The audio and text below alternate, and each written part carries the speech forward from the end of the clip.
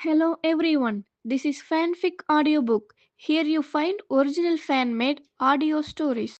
Ben 10. The Path to Becoming a Hacker. Part 1. You guys are really annoying. The boy pulled his hat down, his black hair obscuring his eyes, as if looking at the two people in front of him for even a second longer would defile him. But we're all the same. This time, we're all going to die. I'll be liberated, while you'll go to hell clinging to hatred, fear, anger, and all that. Ha ha ha. Ha ha ha. As the boy finished his last sentence, he pressed the trigger in his hand.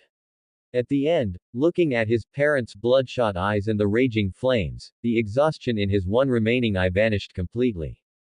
Flames engulfed them, and the boy's thin figure was swallowed up as well. Feeling the pain from his broken body, he thought to himself, if there's a next life, I hope to be born into a better family, or maybe just not come at all. Recalling the scene from the past, Tian Shiwen couldn't help but pull his hat down over his head again. Just then, a large, warm hand patted him on the head and asked, "You brat, what's with that?" Trying to look cool again. "Dad, you've said that hundreds of times already. Also, I don't know if this counts as superstition, but I don't want to stunt my growth." Pushing the large hand away from his head, a trace of helplessness couldn't help but appear on Tian Shiwen's face. Tian Shido was about to say something to tease the little adult in front of him, but seeing the representative of the family's supreme authority looking at him, he dismissed the thought. Tian Shiwen turned his head to look at his mom. Her silver hair looked dazzling under the sun, and those amber eyes were looking over, faintly showing a tendency to turn red. "Mom, calm down. You know how Dad is. That won't do. You're still young, but he isn't. If something happens." Realizing her words weren't quite appropriate for Tian Shiwen, she cut herself off. "Alright, what did you want to talk about? I'm heading to school, so you'd better say it now." As Tian Shiwen said this, he put on a watch-like device from the table and placed something resembling goggles into his backpack. Tian Shido poured a glass of water, sat on the sofa, and said, "Summer break is almost here. I want to take your mom for a checkup."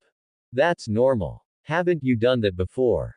The main thing is we want to visit your grandparents' graves, which means we need to go back to the country." Tian Shiwen continued tidying his backpack without turning his head. "Can I go back with you?" "No, you have other things to do." At this moment, his mom walked over to Tian Shiwen, squatted down, and rubbed his head, or rather, his hat. "Sorry, Xiao Wen. There are some things it's not appropriate for you to know yet, so we'll have to leave you in the United States alone.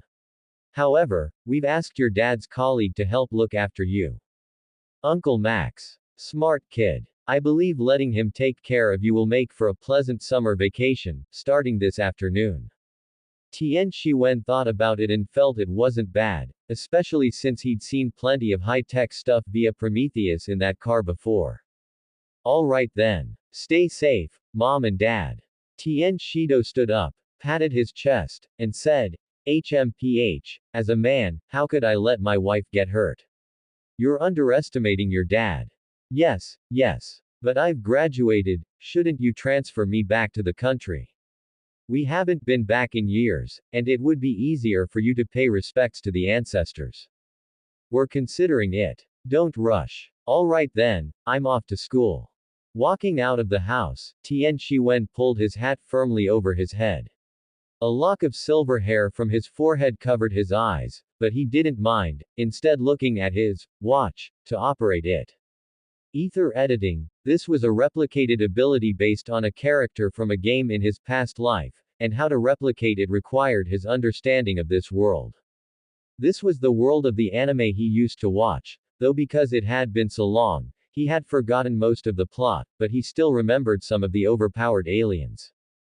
Anodites, the mana they used and the abilities they displayed could be described as mechanical monsters among aliens. As for him, thanks to his uncles, investment, and the limited resources on Earth, he had created a simple energy converter to transform mana into energy similar to imaginary number energy and quantum energy to act on the ether editing device. But that alone wasn't enough. He was born with two things: the innate ability to manipulate all things, and a bugged item, the perfect Hogyoku. Manipulation of all things, literally manipulating all things, whether it be spirit, personality, body, machinery, all could be manipulated by him. However, some things were very easy to control, while others could only be controlled for zero point 0.1 seconds with no distance limit. Perfect Hogyoku, people thought it was a path for the host to evolve, but in reality, it materialized whatever was in the host's heart. It was a very bugged item because his Hogyoku seemed to have no upper limit, or perhaps he just hadn't tested its limits yet. Over the years, he used the Hogyoku to first strengthen his own frail constitution, and then to strengthen his mom's body. It was like a genetic disease. A frail constitution was the curse of their family, but it had been resolved, so it didn't matter. It was just that he hadn't met his uncle, so he couldn't help him resolve it. His uncle had always been the one in the shadows giving him things, he had never met him face to face. Tian Shiwen used Prometheus to store some important roots from his home into his game space before setting coordinates and teleporting to the vicinity of the school. As soon as he arrived at school, his expression became impatient. In his own view, he was expressionless, but to others, it was a world-weary face, which, paired with his silver hair, led many girls at school to use hints on him, and actually, some boys did too. Let's just say, in the United States, children are still too precocious. And as expected, he was blocked again by a short kid with short brown hair. Xiao Wen, are you free during summer break? Ben, can you put your hands down before you say that? As Tian Shiwen spoke, his eyes couldn't help but glance to the side. Good grief, she was 1.5 meters tall and was quietly trying to pin his 1.7 meter frame against the wall. Kid, what are you doing? Actually, I was just checking your waist. At this, a layer of blush couldn't help but dye her originally fair face. Ben Tennyson couldn't help but close the hands she had placed by his waist. Just as Ben Tennyson was still marveling at the feeling, the bell for class rang. All right, Dunderhead, you should go take your test, and I should go take a nap. Oh, right, here's some leftover bubblegum. Here, take this troublesome stuff. After saying that, Tian Shiwen removed the hands from his waist and walked toward his classroom, fishing a small box of bubblegum out of his pocket and tossing it backward as he walked. So annoying, why is it always at times like this? Ben caught it with both hands and walked toward her classroom, recalling the sensation, as well as the different snacks someone fed her every day. 1,000 words condensed into one sentence. Tsunere, but such a slender waist. Tilde. Exam time was simple. He could sleep through elementary school content all day without issue, let alone junior high or high school, where it was the same. What? You have an opinion. Build an ether editor first, then come back and talk. This meant that during class, Tian Shiwen would always keep his head down, fiddling with his Prometheus. The teacher wanted to discipline him but couldn't, as he would finish the exam papers in no time. Tian Shiwen wasn't just playing, though, the AI inside Prometheus was offering him suggestions. Friend, do we need to bring along the mimicry environment generator and the stealth DNA? The sage within Prometheus held up a small sign, projecting its image under the desk, and Tian Shiwen recalled the things he had created out of boredom at the beginning. Thanks to his uncle's investment and his own little projects during downtime, after successfully building the mimicry environment generator, he had placed the DNA of the Ferris and Photon aliens into the harshest environments, specifically tailored to cultivate the abilities he desired. The Ferris DNA was simply evolving towards superior DNA, while the Photon DNA was intended to evolve a camouflage or invisibility skill. After all, the Photon aliens' initial ability was just to reflect light using a reflective membrane on their skin, but they lacked offensive capabilities, leaving the race very weak. In the end, he succeeded. After experiencing various large and small experimental failures, the DNA successfully fused, selecting the optimal abilities while discarding the weaknesses of both. Initially, he wanted to build an Omnitrix, but realized he couldn't do it without observing a physical object, so he gave up.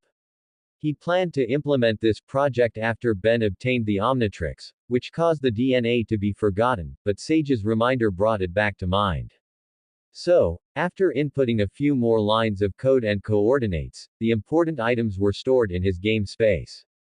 Time moves so slowly, what a boring exam. Saying this, he took a game console out of his game space and started playing.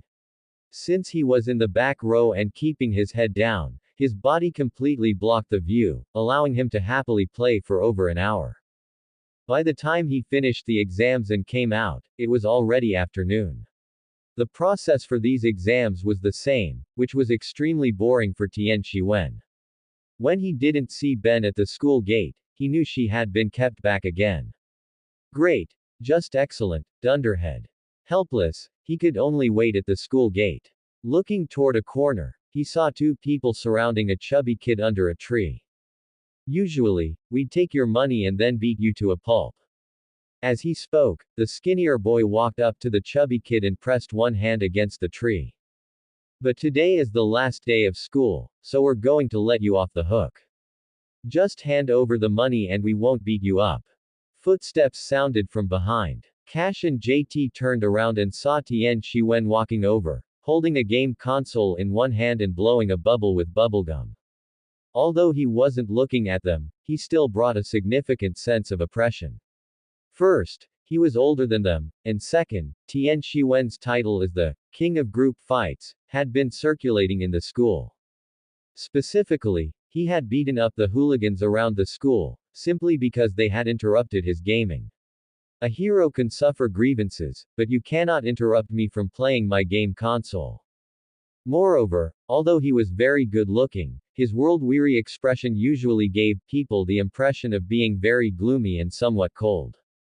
Oh. When Ben came out, she saw Tian Shiwen playing his game console under the tree, with two people hanging from the tree above. Facing the pleading looks from the two, Ben ignored them and walked straight up to hug Tian Shiwen, burying her head against him while saying, Shiwen, have you thought about what I said this morning? Tian Shiwen blew a bubble. After it popped, he pulled it back into his mouth with his tongue, then turned to look at the rust bucket parked outside the school gate. There, my parents pushed me off to Uncle Max. That's awesome. Bro, big brother, can you let us down? I swear we won't do this again. At this moment, JT interrupted their conversation, feeling that if he didn't speak up, he would really be left there. Just then, Max Tennyson rolled down the window and shouted at them, Ben and Shiwen, it's time to go. I want to reach the campsite before dark. Tian Shiwen nodded, then put the game console back into his pocket and, with one hand each, plucked the two people down from the tree like he was picking up little chicks. Alright, remember what you said, or next time it will really be a beating, and I'll beat you into pig heads. Yes. The two nodded repeatedly, but who could guarantee they wouldn't do it again? After the two left, Ben and Tian Shiwen got into the rust bucket one after the other.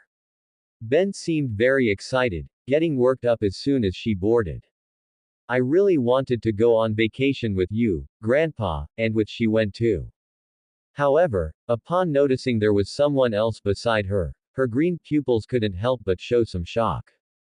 You. Why are you here? She then pointed at Gwen Tennyson while looking at Max Tennyson. Grandpa, why is she here? Gwen Tennyson rested one hand on the table, looking very impatient. Don't be nervous, dunderhead. I was forced to come too. Someone convinced my mom that coming camping with him would be a great summer vacation experience. Ben felt like the sky was falling. What about the two-person trip she had just planned? Why was there a third person? Come on, Grandpa, it wasn't you, was it? Max Tennyson turned around to look at the two who were disgusted with each other and couldn't help but feel a bit puzzled. I just thought it would be fun for you cousins to spend the summer with me, and there's also a special guest. Is there something wrong with that? The two looked at each other and then turned their heads away. Tian Shiwen had already sat by the window closing his eyes to rest when he boarded, because some fragmented memories had just been awakened. Tonight, the Omnitrix would fall into Ben's hands. Ben sat next to Tian Shiwen in a huff. Watching him sleep on the table made her feel bored, especially since she was feeling irritable due to the arrival of a certain super nerd. I can't believe it, the summer trip I've been waiting a year for. I actually have to spend it with a big nerd girl. I had my summer plans all arranged too. Gwen Tennyson, hearing this, refused to accept it and took out her schedule to introduce it. Finally, she looked at Ben and said defiantly, and it ended up with me camping with my dunderhead cousin for 3 months. The only consolation is that there isn't just one dunderhead, at least he is quieter and much smarter than you. Listening to the two arguing, Tian Shiwen and Max Tennyson both thought, this summer is definitely going to be a long one. It was already night by the time they reached the campsite, and just then, Max Tennyson walked over carrying several bowls filled with white bugs, sending shivers down the spines of the three of them. Tian Shiwen felt that if the bugs were dead, he might have just accepted it, but this entire bowl was wriggling. Ben and Gwen Tennyson were the first to protest, but Max Tennyson laughed and refused, deciding instead to bring out something to stimulate their taste buds, smoked sheep tongue to whet their appetites. Tian Shiwen reluctantly accepted the sheep tongue, while the other two felt like the sky was falling. Shiwen, come here for a second, come here. Ben sent a team-up request to Tian Shiwen, and curious about this sudden cooperation between the cousins, he joined in. I still have half-eaten corn chips and a chocolate bar in my backpack. What do you guys have left? A few rice crackers and some fruit candies. Upon hearing Gwen Tennyson's stash, Ben realized she couldn't be relied upon, so she turned to look at Tian Shiwen with expectant eyes, while Tian Shiwen was busy checking his own game inventory. Let me think. A few cups of instant noodles, a big bag of potato chips, cream puffs, and a few packs of luncheon meat. Hearing this, both Ben and Gwen Tennyson breathed a sigh of relief. At least they wouldn't have to worry about food tonight. Hopefully it'll last the whole summer vacation times too. After they finished eating, everyone started doing their own thing. Ben pestered Tian Shiwen to play sumo slammers with her, while Gwen Tennyson was using her laptop to research information. Max Tennyson tried to join the group, but was rejected by the other two. Only Tian Shiwen made an excuse to go roast marshmallows, and seeing Max Tennyson's rather happy expression, Tian Shiwen couldn't help but think and say, busy, it's good to be busy tilde. Finally, Ben put down the game console and grabbed Tian Shiwen's arm. Come for a walk with me. Sister, where are you going for a walk? Oh, the forest. Well, at least it's not shopping. Realizing it wasn't a shopping trip, Tian Shiwen felt much more relaxed and readily agreed. After all, the memories of being dragged shopping by his mother and carrying bags upon bags were still fresh in his mind. Yeah, it feels much better to be away from my bookworm cousin. It's hard to imagine you two are cousins. By the way, why don't you call me a bookworm? Hearing this, Ben turned her head to look at Tian Shiwen and smiled as she commented. Come on, your outfit is super cool, you're not stiff like that little old lady at all. It's really great. And you're also very handsome, whispered. I really wish someone could make me a super cool hero for once, and then we could punish evil together and be great heroes. As she spoke, she turned away to hide her cheeks, which were already burning. Just then, a meteor streaked across the sky, exciting Ben. Remembering what Tian Shiwen had once said about wishing on a star, she quickly closed her eyes and pressed her hands together as if praying. Then, she didn't see the meteor take a turn and crash right towards her. When Tian Shiwen saw it, he almost cursed out loud. He quickly grabbed Ben and ran backward. The speed was too bizarre, and there was no time to use coordinate teleportation. Fortunately, they just managed to run out of the meteor's impact zone. Otherwise, Tian Shiwen would have had no choice but to manipulate it to crash elsewhere. From Ben's perspective, Tian Shiwen had suddenly lifted her up and ran backward. Feeling the tug of her clothes on her neck, she was momentarily dazed. Afterward, feeling speechless and helpless, she broke free from Tian Shiwen's grip and pouted, complaining to him, can't you use a gentler way? That hurt. Then I'll carry you on my shoulder next time. Ben felt it would be better to seal this guy's mouth shut, so she sulkily walked toward where the meteor had landed, while Tian Shiwen looked toward a certain bush. In his perception, there had been two people there just a moment ago, but now they had vanished. Maintaining some vigilance, he took his goggles out of his game inventory and put them on. Instantly, the data of the objects before him was analyzed and fed back to Tian Shiwen. After checking the surroundings once more, he walked over to Ben. By now, Ben had already put on the Omnitrix and climbed up, pointing at the Omnitrix with a terrified expression. Shiwen, quick, quick, quick, help me take this weird thing off.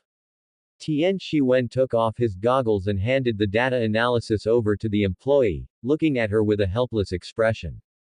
Ben, is it possible that this thing is alien technology? But it just looks like a watch, it doesn't do anything else, and it just latched onto me by itself. As she spoke, Ben fiddled with the Omnitrix, trying to take it off, while Tian Shiwen gave it a few symbolic tugs before giving up. Without professional equipment, it wouldn't work, and besides, Prometheus hadn't reached the level required to remove it, so how could he? Seeing that Tian Shiwen really had no way to remove it, Ben gave up on the idea and instead started exploring what the Omnitrix could do. As Ben popped up the watch face, a humanoid figure appeared, and she couldn't help but marvel at this strange Omnitrix. Cool. She then gently pressed the watch face down. Instantly, a layer of material resembling volcanic rock began to appear on her skin, with magma flowing through the crevices, and her head burned like a flame. As the transformation finished, Ben looked at her hands, which had completely changed, and was startled. When Tian Shiwen saw the heat blast transformation, some strange memories suddenly popped into his mind. First, there was a watch on Ben's hand that had 3 eerie tentacles. As she transformed, she shouted to Tian Shiwen, "I feel like my bones are shattering, it hurts." Then, a ferocious heat blast appeared, reached out, and lunged at him. Next was a normal heat blast running wildly through the forest, only in his perspective, she suddenly shot flames at 2 people, and he was pushed out by those 2 people to block the attack. Finally, it was him and a heat blast running through the forest, seemingly trying to avoid something. The memories ended, and Tian Shiwen's brain passed out due to the sudden influx of memories.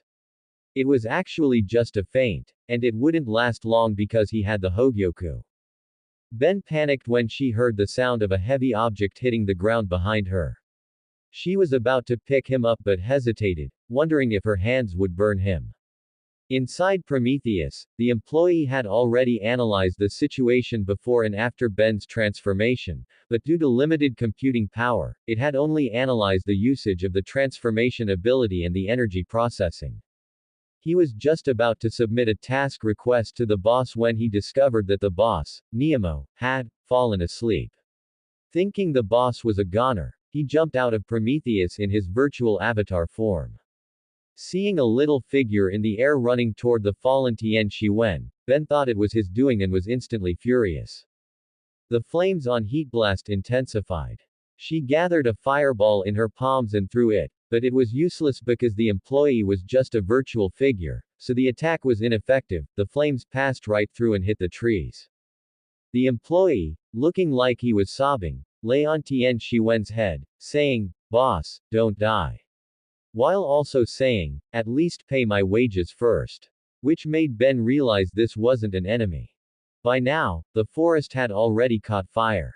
Looking at the raging fire before her, 1,000 words condensed into 2. Tilde. What happened afterward wasn't much different from the original events, except for the addition of a sleeping Tian Shiwen. Ah, how annoying. With this Omnitrix stuck on me, am I never going to be able to change back? Casually catching the cotton candy Gwen Tennyson threw at her, Ben felt extremely irritable. She didn't know why Tian Shiwen still hadn't woken up, and the chibi figure had also vanished without a trace. It was the most annoying day ever. You aren't going to stay a monster and never change back, are you? She isn't a monster, she's an alien. Both of them instantly cast their gazes toward Max Tennyson. Realizing he had let something slip, he began to make excuses for himself. I mean, look at her. What else could she be? It was clearly successful. Both of them accepted this reasoning, while Ben looked at her own hands and began to complain again. Hey, I don't want to be covered in fire forever either. It would be miserable afterward. Don't worry, Ben, we'll help you change back. Just as Max Tennyson finished speaking, the Omnitrix icon on Heatblast's chest began to turn red. With a flash of red light, Ben transformed back into a little human girl. I changed back. Seeing this, a hint of disappointment appeared on Gwen Tennyson's face as she said, "Too bad, I liked you better when you were covered in fire." Ben ignored her and started a 1v1 with the Omnitrix. Rare footage of an early human cub challenging level 20 civilization technology. Afterward, Max Tennyson went to check the meteorite crash site, taking a moment to instruct them to keep an eye on the still, sleeping, Tian Shiwen before leaving with a flashlight. Perhaps Max Tennyson's words finally had an effect. Ben stopped studying the Omnitrix. She sat beside Tian Shiwen, watching him without any signs of waking up, and couldn't help but feel a bit worried. Hey Dunderhead, tell me again in detail what exactly happened back then. It was rare for Ben not to bicker with Gwen Tennyson this time. After trying hard to recall for a moment, she began to speak. We were just walking in the forest, and then. Meanwhile, on the other side. The robot sent by Vilgax, upon seeing the device storing the Omnitrix, destroyed it with a single blast, then split off several smaller robots to search. Max Tennyson, who was a step behind, was conducting a field investigation. Upon realizing the enemy's objective, he decisively turned back toward the direction he came from. That's it. I don't know what happened either. Typical of you, as clueless as ever. Just at that moment, a buzzing sound of a flying object echoed through the forest, startling both of them into jumping up instantly. Ben, while jumping up, also forcefully pulled Tian Shiwen up with her. Seeing that she didn't have enough strength and the buzzing sound was getting louder, she decided to try anything as a last resort. Ben could only pin her hopes on the Omnitrix once again. When she pressed the button, a large amount of yellow fur began to grow on her fair skin, and her body began to transform, finally turning into the eyeless wildmutt. Although it had no eyes, its hearing, thermal sensing, and sense of smell were extremely strong. Sensing the flying robot not far away, she ran straight toward it. After all, there was a sleeping person here. Just as Ben left, Tian Shiwen woke up, clutching his head. At that moment, he felt an intense pain in his brain, as if 10,000 needles were pricking it. Cough, cough. Where are Gwen Tennyson, Ben, and Uncle Max? Seeing only Gwen Tennyson beside him, Tian Shiwen was bewildered. That dunderhead went to deal with a robot. Are you feeling any discomfort now that you're awake? I'm going to go help that clueless dunderhead. I'm fine. Let's go together. After speaking, Tian Shiwen tapped the small watch on his wrist. Instantly, the original watch began to spread along his arm, until finally, purple and blue data covered his arm, forming the true appearance of Prometheus. It looked like an energy blade fixed to his forearm, with some graffiti-like markings on the hilt. It was fully decked out in a tech aesthetic and could also switch to a quantum cannon attack. Wow, don't tell me you're also possessed by some watch. Gwen Tennyson was stunned. Ben's watch turned into aliens, and Tian Shiwen's watch turned into a weapon. So, they were both watch people, huh? We'll talk about this later, let me see. Tian Shiwen's right hand tapped rapidly on Prometheus. After setting a coordinate, the two of them immediately turned into data and disappeared from the spot. On Ben's side, after transforming into Wildmutt, she had directly wrecked one flying robot. When another one prepared to launch a sneak attack, it was immediately spotted by the two who had just teleported in. Gwen Tennyson directly picked up a shovel and smashed it a few times, leaving it dizzy.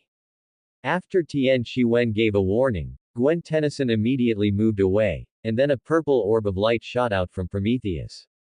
When it hit the robot, the quantum energy caused a chain reaction, blowing it up so badly that even its creator wouldn't recognize it. Ben also reverted from her transformation as time ran out. When she saw that Tian Shiwen was back to normal, the tense expression on her face relaxed, but when her gaze fell on his hand, she basically couldn't look away. The next second, after setting another coordinate, the three of them returned to the rust bucket.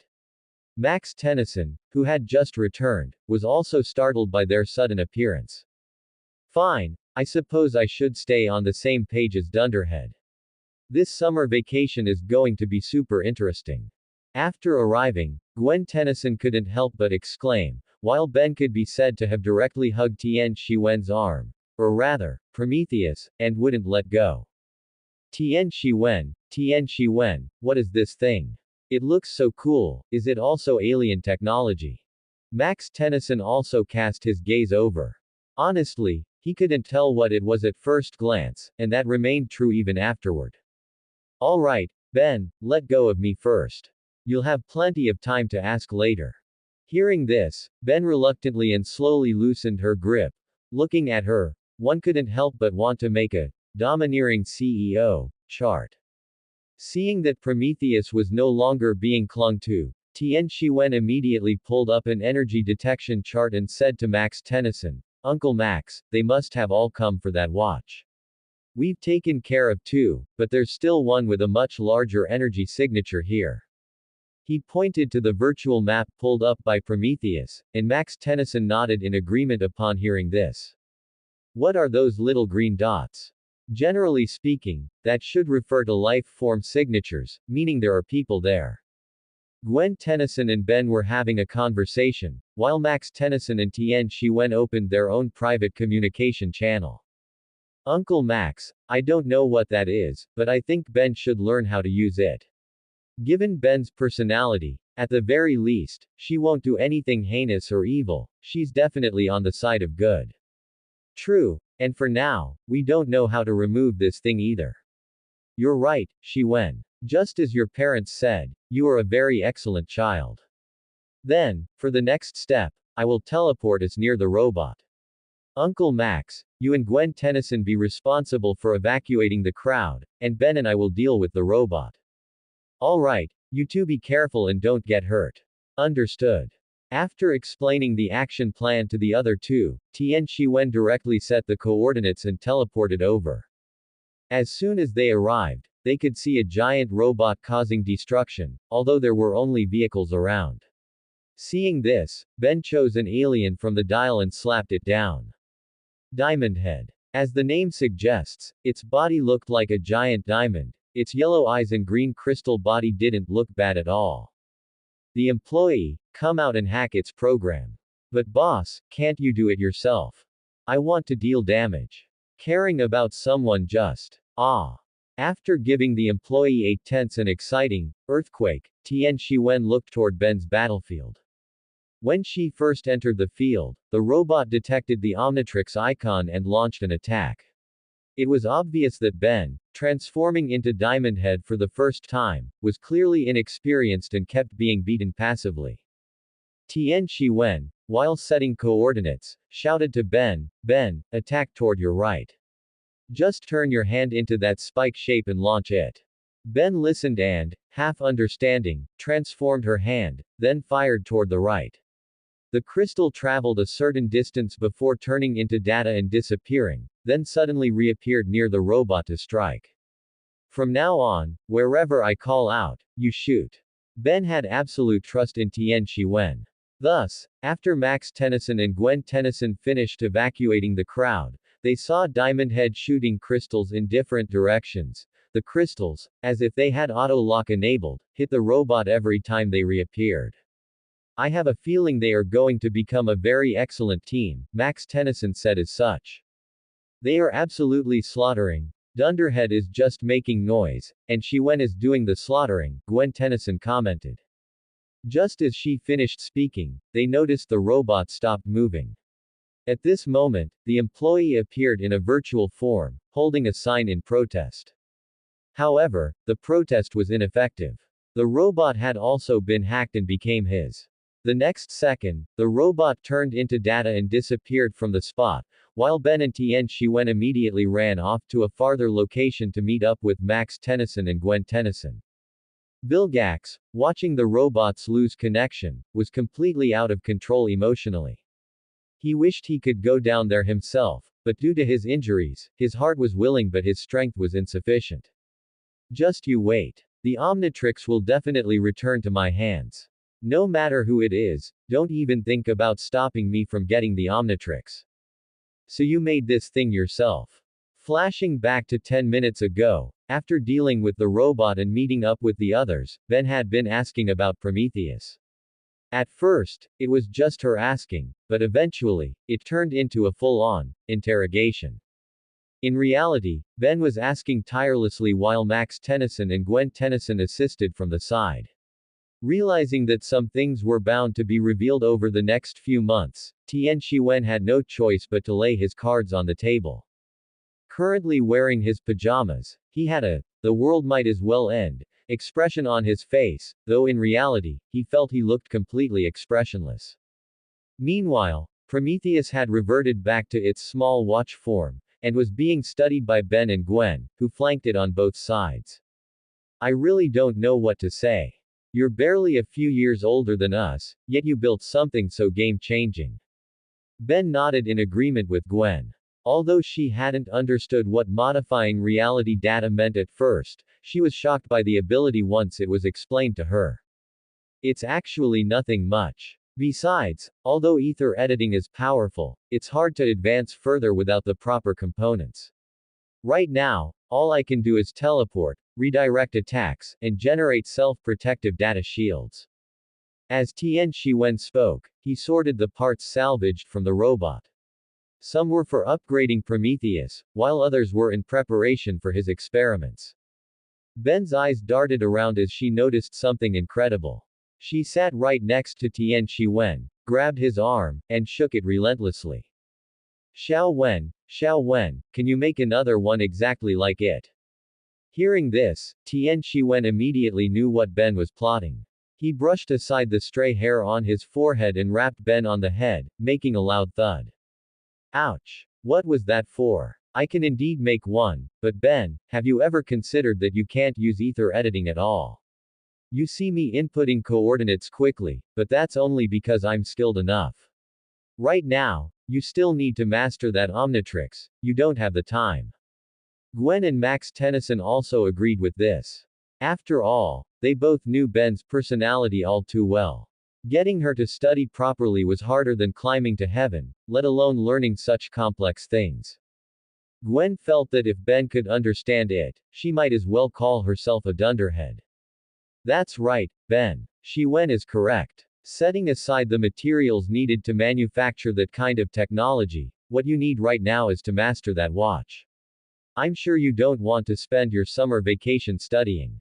Hearing this, Ben immediately decided against it. Just as Max Tennyson said, she didn't want to spend her summer vacation studying. Fine. I don't want to become a giant bookworm anyway. Tian Shiwen thought Ben would let go, but after waiting a moment and seeing that she still wouldn't let go, he was somewhat puzzled. Are you cold? Although saying it was cold in the summer was quite funny, Tian Shiwen saw that she was only wearing thin pajamas, so he thought it was somewhat reasonable.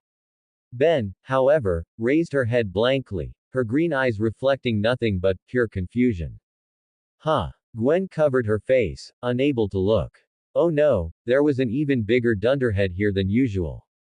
Tian Shiwen pulled one of his coats from his game space and handed it to Ben before continuing with his sorting. Having inexplicably received a coat, Ben grinned foolishly. Just as he was about to continue working, he detected a familiar aura in his perception. Turning his head, he saw a young girl of about 16 or 17. She wore a mask that hid her face, and her short black hair blended seamlessly into the night. Although he couldn't see her expression behind the mask, he could feel that she was staring intently at him, and at the coat in Ben's hands next to him. In the blink of an eye, the aura vanished, and the person was gone. Only after silently adding over a dozen layers of defense to the rust bucket and applying defensive buffs to everyone on board did Tian Shiwen feel a slight sense of security. His amber eyes stared at Prometheus in his hand, lost in thought. When night fell and everyone was asleep, Tian Shiwen quietly got up from the sofa. After all, there were only 3 beds. Max Tennyson was an elderly man and shouldn't squeeze in with kids, and the other 2 were girls, so he had volunteered to sleep on the sofa. Ignoring Ben's persistent glances hinting for him to sleep with her, Tian Shiwen successfully made his bed on the sofa.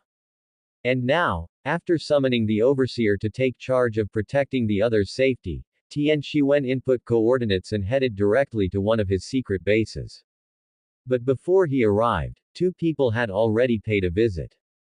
Even though his uniqueness makes him completely unfathomable even to me, are you sure he can do it? A mild-mannered middle-aged man holding a cane asked the silver-haired man beside him. Upon hearing this, the silver-haired man's amber eyes flashed with confidence. I believe in him. Regardless of his uniqueness, simply because he is my sister's son, my nephew, I will believe in him. You also know that if we show our faces in the universe, it risks starting a massive war. As the only remaining censored, I must protect them well, and also secure a way out for us. The middle-aged man was noncommittal, saying as if in lament, if only the Omnitrix could do it, perhaps we wouldn't have to work so hard. In the next moment, a portal appeared behind them, and the 2 stepped inside. Just as they entered, Tian Shiwen arrived. He looked at the storage box in front of him with some curiosity. Had his uncle delivered another shipment to him? When he opened the box, the contents made him freeze for a moment, followed by a surge of excitement, because he no longer had to worry about the transformation system of the Omnipotent, or most of its related devices and materials. Well then, let's get to work tonight. Tian Shiwen found this highly intriguing. Using Vilgax's robots and Earth's existing resources to see if he could create a crude version of the Omnipotent, this was going to be so much fun. He took out the sorted parts from the side and began replicating them based on the limited Omnitrix data collected by his goggles, combined with his own understanding of the Omnitrix. After failing and improving upon 237 different designs, the first-generation crude version of the Omnipotent was finally completed. Thankfully I had the foresight, and luckily I had a lot of stock, otherwise using those materials right from the start would have been a massive loss. Tian Shiwen slipped the Omnipotent onto his left hand, then placed Prometheus on top of it to modify it. Soon, the original silver of the Omnipotent turned into the same blue-violet color as Prometheus. Now he could merge the functions of the Omnipotent and Prometheus, meaning he could undergo transformation while simultaneously using ether editing. However, the power required for the transformation had to be calculated separately. If the power ran out, he wouldn't be able to transform, but it didn't really matter. Next, it's time to extract DNA. Nightmare. While extracting DNA, the dial of the Omnipotent began to turn blue. Usually, it was blue-violet. Aside from the blue for DNA extraction, the other violet color indicated the battery level. The more intense the color, the more power it had. He glanced at the time, it was already morning. At this hour, Ben and the others were likely waking up, so it was about time for him to go back. DNA collection successful. As the Omnipotent's prompt sounded, Tian Shiwen walked outside the secret base and began to set coordinates. However, the feeling of being watched from last night suddenly reappeared, yet in his perception, there were no life forms nearby. After thinking about it, he didn't pay much mind to it, because the existence of the Hogyoku made it almost impossible for him to die. Thus, he began data transmission, only for the destination to be altered by someone. How is this possible? My signal. This was an unexpected situation. Even Tian Shiwen himself hadn't expected someone else to possess ether editing technology, and for this signal to be his own. It was as terrifying as getting kicked by someone, only to turn around and see that the person was yourself. But there was no time for fear. In the next second, Tian Shiwen dissolved into data and vanished, and immediately after, he landed in another place. Everything around looked the same, and with nothing highly recognizable, he had no idea where he was. How annoying. Don't let me catch you. If I catch you. Tian Shiwen hadn't finished his sentence when he felt someone standing behind him. Almost subconsciously, Tian Shiwen turned Prometheus into a light blade and swung it backward. The person behind him neither dodged nor retreated, but instead raised a hand. A data barrier collided with Prometheus, and then the light blade of Prometheus stopped in midair, unable to move. Tian Shiwen looked in shock at the weapon the person in front of him was using, another Prometheus. And judging by the level, it seemed to have surpassed his current version by several major updates. Suddenly, his brain began to sting again. A new figure appeared in his mind. He had ultimately handed Prometheus over to her and given her the specific operations and materials for the upgrade, but the girl's face was blurred as if pixelated, making it impossible to see. Do you still remember me? The masked person in front of him suddenly asked, and Tian Shiwen, having just broken free from his memories, was bewildered by the question. Seeing his reaction, the masked person's movements became more exaggerated and extremely flustered. When she lowered her hands, both Prometheus units directly deactivated their current state. Tian Shiwen was wearing a jacket and pajamas, and other than that, he only had the omnipotent. But seeing what was on the masked person's wrist, his heart went cold. How could the Ultimatrix be here? You cannot forget me. You especially cannot be so good to that brat. You even gave her your jacket. That clearly should have been mine. She has everything, parents who love her, a grandfather, a cousin, and even you. I only have you. No one else cares about me, only you are unique. Do you remember what you said? Back then, you promised me that you would marry me when we grew up. You can't do this. As she spoke, the masked person pinned Tian Shiwen to the ground and then ripped off her mask. He looked closely. What the hell, why is it Ben? But without worrying about why, Tian Shiwen began to manipulate Bad Ben's body to make her get off him. At the same time, he copied a portion of her memories from her mind to make it easier to understand later. There was no help for it, as she really looked like she knew him. Bad Ben became even more anxious after Tian Shiwen did that, but she couldn't control her own body, and the resentment in her heart towards someone grew even stronger. Why? Why? Perhaps her cooperation with someone before had been to achieve her own goals, but now she really felt murderous intent toward her counterpart in the other quadrant. Tian Shiwen didn't want to linger here, it was time for his secret base to relocate. But to his shock, the Ultimatrix on the wrist of the Bad Ben in front of him began to automatically land on an icon, and then she began to transform. What? Under Tian Shiwen's shocked gaze, Bad Ben's hair began to turn white, her pupils began to turn red, and at the same time, a special magnetic field began to generate, making him feel a genetic resonance. Looking closely, the current appearance of Ben looked very much like a female version of himself. What was going on? Bad Ben regained control of her body and inversely controlled Tian Shiwen, and then, as if two people were acting voluntarily, they hugged each other.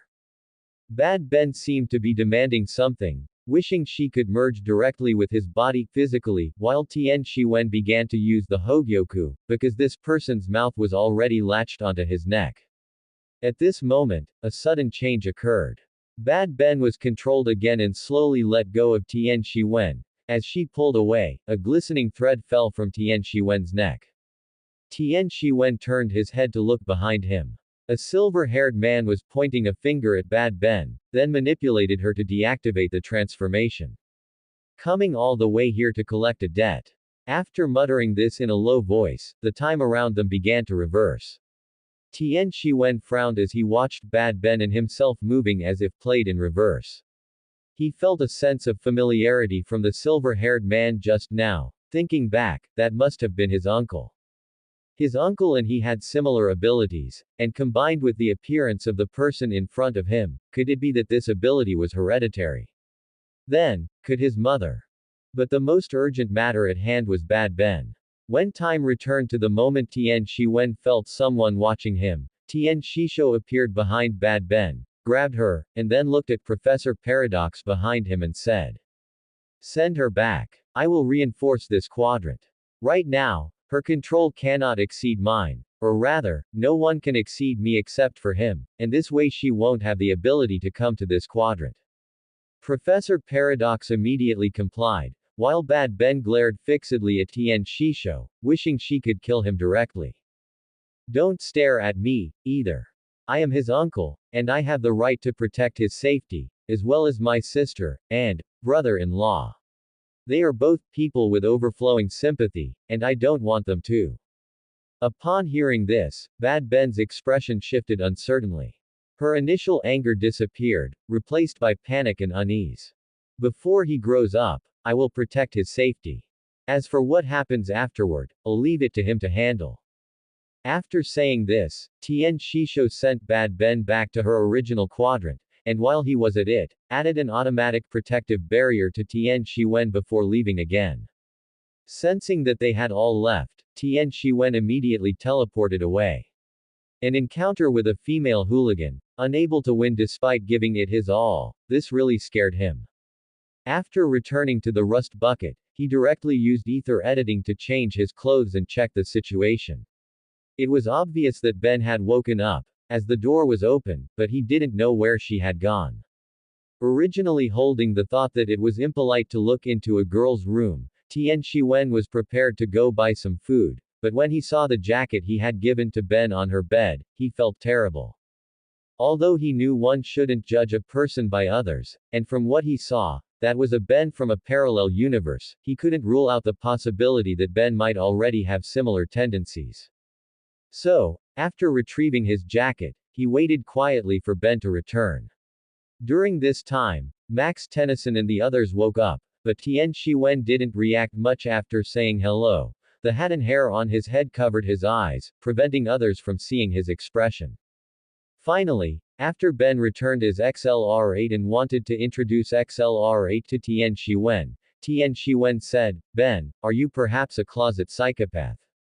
Ben. I've been found out. Ben was very sad because she had just been called a closet psychopath, and the person who said it was Tian Shiwen, who had always been very kind to her. What made Ben even sadder was being seen in the battlefield of work, after treating someone's jacket like catnip. She felt so emotionally exhausted that she didn't even react after doing a good deed as heat blast. Tian Shiwen, on the other hand, was sitting across from her, fiddling with the omnipotent in his hand. Since he had made it himself, he had full authority over it. Master control mode was available from the start, but the battery issue was quite frustrating for him. The energy storage is still too low. I really don't know how Azimuth managed to create such a massive storage unit. Based on Tian Shiwen's current calculations, after fully charging the omnipotent, it could only last for 2 hours at most, which made him very unhappy. If it ran out of power right in the middle of a fight, would he have to say, "Can we surrender?" So now, the energy storage issue was a new problem, but that didn't matter, Vilgax would take care of it. He could dismantle the mechanical monster sent by him until there was nothing left, so he didn't have to worry about running out of materials. So, should I go fuse some new DNA? Tian Shiwen opened the game space and fell into deep thought as he looked at the gene synthesizer inside. By extracting the superior parts of genes and combining them with the superior parts of other genes, a brand new DNA could be reconstructed. Nightmare was the product of combining the DNA of a Furion and an Ectonorite. Its entire body was covered by a white cloak, floating in midair with purple mist permeating its body and the inside of the cloak, looking like a ghost. Under the cloak, scarlet eyes stood out remarkably against the mist, and its pale, sharp claws seemed capable of tearing through any metal. Nightmare could release mist from its body and change the substances within it to refract light around itself, creating an invisibility effect, or directly form a mist-covered domain. When an enemy made eye contact with it, it could release light through its eyes that interfered with the enemy's nervous system, causing them to fall into an illusion where they saw their greatest fears, which it could also control itself. Regardless of anything else, as a product of boredom, Nightmare was quite strong, but for now, he could only transform into Nightmare. How annoying. Ben watched the expressions on Tian Shiwen's face, which shifted between satisfaction and disappointment. When Prometheus on his wrist projected the image of a ghost, she thought Tian Shiwen was researching some horror movie. So, she pushed Gwen Tennyson aside and sat next to him to observe, while Gwen Tennyson gave her a look of caring for a lonely child. What kind of stuff are you researching? A ghost from a horror movie. Tien Shi-wen turned his head to glance at the Omnitrix on Ben's hand, thought about the now LV.2 Prometheus, shook his head, and then pulled her hand with the hand-wearing Prometheus. Wait a second, don't move. Huh. Ben was startled by the sudden action, while simultaneously wondering in her heart why he was being so proactive today. Gwen Tennyson indicated she didn't believe the Dunderhead count had decreased by one. Sure enough, Tien Shi-wen's next sentence shattered Ben's daydream, causing her face, which was already slightly flushed, to turn completely red. I'm having Prometheus scan the Omnitrix to check its internal structure. Ben's face felt like it could pass for a tomato at this moment. So, I'm not as attractive to you as a watch, right? Tien Shi-wen didn't react at all. Instead, he immediately let go of her hand after Prometheus finished scanning, and then looked at the information inside. Max Tennyson noticed the children's actions and glanced back. After sweeping a glance at Tien Shi-wen's hand, he was almost dumbfounded. The legendary plumbers said, when I saw that thing that looked like an Omnitrix, I didn't doubt its authenticity, because those people are just too outrageous. Focusing on driving, Max Tennyson stopped overthinking it. Whatever happens, happens, after all, he was already retired. Hey, Dr. Onamo, I know you're home. Open up. A landlord was pounding on a door, looking somewhat impatient and anxious. Seeing that the person inside wouldn't open the door, he directly used the legendary house key. After opening the door and entering, he was met with the sounds of animals. When he got closer, he couldn't help but be overwhelmed by the smell coming from the animals. It all smells like animal musk. While he was observing an animal in one of the glass enclosures, a person stood behind him. Because he hadn't noticed, it gave him a fright. How did you get in? The landlord tugged at his tie after seeing who it was. I came in with a key. I'm your landlord, remember? You haven't paid rent for 6 months, remember? Honestly, being able to endure for 6 months is quite lenient, at least that's what I think. Dr. Onamo, who appeared to have somewhat unhealthy skin, spoke up. My funding is all for research. Get out. You're disturbing me. You were already crazy before I disturbed you, buddy. Listen, doctor, if you don't pay the rent, you and your little animals can move to the street. After hearing this, Dr. Onamo placed a frog on the ground and put on something resembling a helmet, which made the landlord burst into laughter. After hearing the landlord's mocking question, Dr. Onamo began to explain his transmodulator to answer the person in front of him. He then immediately enlarged the frog, which casually scooped the landlord into its mouth, before spitting him back out covered in green slime. After the initial mockery, Dr. Onamo began to complain about the lack of materials for his experiments, and the TV, as if it had heard his complaint, immediately played a supermarket commercial. Max Tennyson and his group were shopping in that supermarket. Ben saw some Sumo Slammers merchandise, while Gwen Tennyson was with Max Tennyson. Tien Shi-wen was looking for parts in the supermarket, so they had temporarily split up. Upon hearing the transformation sound effect of the Omnitrix, Gwen Tennyson grabbed Ben, who had transformed into gray matter, from the merchandise box. After a bout of bickering, the two of them, happily, ended up with several bags of corn chips. On the other side, Tien Shi-wen was just about to check out after finding what he needed when he heard the prompt from the employee and saw a small red dot on the virtual screen. This is something very similar to my gene synthesizer. So, the employee, what do you mean? Boss, aren't you curious? I am curious, but the parts are the priority, and there's plenty of time. Before he could finish his sentence, he saw Ben, who had been staring at the Sumo Slammers cards, and a giant frog that had smashed through the wall, with Dr. Onamo riding on its back. It's right around here. Hey, that's how it is, isn't it? After seeing the parts in Tien Shi-wen's hand, Dr. Onamo got off the frog and controlled it to lash out at him with its tongue. Kid, give me my parts. Just because you say it's yours doesn't mean it is. Besides, why would your parts be in my hands? After dodging with a roll, Tian Shiwen curled his lip in disdain, and Dr. Onamo was instantly enraged. I advise you not to play the hero. Ben watched the two confronting each other and wanted to help, but the Omnitrix's dial was red and out of power, so she could only stare helplessly from the sidelines. How annoying, a broken watch. As she said this, she gave the Omnitrix a slap. The machine's spirit was furious, but it was useless. Tian Shiwen flicked his hand, input a string of commands into Prometheus, and the frog turned against its master, striking at Dr. Onamo. What are you doing, you brainless creature? Dr. Onamo continued to manipulate it, but Tian Shiwen was done playing around. He would use Ghost Freak to test the waters on him later. He tapped Prometheus again, and several data-based components silently appeared in the shopping bag, while the real items were stored away in his game space. Here, if you want them, come and take them yourself. Tian Shiwen tossed them into the air, and upon seeing this, Dr. Onamo immediately ordered the frog to retrieve them, or hold them in its mouth. Turning around, he saw that Tian Shiwen had already vanished.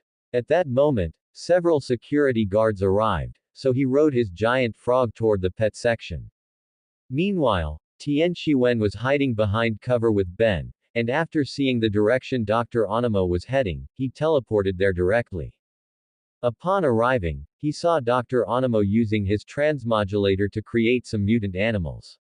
This discovery piqued Tian Shiwen's interest. Cultivating DNA and guiding its evolution toward superior traits usually took too long.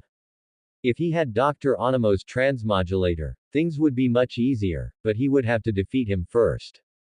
At this moment, Dr. Onamo was still reciting his debut declaration. The genius Dr. Onamo has officially arrived. Everything I deserve must be obtained, remember that. Today I shall create history, and I shall create the prehistoric era. As soon as he finished, the mutant rat charged directly at them, but it immediately turned into a stream of data, vanished from their sight, and reappeared behind Dr. Onamo. Big surprise. Dr. Onamo immediately dodged to the side. Seeing this, Ben didn't show any weakness. She grabbed a football and threw it to draw aggro, then ran off toward a certain spot. After dodging the attack from his teammate, Dr. Onamo looked curiously at the Prometheus on Tian Shiwen's wrist. Kid, what is that thing on your wrist? Let the genius Dr. Onamo study it. Dr. Onamo had seen Tian Shiwen's actions this time and immediately guessed the function of Prometheus. Even as a doctor of biology, he couldn't help but feel curious about such a novel item. Tian Shiwen simply pointed at his wrist and said to him, "You want it? If you have the ability, come and get it." After saying this, he ran toward another location to buy time for Max Tennyson and Gwen Tennyson to escape. Dr. Onamo did indeed send the remaining mutant frogs after him, while he rode on top of a bird. Grandpa, we go help Ben. Shiwen will be fine, he will definitely be fine. Max Tennyson was very certain. Gwen Tennyson nodded, and after thinking about Prometheus, she realized that Ben was indeed in more danger right now. After all, the watch was out of power. After running to a deserted place, Tian Shiwen looked at the mutant frog and smiled. He then flipped up the dial on his wrist in omnipotent mode and slammed it down. Although it had some of the same abilities as the Omnitrix, I only have one DNA right now, what are you going to do about it? A stream of data fluid covered Tian Shiwen, and then Ghost Freak made his debut. After glancing at the mutant frog, he beckoned with his claws as if taunting it, and the mutant frog immediately lashed out with its tongue. Seeing this, Tian Shiwen dodged to the side and slashed the tongue off with one claw, causing the frog to retreat in pain. Tian Shiwen wouldn't let this opportunity slip. He charged directly and landed several claw strikes on it. A large amount of blood sprayed from the mutant frog's body, and when red light began to emanate from Ghost Freak's eyes, the mutant frog lay on the ground, motionless. What it saw was death, so it now believed itself to be dead. After finishing it off with a few more strikes to ensure it had lost the ability to move, Tian Shiwen flew toward Dr. Onamo, while simultaneously beginning to shroud the entire supermarket in the mist emanating from his body. Ben had already restrained the mutant rat using shelves, and looking at the surrounding mist, she couldn't figure out what was going on. Grandpa, does it get foggy in a supermarket? It shouldn't, right? Dr. Onamo also felt strange, so he steered the giant bird toward the ceiling. After crashing through the skylight, he looked at the mist-covered supermarket and fell into deep thought. Just then, a pair of sharp claws swiped at the giant bird beneath Dr. Onamo. Almost instinctively, the giant bird dodged on its own, but it was still a bit too slow and had its legs scratched. Who dares to treat my precious little animals like this? Dr. Onamo shouted, then saw Ghost Freak. Furious, he immediately ordered the mutant frog and mutant rat to return, but it was to no avail. Useless things, defeated by two brats. Then he turned his head and said to the Ghost Freak before him, You. It's you, that freak. Do you think you can stop me? It's useless. I am about to turn modern Washington into prehistoric Washington. But Ghost Freak clearly had no intention of listening. While Dr. Onamo was speaking, he flew directly toward him. A hoarse voice emanated from Ghost Freak's mouth. If Tian Shiwen were to describe it, it sounded like phlegm stuck in a throat for a week that couldn't be coughed up. I'm only here to beat the stuffing out of you. Let's see who's superior. As he spoke, Ghost Freak's body became ethereal and finally vanished from Dr. Onamo's sight. What? In almost an instant, the mutant giant bird's wing was slashed by sharp claws, and then Dr. Onamo was like a pilot who lost control, about to crash his helicopter, the mutant giant bird. The angry Dr. Onamo flared up for a moment, then took advantage of the time while the giant bird was crashing to perform genetic acceleration on a bird flying in the sky, switching to a new mount. The original mutant giant bird turned into data and disappeared, avoiding the risk of crushing the crowd below. Seeing that he couldn't see anything on his end, Dr. Onamo thought it over and decided to flee. Ghost Freak, taking advantage of his focus on escaping, planted a marker into his transmodulator. After finishing these tasks, he looked down at the few people searching for Ghost Freak and shook his head. After returning inside the supermarket, he dispersed the mist and transformed back into a human boy. On his way back to Ben and the others, he modified the surveillance footage to handle these tedious matters. On the way, he checked the components in his game space and the set of Sumo Slammers cards nearby, then grabbed them to pay for them. Meanwhile, Ben received thanks from the supermarket owner and an opportunity for hero feedback. Just as she was about to take the golden Sumo Slammers card, she was whisked away by Max Tennyson, leaving her looking quite depressed when she later reunited with Tian Shiwen.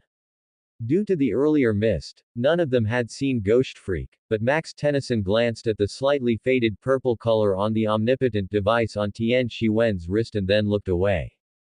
Tian Shiwen understood that this legendary plumber already knew about the thing on his wrist.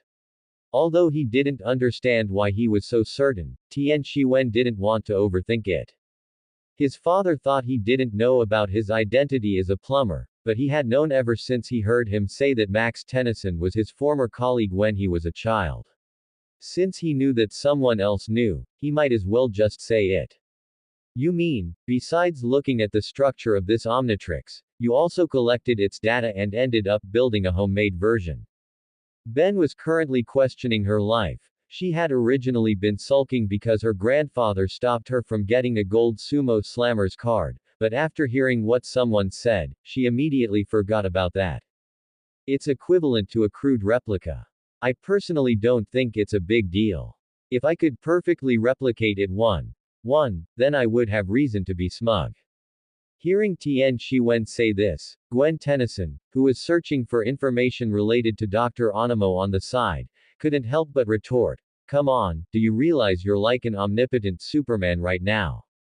Ben became curious. Would the alien heroes in that omnipotent device be the same as hers?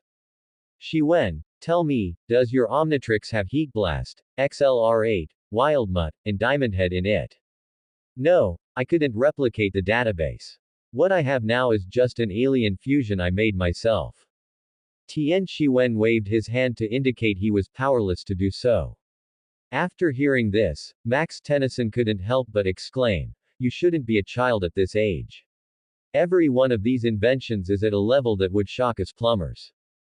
Gwen Tennyson was curious again at this moment. After all, Max Tennyson kept mentioning his identity as a plumber, but it didn't sound like a plumber at all. To this, Max Tennyson could only reply, "Maybe it's because I'm the best plumber." Tian Shiwen and Ben established a private chat. They started by discussing Ghost Freak, and finally, Tian Shiwen took out some parts while simultaneously pulling out the Sumo Slammer's card he had picked up and tossing it to her. "This is." After Ben caught it and saw the glittering gold card in the middle, her excitement was hard to suppress, and her voice involuntarily rose a few octaves. "How did you know I?" As if he had predicted it, Tian Shiwen pressed his index finger against her lips to silence her. "I just picked it up. At first, I thought it was quite interesting, but later I felt it didn't suit me. If you want it, just take it. Of course, you can also give it back to me." Ben looked at the gold card, then gripped it in her hand and nodded. Max Tennyson couldn't help but rub his forehead. "Shiwen, you're going to spoil her like this. I bought it on a whim. If it really doesn't work out, I'll just have her help deal with it. It should be fine, right?" Gwen Tennyson still felt the same way. She felt like the spare wheel among the three of them. "You really did buy it on a whim for her."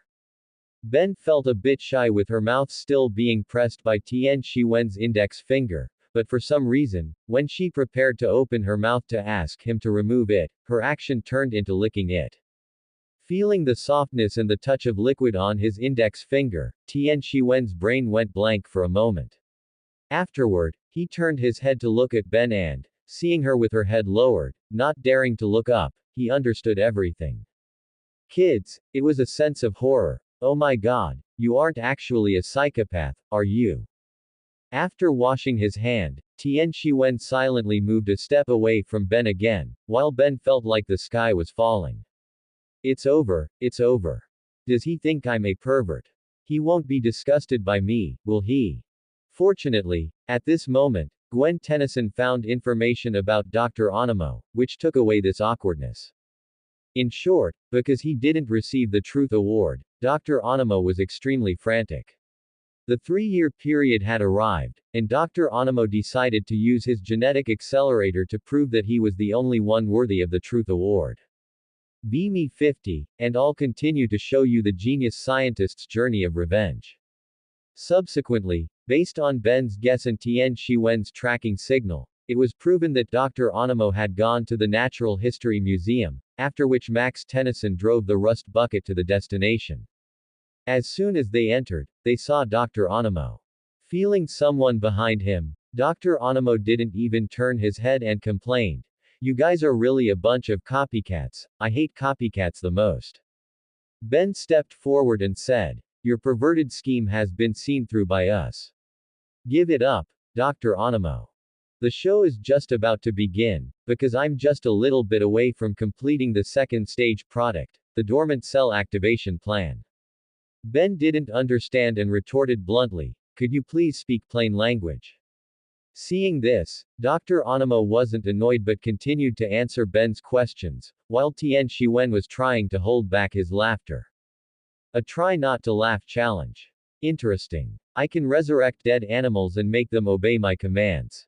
As he spoke, he shot a beam of light at the mammoth, but the scene of it coming back to life that he had imagined did not appear. Huh. What's going on? The great Dr. Onamo couldn't possibly have made a mistake. Seeing this, Tian Shiwen almost couldn't hold it in. His mouth curled up slightly, and his body couldn't stop shaking, as if the ground was vibrating and moving him along with it. After adjusting his emotions, Tian Shiwen took 2 playing cards out of his game space and threw them over. "Dr. Onamo, you dropped your ID card." Dr. Onamo picked them up from the ground and looked. They were the Big Joker and Little Joker playing cards. "In Gotham City, you're the wildest. In the circus, you're the busiest. In front of McDonald's, you stand guard. In a deck of cards, you're the Big and Little Joker inscription. The clown is actually me." Did you really not check if the parts one gave you had any problems? Now, even a fool would know what was going on. Just as Dr. Onimo was about to get angry, Ben on the side couldn't help but clutch her stomach and laugh. Although Gwen Tennyson wasn't as exaggerated, the curve of her mouth showed that she wasn't calm either. Only Max Tennyson showed him a little respect for a moment. You dare to play tricks on me, brat. You actually dare to play tricks on the great Dr. Onimo. I will make you pay. As he spoke, Dr. Onimo injected the energy from the genetic accelerator into the cage where the rats were kept, and all the rats inside grew to a huge size, bursting through the cage. Give that brat in the hat a good reception for me. After saying this, Dr. Onimo rode off on a mutant giant bird. After all, he still had things to do. If the second stage failed, so be it, he still had his animal army anyway. After Ben and Tien Shiwen let Max Tennyson and Gwen Tennyson go after Dr. Onimo, they slapped down on their Omnitrixes. Ben transformed into 4 arms. True to the name, she had 4 arms and infinite strength, like an overlord. Tien Shiwen could still only use Ghost Freak. As this Ghost Freak, it looks so much like a ghost, just without such big claws. Because she had tried out the 10 alien heroes inside during her spare time earlier, Ben was now surprised by Ghost Freak's appearance. Talk less, do more. We still need to catch up with them. With that said, both of them looked at the mutant rats in front of them, eager to try. Ben couldn't hold back first and rushed up directly, which stunned Tien Shiwen, but thinking that she was still a 10-year-old child, he let it go. On the other side, a stray mutant rat encountered Max Tennyson and Gwen Tennyson. They originally thought it would be a chase, but Gwen Tennyson took a primitive weapon and hit it a few times, making the rat's eyes look much clearer. It's not just Ben who has special skills. With that said, the two continued to move forward in the direction of Dr. Onimo. In the original work, 4 arms handling a mammoth was a piece of cake, let alone this female 4 arms taking on a few small rats. As for Nightmare, she used her claws to grab the rats, while the mist allowed her to control the light refraction effect, making it look like she had activated intangibility. It looked like she hit them, but in reality, she missed, just like a certain intangibility effect. On the other side, Dr. Onimo mutated a bird again, and this bird, perhaps wanting to show off its achievements, snatched Gwen Tennyson away. The two of them, having finished off the group of rats, arrived just in time to see this scene. Ben jumped over and grabbed its feathers but was still shaken off. At the same time, the Omnitrix ran out of power, turning her back into a little human girl. Tien Shiwen was not as fast as the bird. Although he could launch his claws, the height was too great now, and he was afraid that if the bird let go, Gwen Tennyson would have to endure a tense and exciting heart-stopping challenge, so he could only give up. Why does this Omnitrix always fail at critical moments? Gwen Tennyson, why don't you help me modify this piece of junk? Make the transformation time longer, just like yours. Ben grumbled as she got up, already harboring thoughts of modifying the Omnitrix, foreshadowing the later scene where the screwdriver would pry open the top of the Omnitrix. Afterward, the group got into the rust bucket to save Gwen Tennyson, while Gwen Tennyson hung from the big bird's feet, muttering, "Have a summer vacation with your grandfather, baby, it'll definitely be fun." In a sense, it was indeed fun, but friends with weak hearts are advised not to try it. On his way to the lecture, Dr. Onimo accelerated the genes of all the animals on the roadside, causing chaos on the street. Gwen Tennyson was hung on a high tower, hugging the pillar tightly, not daring to let go. After making a distress call, the group arrived at the bottom of the tower, and then a coordinate maneuver teleported Gwen Tennyson down, leaving her in the hugging position for a long time. It's the first time I've known that even the big dunderhead would be afraid. Gwen Tennyson wanted to retort, but seeing the big bird diving down, she quickly warned, "Dunderhead, look behind you." Ben didn't turn around, appearing very confident. Just as the bird was about to touch her, it was teleported into the air, and then it was greeted by a quantum entanglement cannon. This is the unspoken understanding between superheroes. Awesome. Alright, Ben, stop with the quips. We should go stop Dr. Onamo now. Ben nodded, then flicked the dial up and slammed it down. Stinkfly appeared, looking like a dragonfly but very different, capable of spraying green slime to attack. Stinkfly, huh. Although not as fast as XLR8, it's not bad. After saying this, Ben prepared to take Tian Shiwen with her, but Tian Shiwen looked at her suspiciously and pointed to his own wrist. Oh, right. I forgot you can teleport. How annoying. With that, the group, along with the rust bucket, disappeared from the spot and appeared around the award venue. Dr. Onamo drove in directly using the mutated cow vehicle he had changed to on the way. Then he began his acceptance speech, but a playing card shattered his award dream. Subsequently, the virus left by Tian Shiwen in the genetic accelerator began to activate. Energy began to reverse, the mutated animals returned to normal, and Ben, seeing the mutated cow return to normal, snatched the genetic accelerator and instantly refined, not really, destroyed it, and the data inside returned to Prometheus. Seeing that everything was gone, Dr. Onamo let out an unwilling cry. No. The next day, Dr. Onamo got his wish and put on silver handcuffs, receiving the prize of imprisonment. And the group set off on a new journey. Depth charge. With a shout, Ben jumped into the water, causing splashes in the nearby lake. Score it. Awesome. 10 out of 10. Yeah. The audience loves her. Gwen Tennyson was speechless on the shore, sometimes really doubting whether this cousin relationship was fake. It should be a perfect score, big dunderhead. Ben invited her to play in the water, but Gwen Tennyson said she didn't want to get dirty. Then Ben hit the water surface, splashing water all over Gwen Tennyson. Stop messing around. Can't you learn from Tian Shiwen and read a book for a while to settle down? I really can't imagine how you will chase. You are not allowed to say it. Ben's face turned red upon hearing this, and she warned Gwen Tennyson.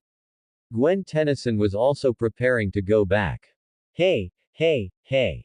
What's going on? Ben pretended to be dragged into the water, and Gwen Tennyson couldn't help but look back. So funny, Ben. But when she really turned her head and didn't see Ben's figure, she started to panic a little. Bubbles emerged from the lake, and suddenly a huge figure appeared from the lake, startling Gwen Tennyson.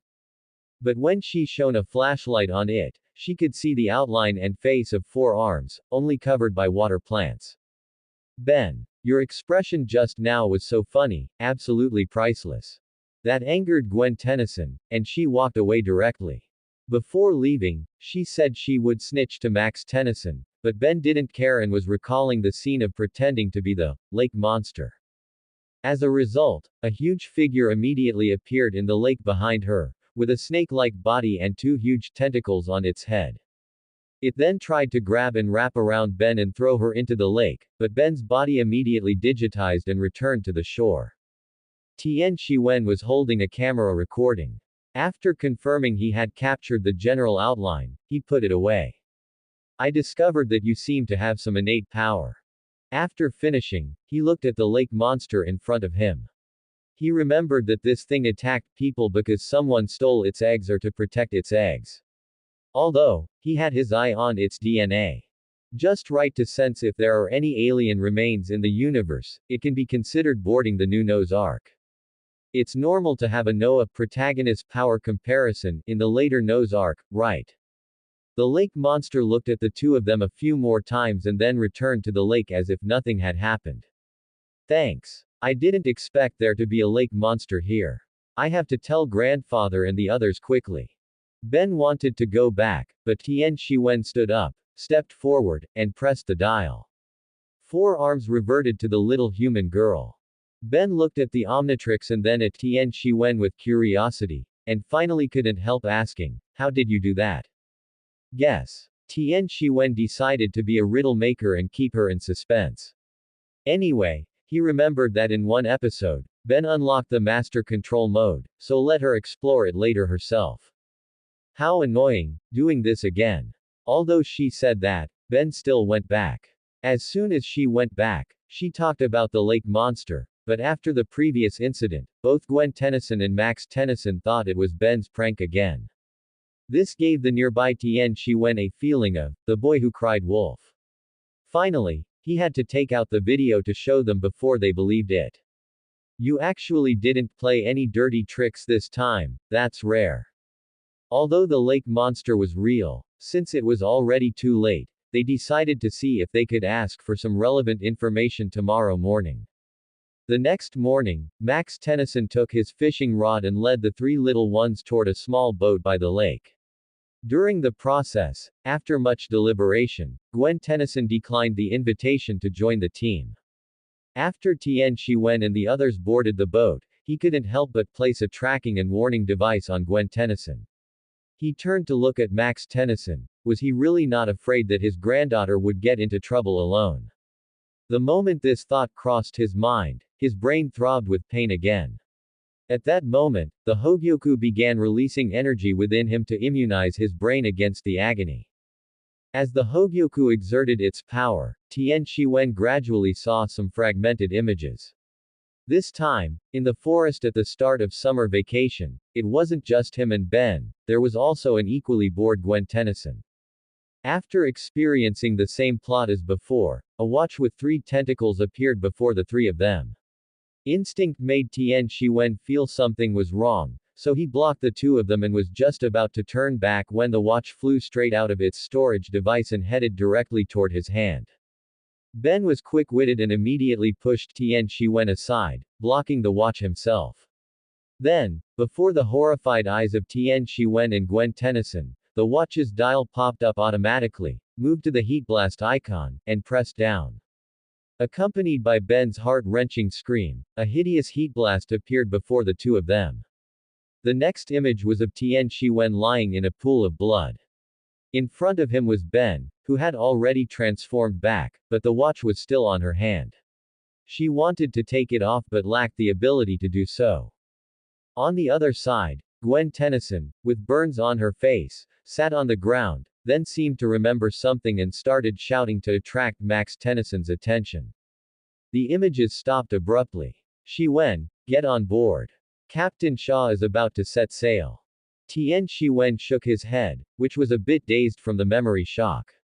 Although he hadn't experienced these things now, he felt that he must have experienced these events a long time ago. This seemed like a contradictory statement, but it was the only way Tian Shiwen could describe it. Like a node in a Mobius strip overlapping with another, it was impossible to distinguish which was the past and which was the future. After boarding the boat, Tian Shiwen leaned against the side and closed his eyes to rest, while Ben, who was looking down for traces of the lake monster, was teased by Captain Shaw for being seasick. I'm just looking for traces of the big lake monster. This time, I'm definitely going to find it, Ben explained. It's called the Kraken, Captain Shaw said expressionlessly, mentioning the thing Ben was interested in. You know about it. I know it like the back of my hand. As he spoke, Captain Shaw took out a photo and handed it to Ben, then continued, as if reminiscing. I've been chasing it for many years. People in town all say I'm crazy. After seeing the video evidence from last night, Max Tennyson did not interrupt Captain Shaw this time and let him continue. People have seen it for hundreds of years. Some say it's a rumor, but I don't believe it. I can take you to see where I saw the lake monster with my own eyes. However, you have to have the guts to go on an adventure with me. As the guardian of the 2, Max Tennyson looked at Tian Shiwen. As for why he didn't ask Ben, it was because she was practically jumping for joy. I have no objection. Then let's go. Sonar, high-resolution recording equipment, ultrasound, all the supplies are ready. I will find it. Remember, it cannot escape my sharp eyes. That day, Captain Shaw stood on his boat and said as much to the group. When he turned away, Max Tennyson pulled Ben and Tian Shiwen aside to give them some instructions. In short, Captain Shaw was a bit strange, so they needed to be vigilant. Ben naturally kept her usual demeanor, letting it go in one ear and out the other. She agreed on the surface, but in reality, her body was more honest than anyone else's. Tian Shiwen indicated that he shared the same view and then went quiet again. Seeing this, Max Tennyson didn't say anything more. Tian Shiwen looked at Prometheus. A large red dot on the data screen was very distinct. This was the tracker he had installed when he rescued Ben last night. When he saw that lake monster, he wanted its DNA. After all, having only one nightmare in Omnipotent for now wouldn't do, and not having a transformation character capable of underwater combat wouldn't do either. So this tens of meters long lake monster became his target. As for the gene fusion, he already had a candidate in mind. Suddenly, a shout from Captain Shaw brought him back to his thoughts. No entry. What the hell is going on? Max Tennyson looked at the warning sign in front of them and started to back down. After all, he was just a law-abiding ordinary person now. A warning sign. We might as well just go back. But Captain Shaw wouldn't have it, replying, "Don't be silly. This is my lake. I can go wherever I want, with. Keep that little junk boat where it is." Another boat drove over from not far away. A middle-aged man standing on it began to introduce himself. "I am Yona Mayer, the founder of the Fishermen's Association. We have closed off this area of the lake for environmental research. You must turn back." After some conversation, the group was persuaded to leave. Ben was full of disappointment. Turning her head, she saw an expression of disgust on Tian Shiwen's face, and on top of that, the photo of Yona Mayer was right in front of him. Curious, Ben inched closer, her body leaning toward someone as if inadvertently. "What's wrong? What could make you so disgusted? See for yourself. I just doxed him." Tian Shiwen indicated he didn't want to say more. After Ben gave Tian Shiwen an elbow to the waist, she looked at it herself. Name, address, and identity information, transaction records, and wildlife trafficking. He's not one of the good guys. Ben shouted, but her voice was drowned out by the exclamations of the other two. A horn was emerging on the lake. Before long, the lake monster began to submerge, and as it passed the boat, the waves caused the boat to rock. Ben grabbed Tian Shiwen's waist and took advantage of him openly. Tian Shiwen, however, didn't pay any attention to this. The moment the lake monster appeared, he began to manipulate the cells inside its body. He didn't control its movements, just separated a small piece of flesh mixed with blood from its body, then teleported it into the experimental space created using celestial energy. This experimental space was created with the celestial energy left over from converting quantum energy. In a sense, it couldn't be called leftover, because a portion of this celestial energy was equivalent to a month's worth of power for his Prometheus, and it could also charge the omnipotent system by the way. During the process of separating the flesh, the lake monster had no reaction. After all, its nervous system was also being controlled, so it was normal that it couldn't perceive this. Shiwen, trouble, Max Tennyson said. The trouble naturally referred to teleporting Gwen Tennyson and the people on the dock to a safe place.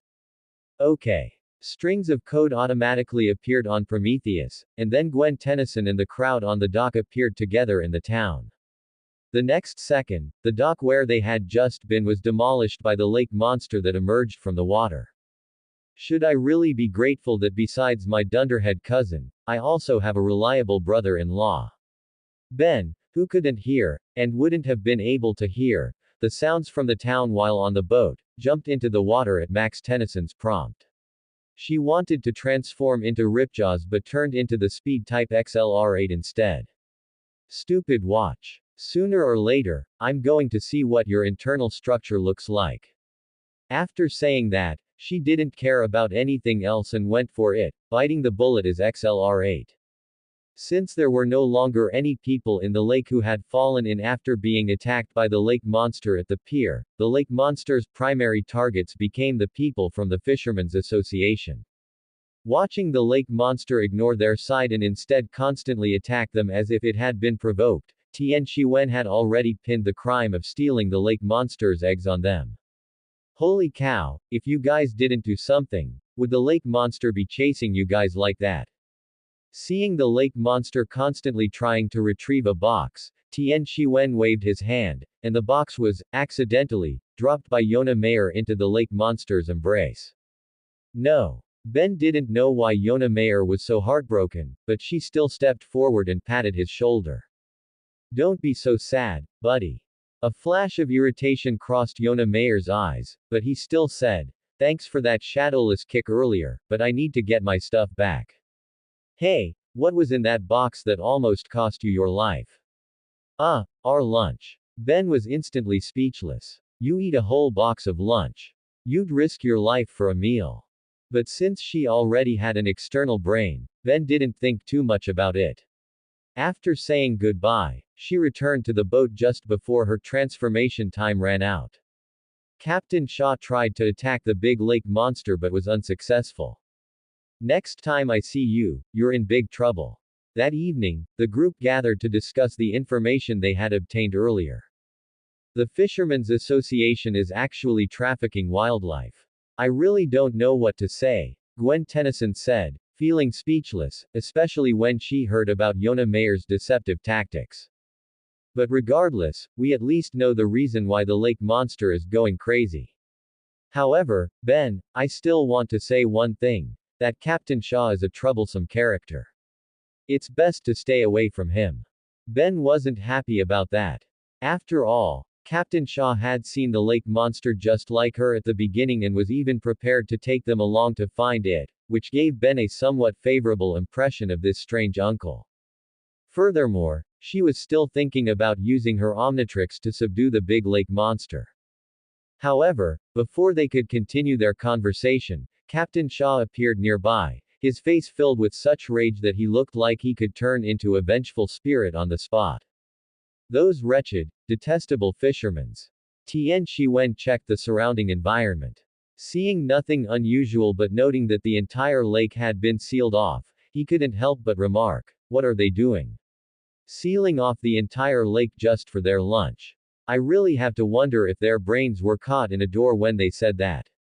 As if triggered by a keyword, Captain Shaw turned around and said to Tian Shiwen, those weirdos are arrogant enough to seal off the whole lake, but nobody can stop me. Nobody can stop me from catching the greatest lake monster of the century. Nobody. With that, he boarded his boat and headed out into the lake. On the other side, Ben winked at Tian Shiwen. Ben sent a party invite. Tian Shiwen accepted the party invite. I really can't do anything with you. Just this once. Hee, I knew you spoiled me the most. The two whispered to each other, avoiding the notice of the others.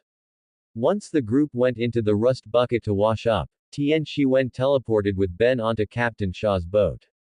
The two landed on the cargo box at the back. Captain Shaw heard the noise and immediately walked over.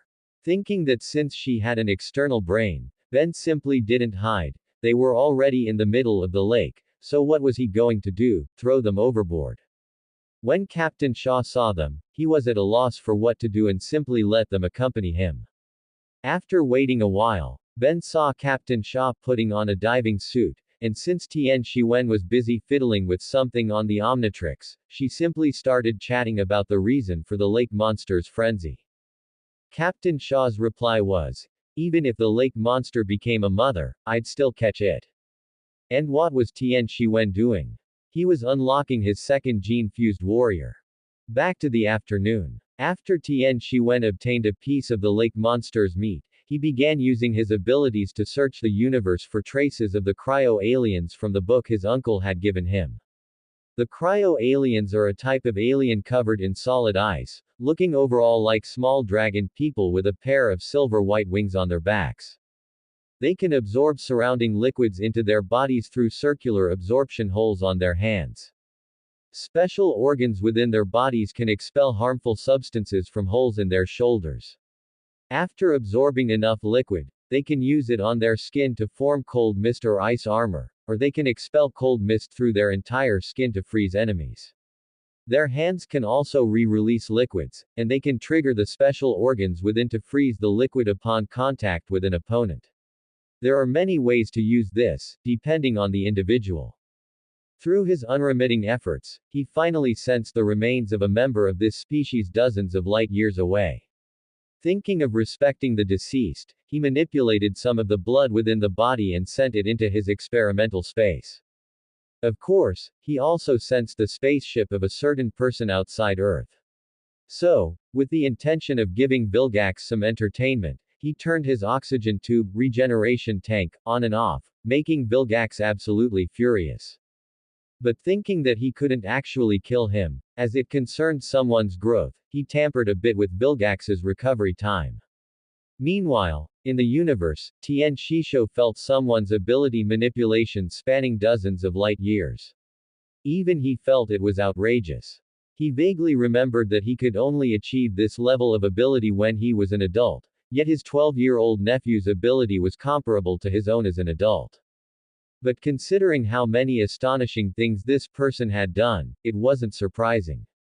Looking at it this way, in a few years, he should be able to control a universe.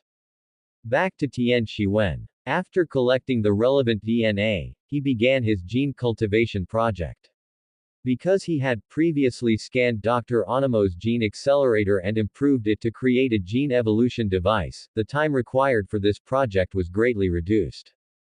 In the end, it was just a standard gene fusion experiment, and the second fused gene warrior, Overflow, officially debuted. Back to the present. Captain Shaw used himself as bait to lure the lake monster. Ben and Tien Shiwen found two other diving suits on the boat and followed him. As a result, they didn't find anything. When Captain Shaw returned to his boat, he saw the Fishermen's Association's boat next to his, and after boarding, he was, unsurprisingly, taken hostage. Don't you know it's dangerous to go out at night, you old geezer? Unless you have friends to go diving with you. Upon hearing his words, Captain Shaw replied directly, I don't. I just don't have any friends. At this moment, Tien Shiwen and Ben were still in the water. Ben looked at the Omnitrix on her wrist, which was still glowing red, and then turned her gaze to Tien Shiwen's hand. A pattern resembling a yinglong appeared on the dial of the Omnitrix, and at the same time, a quantum entanglement cannon on the virtual projection of Prometheus was aimed directly at Yona Mayer. After the two on the boat exchanged a few words, Yona Mayer punched Captain Shaw directly. Tien Shiwen immediately adjusted the direction of the entanglement cannon, teleported the people from the Fishermen's Association onto their own boat, and then blasted it with one shot. Isn't that a bit too much? Ben asked with some concern as she watched the boat explode.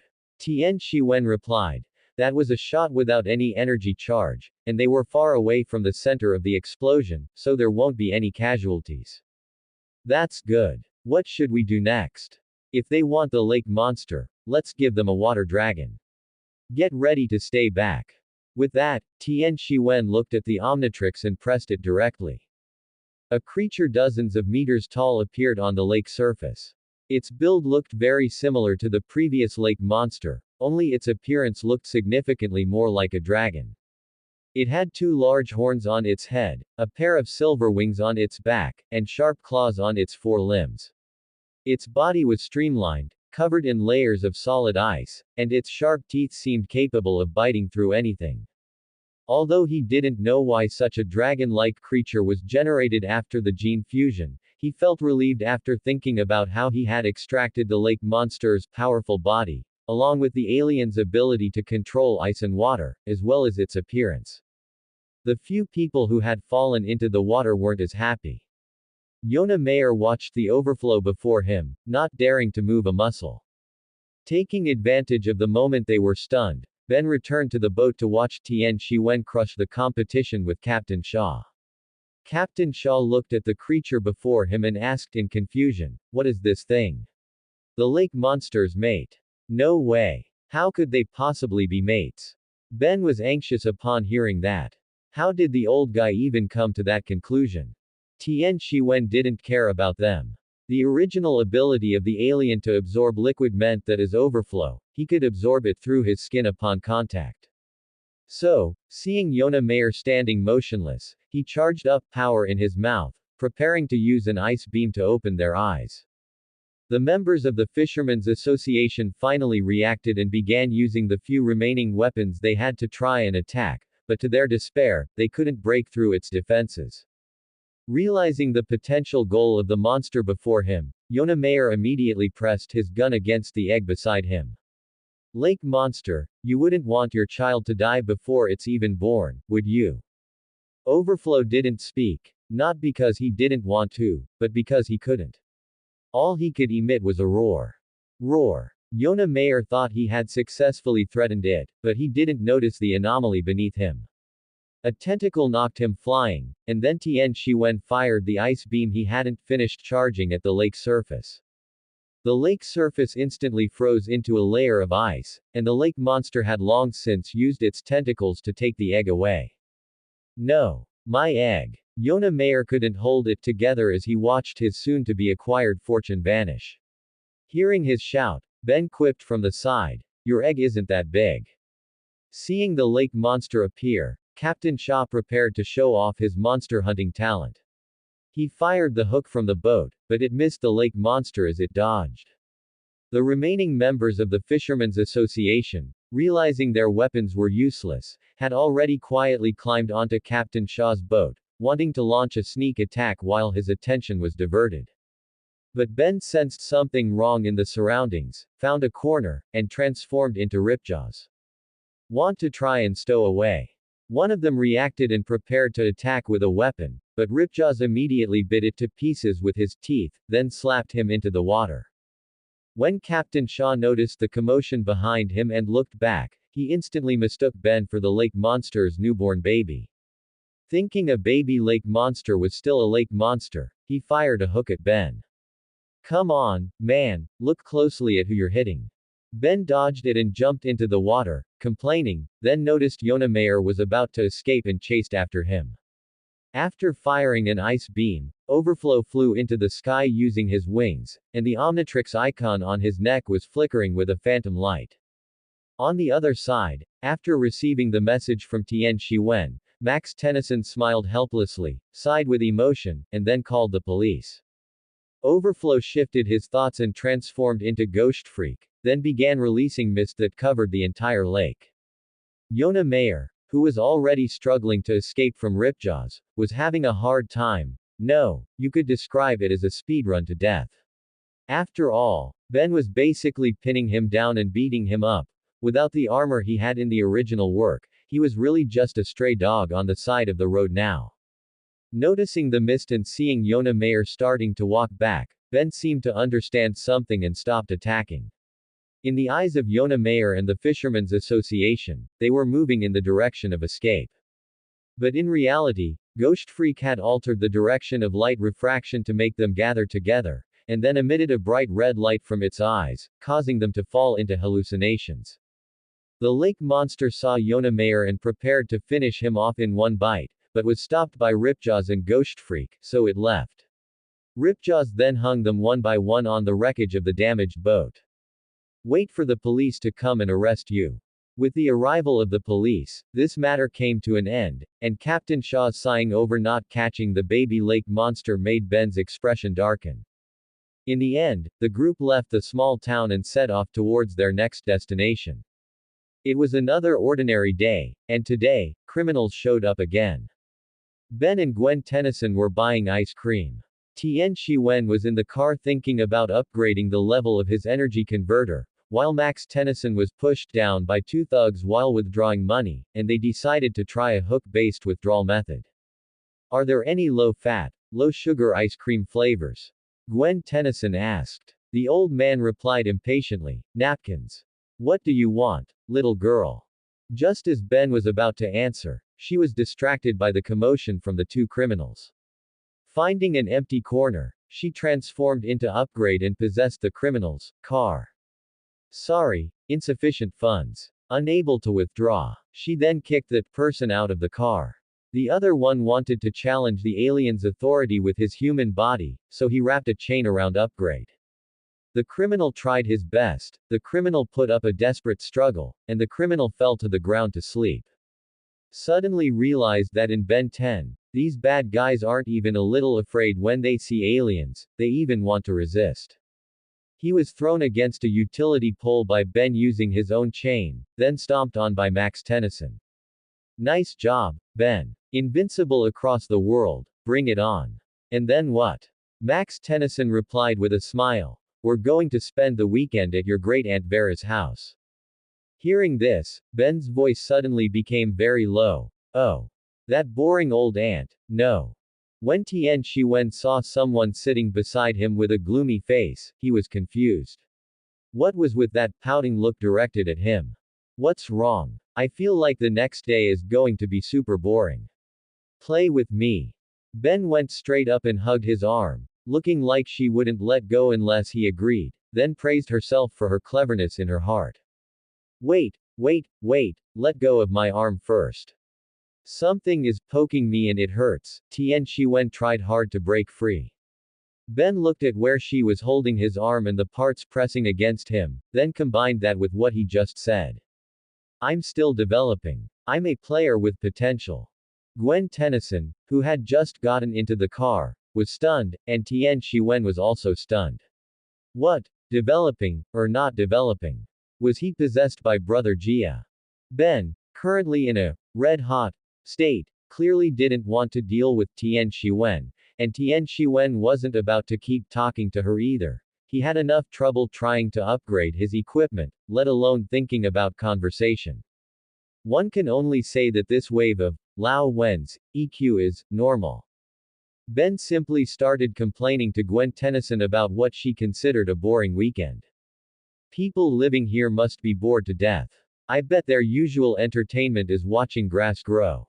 Suddenly remembered a composition assignment in class, a semi-open prompt about XX cannot be defined, and some genius in our class wrote, grass cannot be defined. Ben glanced casually out the window and saw an old man do a backflip off the eaves, landing perfectly. Whoa! Did you see that? Gwen Tennyson hadn't seen anything, so she asked, see what? Feeling like she'd been teased by Ben again, she stared at her and said, I think your little head must be overheated.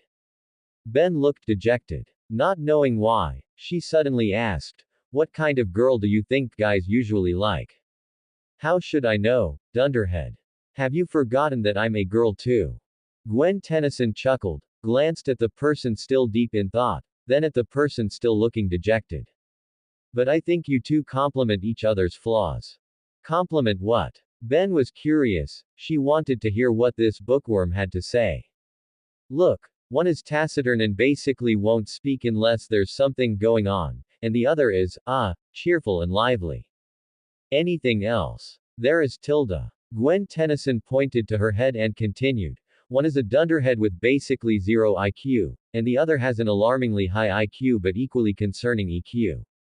I feel like you're insulting me. The two continued talking along these lines, while the person beside them, perhaps too focused on his equipment, had no idea what they were talking about. After finally reaching their destination, they got out of the car. Ben shielded her eyes from the blinding sunlight as soon as she stepped out. Why do old people have to live in places that are hot as hell?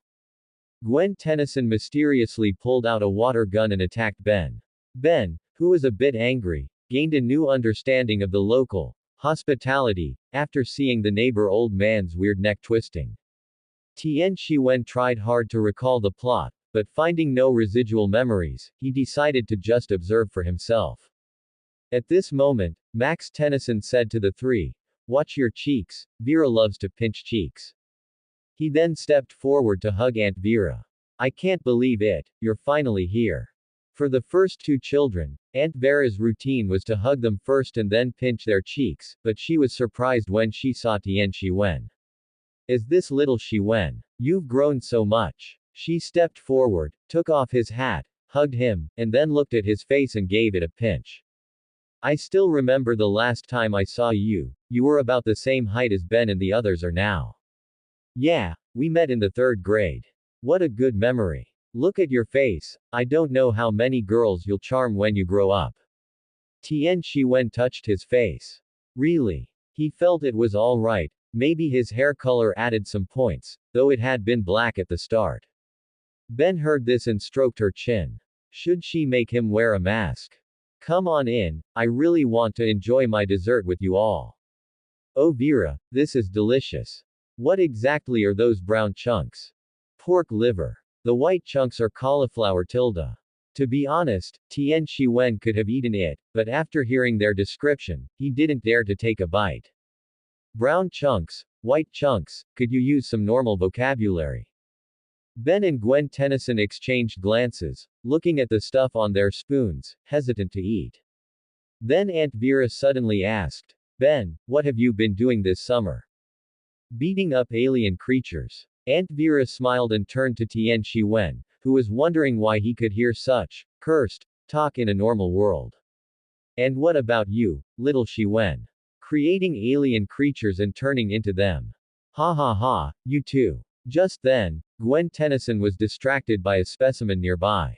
When Aunt Vera heard her correctly name the specimen, Ben, kindly, gave her own dessert to Gwen Tennyson. Tian Shi-wen wanted to copy this, but it was too obvious. So he sent it into Prometheus. Looking at the employee, the overseer, and the friend who were shocked by this thing, Tian Shi-wen made a generous gesture.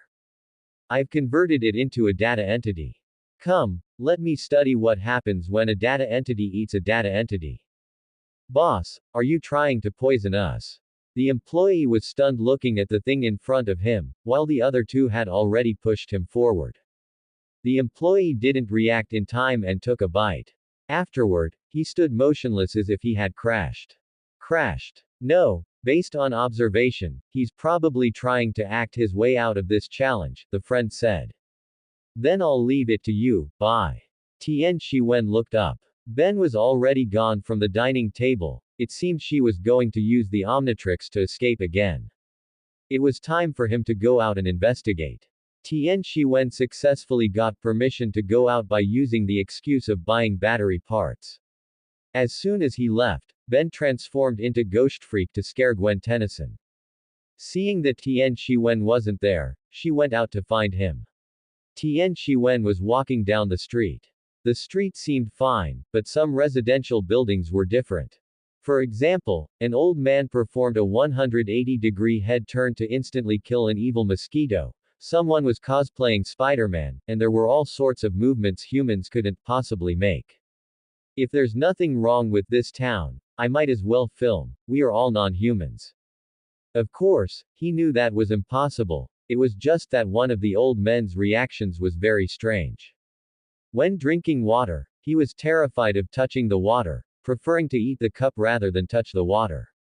Is that what you call eating a cup? But since he had only seen one so far, he didn't know if it was a universal trait present in all of them.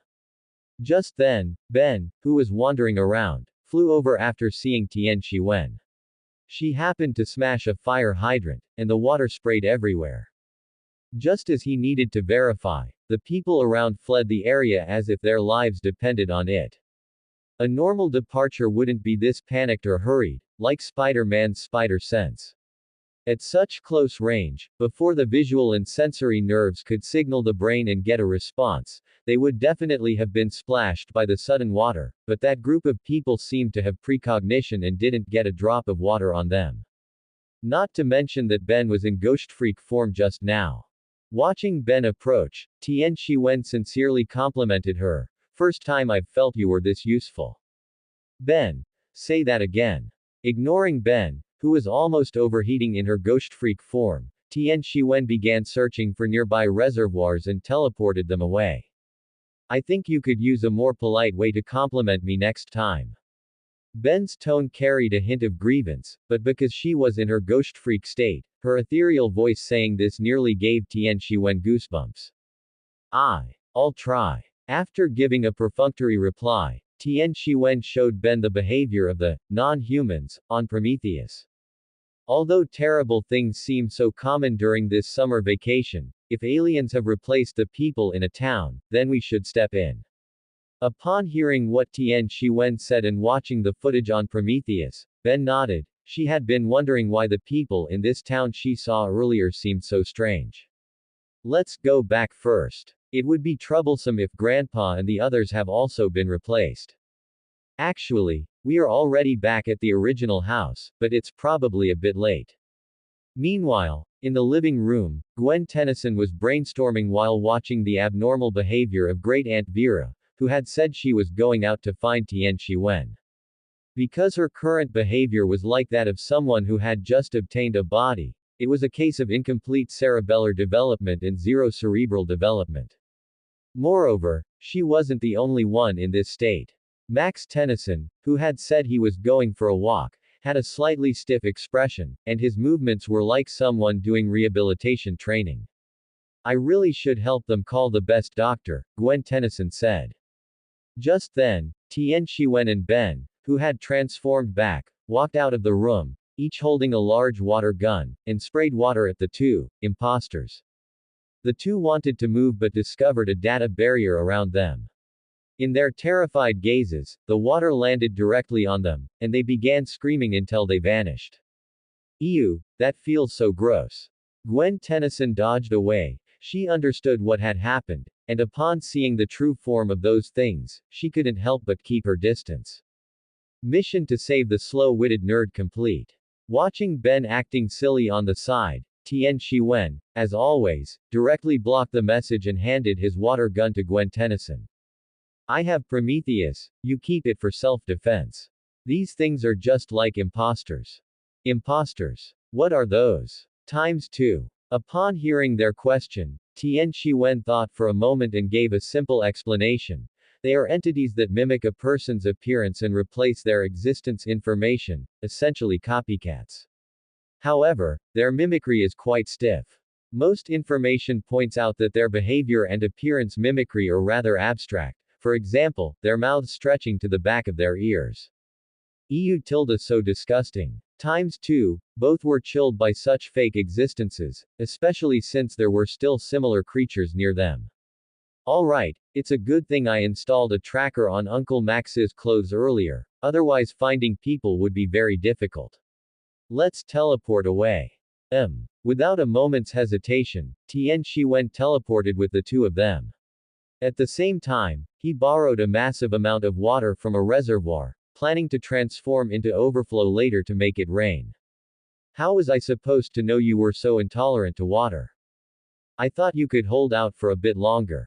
Living on Earth isn't easy. Then go tell that to Omnipotent. We are all living hard.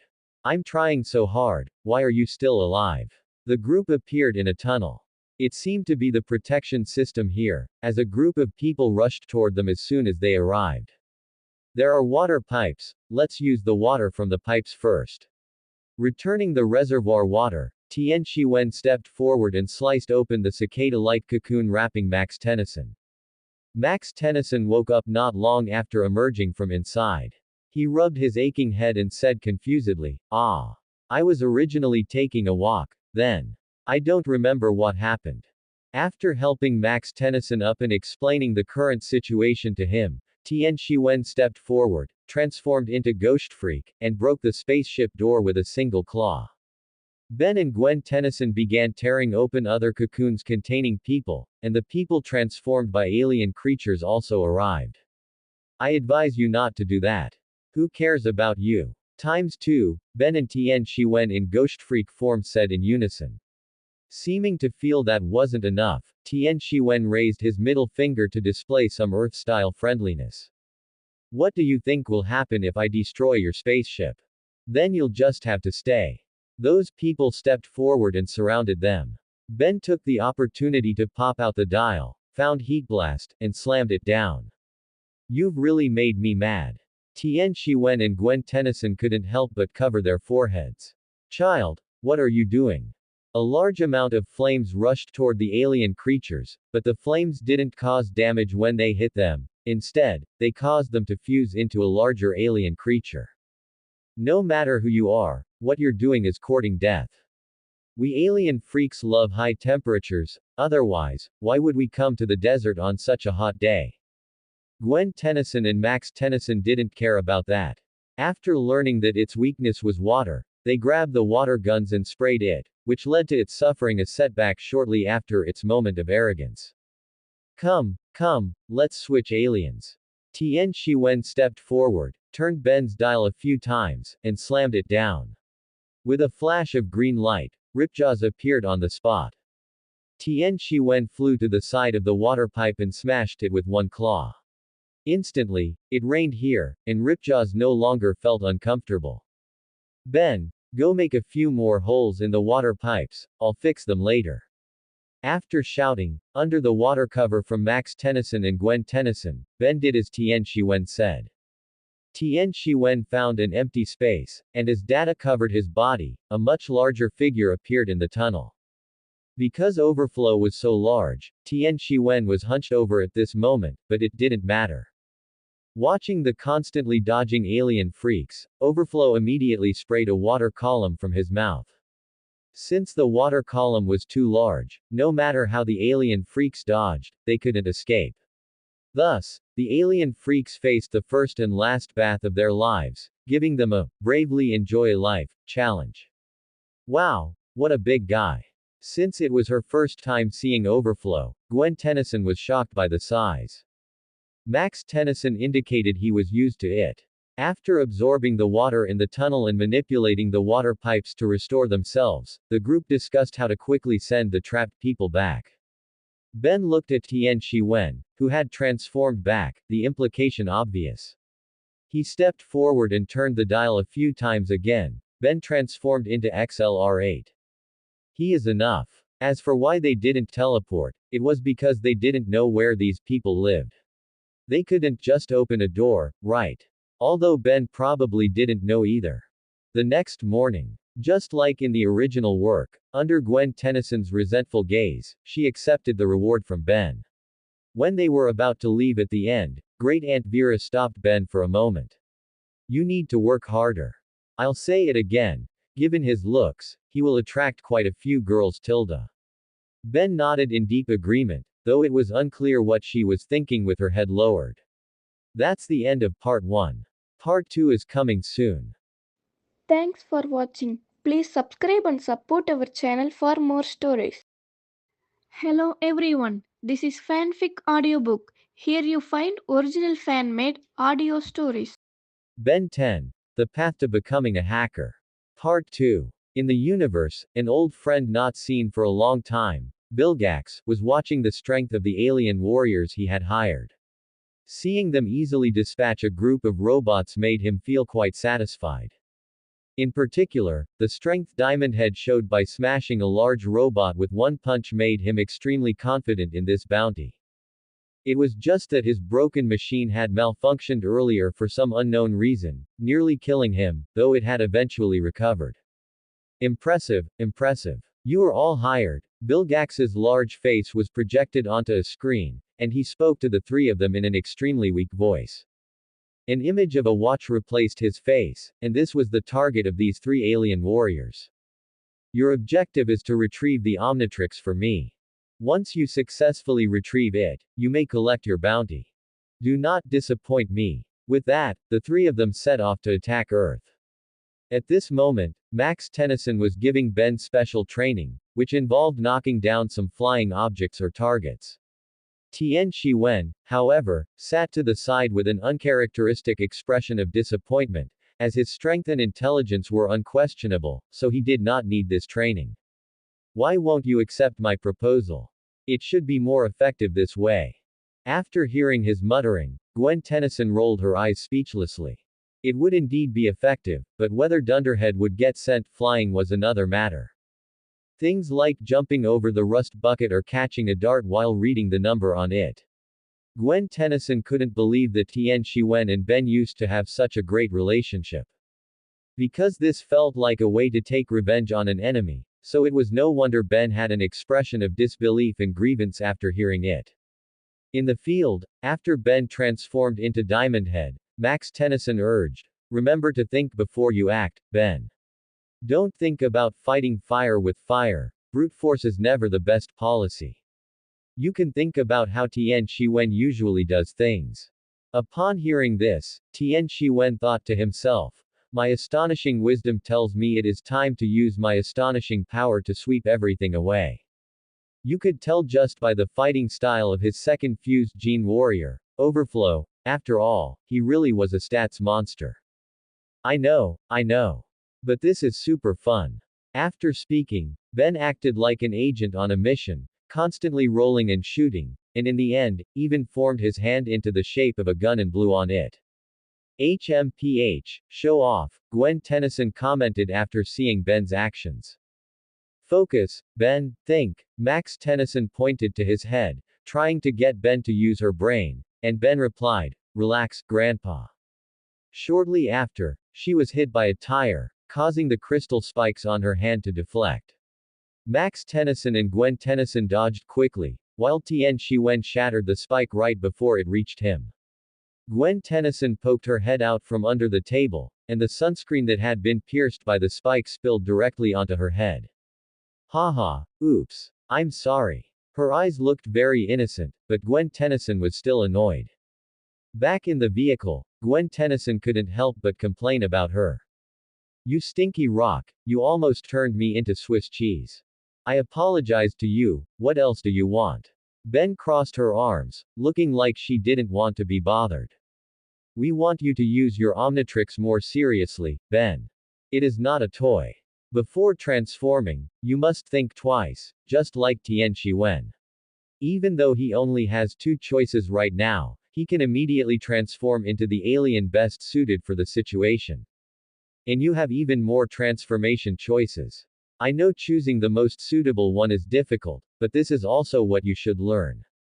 Tian Shi-wen didn't say much, just nodded. He knew that for a 10-year-old child who was full of desire to be a hero, it was impossible to make her humble like a certain general immediately. But one cannot treat a transformation artifact as a toy. Besides, to be honest, Ben's current mentality is just that of a child. Sometimes she does bad things because of anger, like that episode where she was kicked out of the hotel and left in a huff, ending up hanging out with someone who seemed to be named Kevin. This education was indeed not wrong. Give me a break, okay. You've seen me fight. I am practically invincible, okay. I've kicked down so many aliens, my feet hurt from kicking. As she said this, she crossed her legs and put them on the table, which was just the shorts she was wearing today. Yeah, if you keep playing around like this, one day you're going to get beaten up miserably. I hope I can see that with my own eyes. Gwen Tennyson pushed her feet directly off the table. In your dreams, nerd. The rust bucket began to make noises, which meant it was running out of fuel. At the same time, Tian Shi-wen seemed to sense something and closed his eyes. The three alien warriors had already arrived at the place where Ben had just been training, holding signal detectors and exploring constantly. However, in the process, the three of them weren't getting along very well. They parked the vehicle in a dilapidated small town. Gwen Tennyson was off to the side explaining relevant knowledge, while Ben felt like her ears were about to grow calluses from listening. After checking the rust bucket, Max Tennyson found the fuel line that had been pierced by the spike. Ben wanted to use upgrade to help fix the vehicle, but Max Tennyson rejected the proposal. You've played enough, Ben. I'll handle it. I think so too. And it's best if you don't transform for the time being, Tian Shi-wen spoke up out of the blue, leaving the others stunned. Someone has come to hunt you down. I suspect the signal detectors they are holding are tracking the energy emitted when the Omnitrix transforms, so we need to leave here quickly. It seems I should fix it quickly, Max Tennyson said seriously, and then said no more, focusing all his energy on repairing the vehicle. Fine, I won't transform. But can I walk around a bit? Ben looked at Tian Shi-wen with pleading eyes, and Tian Shi-wen glanced at Max Tennyson. Seeing that the other party gave a look that said, okay, but keep an eye on her, don't let her run around or transform, he nodded. Then I'll have to follow you to prevent you from losing control. Alright, let's go. Saying this, Ben pulled on someone's sleeve and ran off, leaving only Gwen Tennyson to complain as usual. Great. The two ran to an abandoned warehouse. Ben seemed to think she could find treasure, and kept rummaging around. Watching her turn over a pile of useless things again and again, Tian Shi-wen sighed and thought of a shiny trash can. After hitting his own head a few times, Tian Shi-wen checked again to see where the others were. He didn't know until he looked, and he was shocked when he did. The distance between them was now only a few hundred meters. He turned around, pulled the still rummaging Ben, and ran back towards the original spot, incidentally manipulating a robot that looked like a giant crab to cause some infighting. That is, he used its body to launch a sneak attack on the other two, bursting directly from the ground and giving them a scare. After reacting, Diamond Head's tone became incomparably cold. I said don't block my path. Since you won't listen, I will beat you until you do. After regaining control, Tian Shiwen pulled Max Tennyson out and used his ability to repair the rust bucket. After a brief explanation, it was time for them to make their escape. Meanwhile, that mechanical monster was pinned under Diamond Head's foot. After exchanging a few words, Diamond Head sent him on his way, and the other alien warrior didn't have the slightest intention of intervening. If he stepped in, he would just get beaten up, and with one less person, the chances of getting the reward were higher. Hurry up and show a signal, Omnitrix. Diamond Head stepped onto his hoverboard and flew along the road, while the other purple alien warrior followed him. As long as I turn into 4 arms, I can give them a good thrashing. Ben didn't really understand why they were running away, and Tian Shiwen shook his head, indicating it was difficult. Trust me, I'm actually really strong, and besides, you're here too. It's not a matter of trust. Not knowing the opponent's abilities puts us at a disadvantage in terms of intelligence, and what if there's a time when I'm not around? As he spoke, Tian Shiwen suddenly clutched his head, looking very uncomfortable.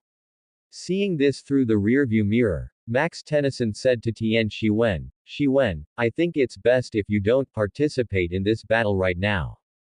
After all, they didn't know if the body of the redacted person had really recovered as they claimed. What's wrong? If you have a headache, take a rest.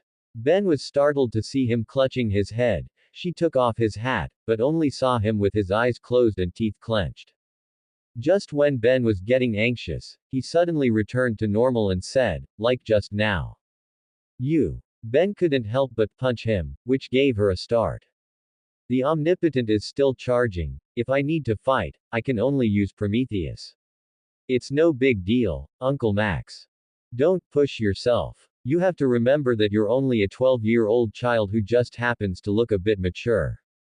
Before he could finish, a heavy object landed on the roof of the rust bucket, and then the roof was sliced open and torn apart.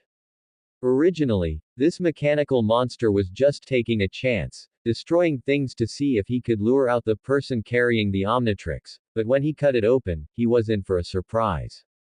But before he could rejoice, Max Tennyson slammed on the brakes, throwing him off, then reversed and floored the gas to charge forward.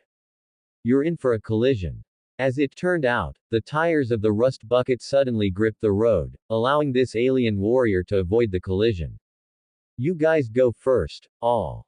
Run. Regardless of what Ben said, Tian Shiwen grabbed her and prioritized escaping, then led Max Tennyson and Gwen Tennyson toward a nearby tunnel. Tian Shiwen's plan was simple. They would just teleport away later.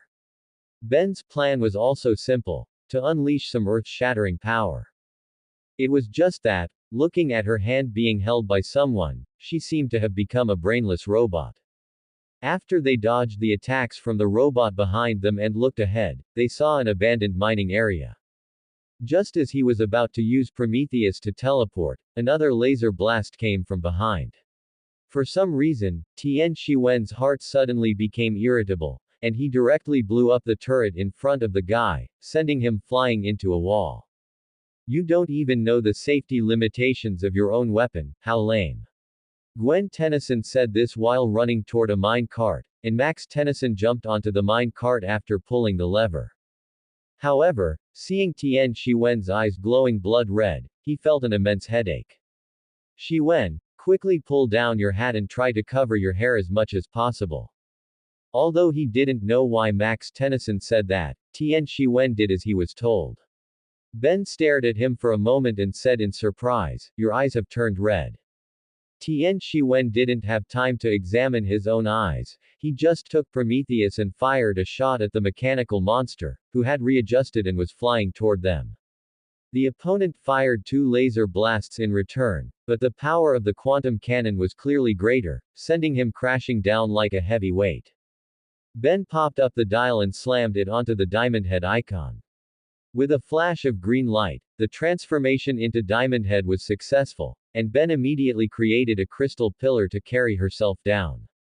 Just as the mechanical monster flew back up, Ben jumped over, grabbed him, and made him experience that feeling of being a heavyweight once more. However, it wasn't long before he flew back up with Ben and used the powerful thrust of his flight device to slam Ben against the wall. Come back, Ben. Seeing that the mine cart had already entered the tunnel, Max Tennyson shouted anxiously at Ben. You guys go first, I'm going to smash this mechanical monster into a pile of scrap metal. Ben stood up, her arm becoming incredibly sharp. Tian Shiwen prepared to step forward to help, but Max Tennyson stopped him. I said you cannot participate in this battle, especially at a time like this. Tian Shiwen didn't know why, but thinking about his eyes that had changed just now, he decided to put down the Prometheus in his hand. However, the code was still on it, so if there was any danger, he would teleport Ben away. After enduring a beating, Ben was dragged away by Diamond Head. On the mine cart, Tian Shiwen remained silent and silently switched to the quantum cannon. After Diamond Head put her down, Tian Shiwen immediately entered the code. Purple data generated behind Diamond Head. Perhaps it was the intuition of a longtime warrior. Diamond Head flipped and dodged the quantum cannon shot from above. The explosion caused by the quantum entanglement reaction following the quantum cannon shot filled the area with dust. Ben took this opportunity to rush toward Diamond Head, but her wrist was grabbed, and she was thrown over his shoulder. There are billions of Earthlings on this planet, yet the Omnitrix happened to choose a little fool like you. Your friend is more suitable for it than you are. Hey, this thing won't come off, it's stuck on my arm. It was unclear why the two who had just been fighting were now arguing like this. Of course it won't come off. The kinetic alien DNA it uses will merge with the genetic structure of the new wielder. It's not possible to just pull it off like taking off a hat. Seeing that this person dared to turn his back, Ben immediately sharpened her arm and slashed at him, but he dodged and countered with an iron fist. Tian Shiwen, who was watching Ben's situation, also realized that this person didn't have much malice, at least much better than the previous two. But for the sake of safety, he would control him if there were any signs of a lethal attack. You choose your alien transformation solely based on strength, without any strategy at all. I guarantee your friend is probably preparing right now to take a shot at me while I'm distracted, just like before. Although I don't know what kind of technology it is, he is much smarter than you. Have you ever thought about how to win? Ben didn't feel too good after hearing this, so she shouted, Hey, I've beaten up more aliens than I can count. Like the one in the abandoned mine that beat you until you had to run away in a panic. Ben was rendered speechless, but she still rushed forward. Diamond Head blocked Ben's attacks with one hand while saying to her, Just a slight mistake, and you will lose your life. You will lose the Omnitrix. Anyone could easily defeat you. When Ben was knocked down by a palm strike, Diamond Head walked up to her and said sternly, The Omnitrix is not a toy provided for your amusement. It is the most powerful weapon in the entire galaxy. It is the key to deciding the outcome of the epic holy war between good and evil. Ben did not understand why this person in front of her was talking so much. It was just like Gwen Tennyson reciting a book in her ear. Who exactly are you? You are still alive, aren't you?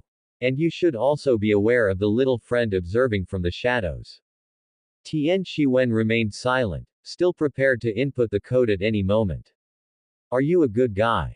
My mission is to retrieve the Omnitrix at all costs. Since it is stuck to you, I have to take you back to remove it. No. I am not going anywhere.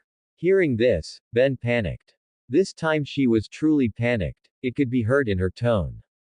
You have no choice. As soon as his words fell, he felt his body become uncontrollable, and Ben went straight up and threw a few punches at him, though she was teleported away after only a few. What was that just now? Feeling the sensation in his body from just a moment ago, Diamond Head felt a bit incredulous. He hurriedly checked his signal detector and flew on his hoverboard toward Ben's location. Meanwhile, the moment Tian Shiwen teleported her back, he had her cancel her transformation.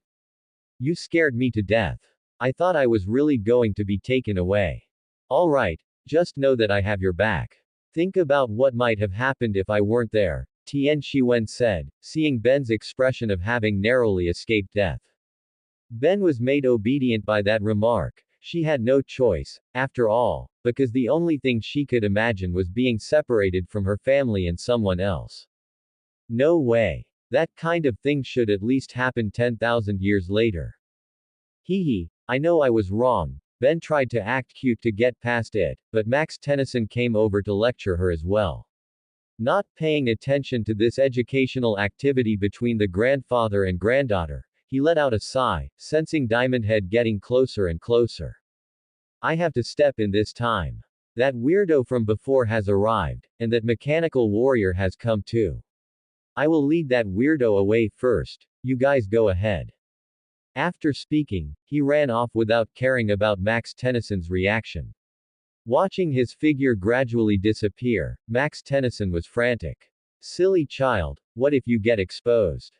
Meanwhile, Tian Shiwen was selecting the Ghost Freak icon on the already charged Omnipotent, as Overflow's size would not allow him to do this here. Diamond Head landed right in front of him, looked at his amber pupils, and asked tentatively. Was it you who controlled my body just now? Yes. Tian Shiwen pressed the dial, and Ghost Freak's body appeared wrapped in data, leaving Diamond Head astonished. A second Omnitrix. Think whatever you want. After saying that, a large amount of black mist dispersed from Ghost Freak's body, and in the blink of an eye, it formed a small-scale domain with a radius of 100 meters. Diamond Head took a stance. Although a second Omnitrix surprised him, and this was an alien he had never seen before, if it were the scene of that race on the verge of extinction, it didn't seem like such an incredible thing anymore. Ghost Freak roamed within the domain. When he circled behind Diamond Head, he swiped at him with a claw. Diamond Head, living up to his vast combat experience, dodged instantly, but just as he prepared to counterattack, he hit empty air due to light refraction. Tian Shiwen decided to use a feint, first extending his claws and shooting them out, and then swiping again while Diamond Head was dodging. This time Diamond Head prepared to block, but in his field of vision, the attack that was below suddenly appeared above. Tian Shiwen managed to scratch Diamond Head. Well, he just cracked a bit of diamond. You are quite good. You use the aliens inside it very skillfully and understand the abilities of the aliens within it very well. Perhaps it really should be in your hands. Tian Shiwen really wanted to retort that he made it himself. If it wasn't with him, was he supposed to give it away? Giving it away would be useless, but Diamond Head didn't know what he was saying in his heart. Compared to that little idiot, she seems even stupider. Ben, hey, why are you resorting to personal attacks? Can we continue fighting? Is this a fight or a play? The situation between Tian Shiwen and Diamond Head was currently a contest between a stats-based monster and a mechanics-based monster. The stats-based monster couldn't hit the mechanics-based monster, and the mechanics-based monster couldn't hurt the stats-based monster. Let's stop fighting. But could you revert to your human form and let me see? Diamond Head suddenly saying this confused Tian Shiwen. Wait, bro, we are fighting here. If you are suspicious, then just keep controlling my body. If you are who you are, then controlling my body at this age is a very simple matter. After speaking, Diamond Head stood in place without making another sound. Tian Shiwen sensed the surroundings and found that no one else was thinking about what Diamond Head had said. Perhaps he knew his identity. After successfully controlling Diamond Head's body and making him do a few minutes of gymnastics, Tian Shiwen skeptically cancelled his transformation. Diamond Head, seeing those amber pupils and the bit of silver hair that had been revealed, confirmed his hypothesis. Tian Shiwen changed back, dispersed the domain, and released control over Diamond Head. After all, he had intercepted some of this person's thoughts just now. Although he still didn't have information about his own race, it seemed his race was popular. I can't believe I could actually meet you on this godforsaken earth. To be precise, your race, Diamond Head said, moving his body with a hint of emotion in his tone. What do you mean? Can you stop being a riddle monger? Sorry, for your own sake, it is better if you don't know your identity. This is a word of advice. Unless you are facing a life or death crisis, you had best not use your control ability in front of aliens. Tian Shiwen was puzzled. I told you not to be a riddle monger, and yet you are still being one. Can't you understand Earth language? Looking at your expression, your family probably hasn't told you. Since that's the case, I definitely cannot tell you. Remember, if Bilgax comes to Earth later, you must not use your ability in front of him. As if afraid that Tian Shiwen didn't know who Bilgax was, he prepared to take out his communication device to show him what Bilgax looked like. I know, it's a stinking squid. No need to show me. That's good. Let me go find your friend. I still have things to say to her. If you are worried I will harm her, then I will say the same thing again, because she is still alive. Don't worry, I understand. But I won't let you take her away either. Tian Shiwen had already remembered who this person in front of him was, so upon learning he wasn't really an enemy, he relaxed. I was just trying to scare her. If she continues to use the Omnitrix like she is now, she will fail sooner or later. I understand. Then let's go, but I'll go ahead first. After speaking, Tian Shiwen turned into data and disappeared from the spot. Diamond Head prepared to keep Tian Shiwen's identity a secret in his heart, then stepped onto his hoverboard and flew in the direction currently on the signal detector. On the other side, Ben continued to fight the purple alien warrior. Perhaps Diamond Head's words really had an effect, as Ben transformed into gray matter and directly scrapped that armor. Afterwards, thinking of Tian Shiwen's previous actions, she casually turned the dial a few times and slammed it down. When she saw it was 4 arms, for the first time, she felt the Omnitrix was quite useful. Meanwhile, Diamond Head and Tian Shiwen watched silently from the spot. However, not long after, Tian Shiwen sensed a wave of malice. Following the direction of his perception, he saw a monster with sharp teeth and twisted-looking hands with sharp claws staring at him without blinking. To be precise, it was staring at the Omnitrix on his hand. Diamond Head seemed not to have noticed. Seeing Ben win, he walked over, while Tian Shiwen aimed the quantum cannon directly at the monster, simultaneously using telekinesis to warn it.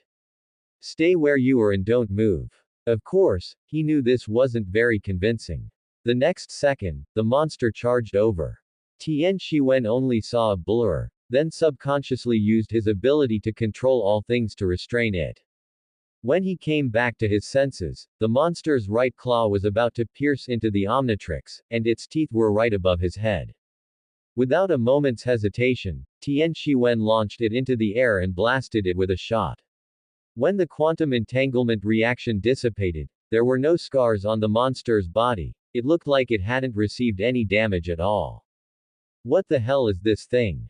Tian Shiwen wondered, while using his ability to disintegrate all the cells in its body, which was essentially breaking them down and destroying them.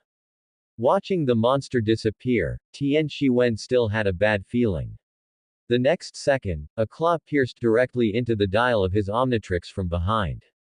Unknown to him, an identical monster had appeared behind him. Not bad DNA. To think it's actually a redacted. Then I'll just infect the DNA.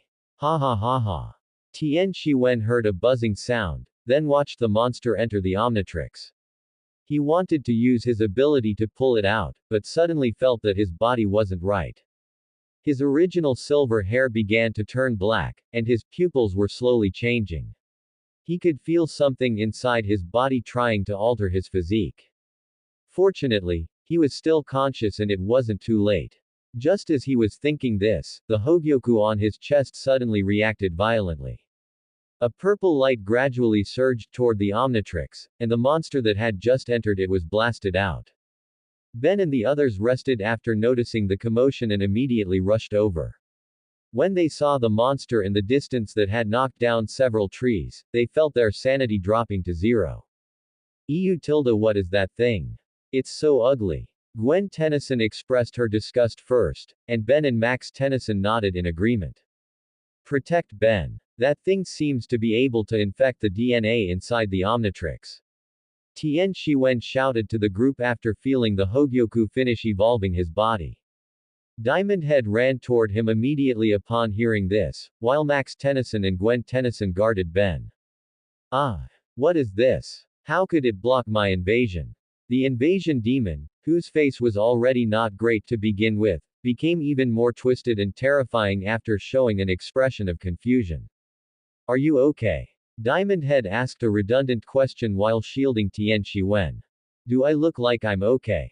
Feeling his body starting to recover, Tian Shiwen couldn't help but roll his eyes. Since I can't invade you, then I'll invade her. After saying this, the invasion demon began to move, and Tian Shiwen felt something was wrong as he looked at this body that resembled an alternate. The next second, the invasion demon arrived in front of Max Tennyson, preparing to kill him with a slap, but the next moment its hand stopped in midair again and then began to decompose. Screw you. Tian Shiwen transformed into Ghost Freak, though this time the inside of Ghost Freak's cloak was filled with tentacles similar to an octopus, and he then used the tentacles to slap the invasion demon away. Seeing Tian Shiwen transform, Ben decided to transform into 4 arms to show off the beauty of the stats. It was a case of a child who forgot the lesson right after being told. Turn into Ghost Freak, otherwise it's over if this guy touches your Omnitrix. Ben obediently turned the dial to the Ghost Freak icon after hearing this. Gwen Tennyson must have had a deep meaning when saying that, right? After all, Ghost Freak's intangibility mode could indeed avoid that problem. The invasion demon's body, which had been after invading XLR8, was also gradually disintegrating. Seeing this, the invasion demon had no choice but to leave this body and pounce toward Diamond Head. It was the same process again. Tian Shiwen restrained it in midair once more, but this time he wrapped his tentacles around its limbs and began to pull. Ben, having transformed into Ghost Freak, went up and punched it in the head, which also served as a reminder to Tian Shiwen. Wait, why is my power attacking me? The invasion demon, currently experiencing the treatment of being torn apart, began to panic, while Tian Shiwen, not knowing how, simply wrapped another tentacle around its head. In the terrified gazes of everyone, the invasion demon was torn apart by 5 tentacles. Ben and Gwen Tennyson were the first to break down and ran to the side to vomit, while Tian Shiwen felt a sense of satisfaction for some reason. As the Hogyoku exerted its power again, Tian Shiwen transformed back to his original form, and his body began to fully recover, including his personality. After this recovery, his physical strength and soul power began to soar. What's wrong with you? You weren't infected by it, were you? Diamond Head moved away from Tian Shiwen. It wasn't that he was cowardly, but if he were truly infected, he didn't know if the people on this planet would survive, himself included. Max Tennyson didn't say anything, just watched the invasion demon on the ground and fired a few more shots, then began patting Ben and Gwen Tennyson on the back to make them feel better. No. It's just that the DNA in my Omnitrix needs to isolate some things. Not caring about his current physical strength, he manipulated the invasion demon's corpse to continue finishing it off, and only breathed a sigh of relief after a thorough examination confirmed it was dead. Afterward, he broke its corpse down into its original molecules before looking at the group. Under their complex or worried gazes, he explained what had happened earlier. That's how it is. I need to restore the DNA in the Omnitrix, and if I'm not mistaken, that thing just now was not from this universe.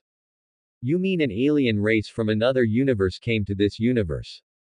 Although Diamond Head was puzzled, he didn't think it was impossible. After all, he had seen many aliens, and the universe was vast. Perhaps there really were alien races capable of traversing the universe. Then, Tian Shiwen, do you feel uncomfortable anywhere right now? Ben tugged at Tian Shiwen's arm, looking left and right, wishing she could strip off his clothes to take a look. No, maybe I got it out before it could affect me. But regardless, we should still get it checked. I'll take you, Max Tennyson said, and Tian Shiwen didn't decline. After all, getting a checkup was good, even if he could check himself. Diamond Head also left after leaving some things behind, running away after concealing Tian Shiwen's identity and the other Omnitrix imitation. That made Vilgax so angry he almost had a rematch with the dead. Good grief, this fanfic. Honestly, some of the fan creations involving the Omnitrix could literally kill me. I never thought I would see something so ridiculous. In the last chapter, when I saw the infected forearms in the invasion demon Omnitrix, I truly couldn't hold it together. And all that stuff about the trauma-inducing Omnitrix. I really don't blame the guys for liking the love Omnitrix, it feels like the only normal one among all of them. Right, regarding the memories of the parallel world Bens, my order should be Bad Ben, Negative Ben, Mad Ben, Glitch Ben, and finally Love Ben. Honestly, I'm a bit nervous about the content for Bad Ben and Negative Ben, mainly because I feel like I need to change some things to get it past the censors. As for Love Ben, can the readers accept it? After all, if she's a gender-bent version, then the other alien heroes should probably also be gender-bent to look better. Of course, the setting would need to be changed too. Honestly, there isn't much to say about the Phantom Light Paradise, and I don't intend to put much effort into it here, so I'll just summarize it. After some checks, they found nothing wrong with Tian Shiwen, so the group continued on their journey, while Tian Shiwen tinkered around in the rust bucket in his own experimental space. First, he checked the DNA within the Omnipotent and discovered that it had undergone a special fusion, so he continued developing it. Because of the Hogyoku, the Omnipotent was not damaged by the invasion demon's infection. On the contrary, his experiments showed that he could utilize the energy within it to add an enhancement mode to the fused gene warriors, similar to Albedo's ultimate evolution but with some differences. Thus, under Tian Shiwen's brutal modification, the Omnipotent was forcefully updated with a new mode, gene change pattern. He used the energy from the invasion demon before it died to modify the DNA, which was an enhancement in a sense. Of course, he designed the appearance himself, but the power consumption was 3 times higher than before. Consequently, Tian Shiwen temporarily built a larger capacity energy storage unit and also modified his energy converter, evolving it into the second generation. This generation's energy source is the most common energy found in daily life, such as wind energy, solar energy, and the like.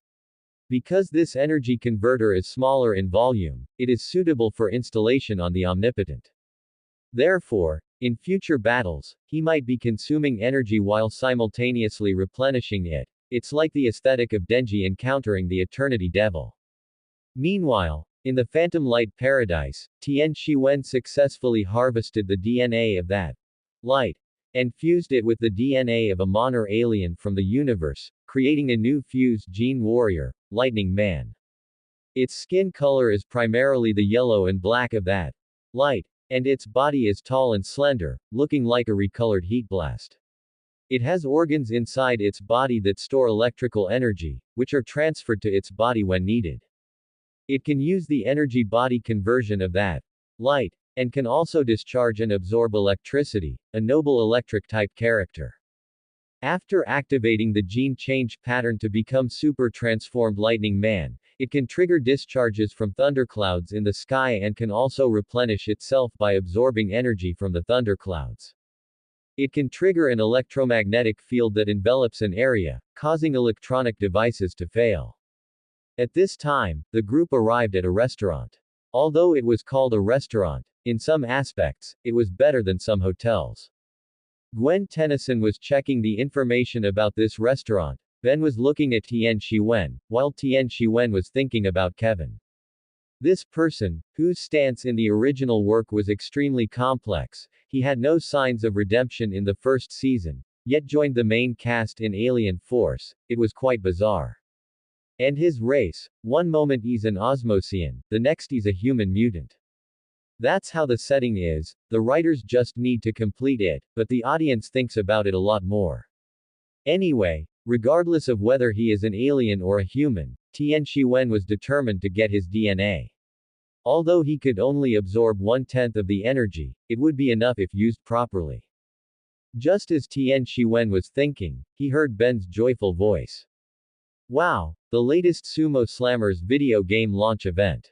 As she said this, she dragged him along with her.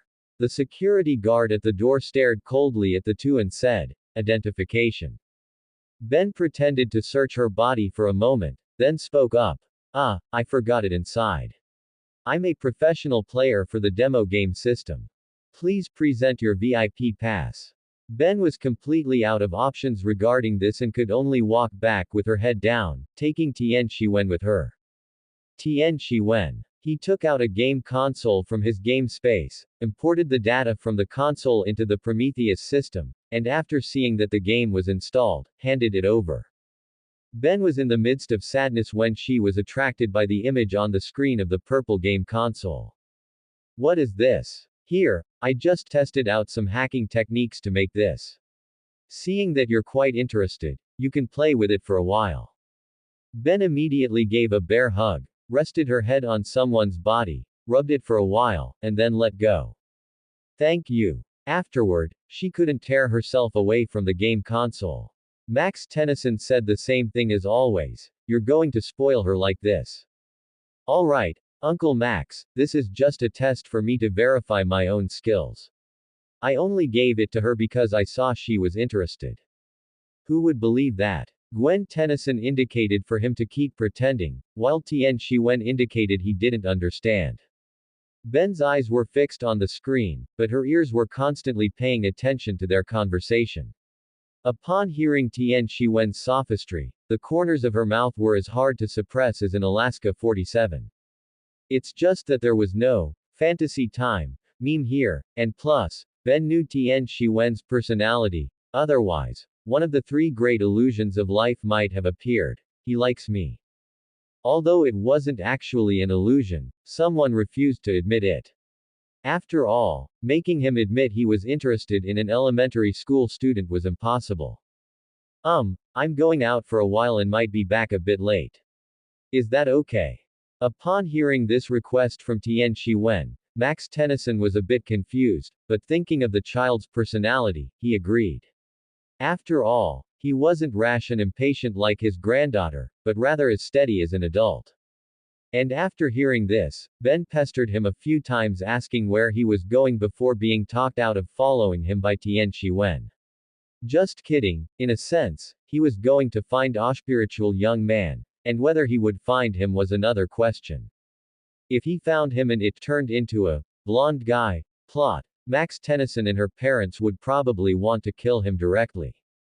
And he didn't know that, in a sense, he was already a real blonde guy.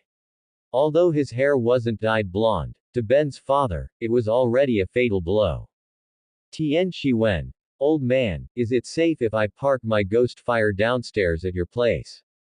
Ben's dad, your ghost fire is safer than you are.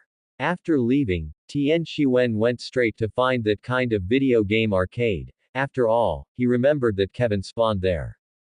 Honestly, he really wanted to ask one question when the time came. Why do birds fly? Tian Shiwen didn't take long to find an arcade. After a moment's thought, he pushed the door open and walked in. After all, in the original story, Ben hadn't taken long to arrive either. Once inside, he spotted a black-haired youth leaning against a machine. Judging by his aura, he really did give off a bit of that delinquent punk vibe. Tian Shiwen went to buy a coin and started playing, putting on a show, and as it happened, this spot was within Kevin's line of sight. When the arcade game actually malfunctioned, he curled his lip and shouted to the approaching clerk, "Hey, it ate my money." Can't read, kid. The sign says if it eats your money, that's your tough luck. The voices of the clerk and Tian Shiwen caused Kevin to turn his gaze over. Tian Shiwen was gritting his teeth hard, looking like he was genuinely quite angry. Eat, eat, eat. Choke on it, you piece of shit machine. Tian Shiwen cursed, while deliberately projecting a virtual screen at a specific angle, visible only to Kevin.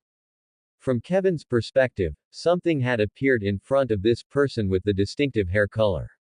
After he pressed a few things on it, the game started up again. Hey, buddy, what do you think of this place? Kevin stepped forward and patted his shoulder. Tian Shiwen turned his head, appearing slightly annoyed, and waved his hand after seeing it was a stranger, or so he pretended. It's a rip-off joint. Their scamming methods stink just like a dirty diaper. Ha ha ha, you're pretty interesting. Kevin laughed a few times, then looked at the game screen and asked, how about I treat you to a game?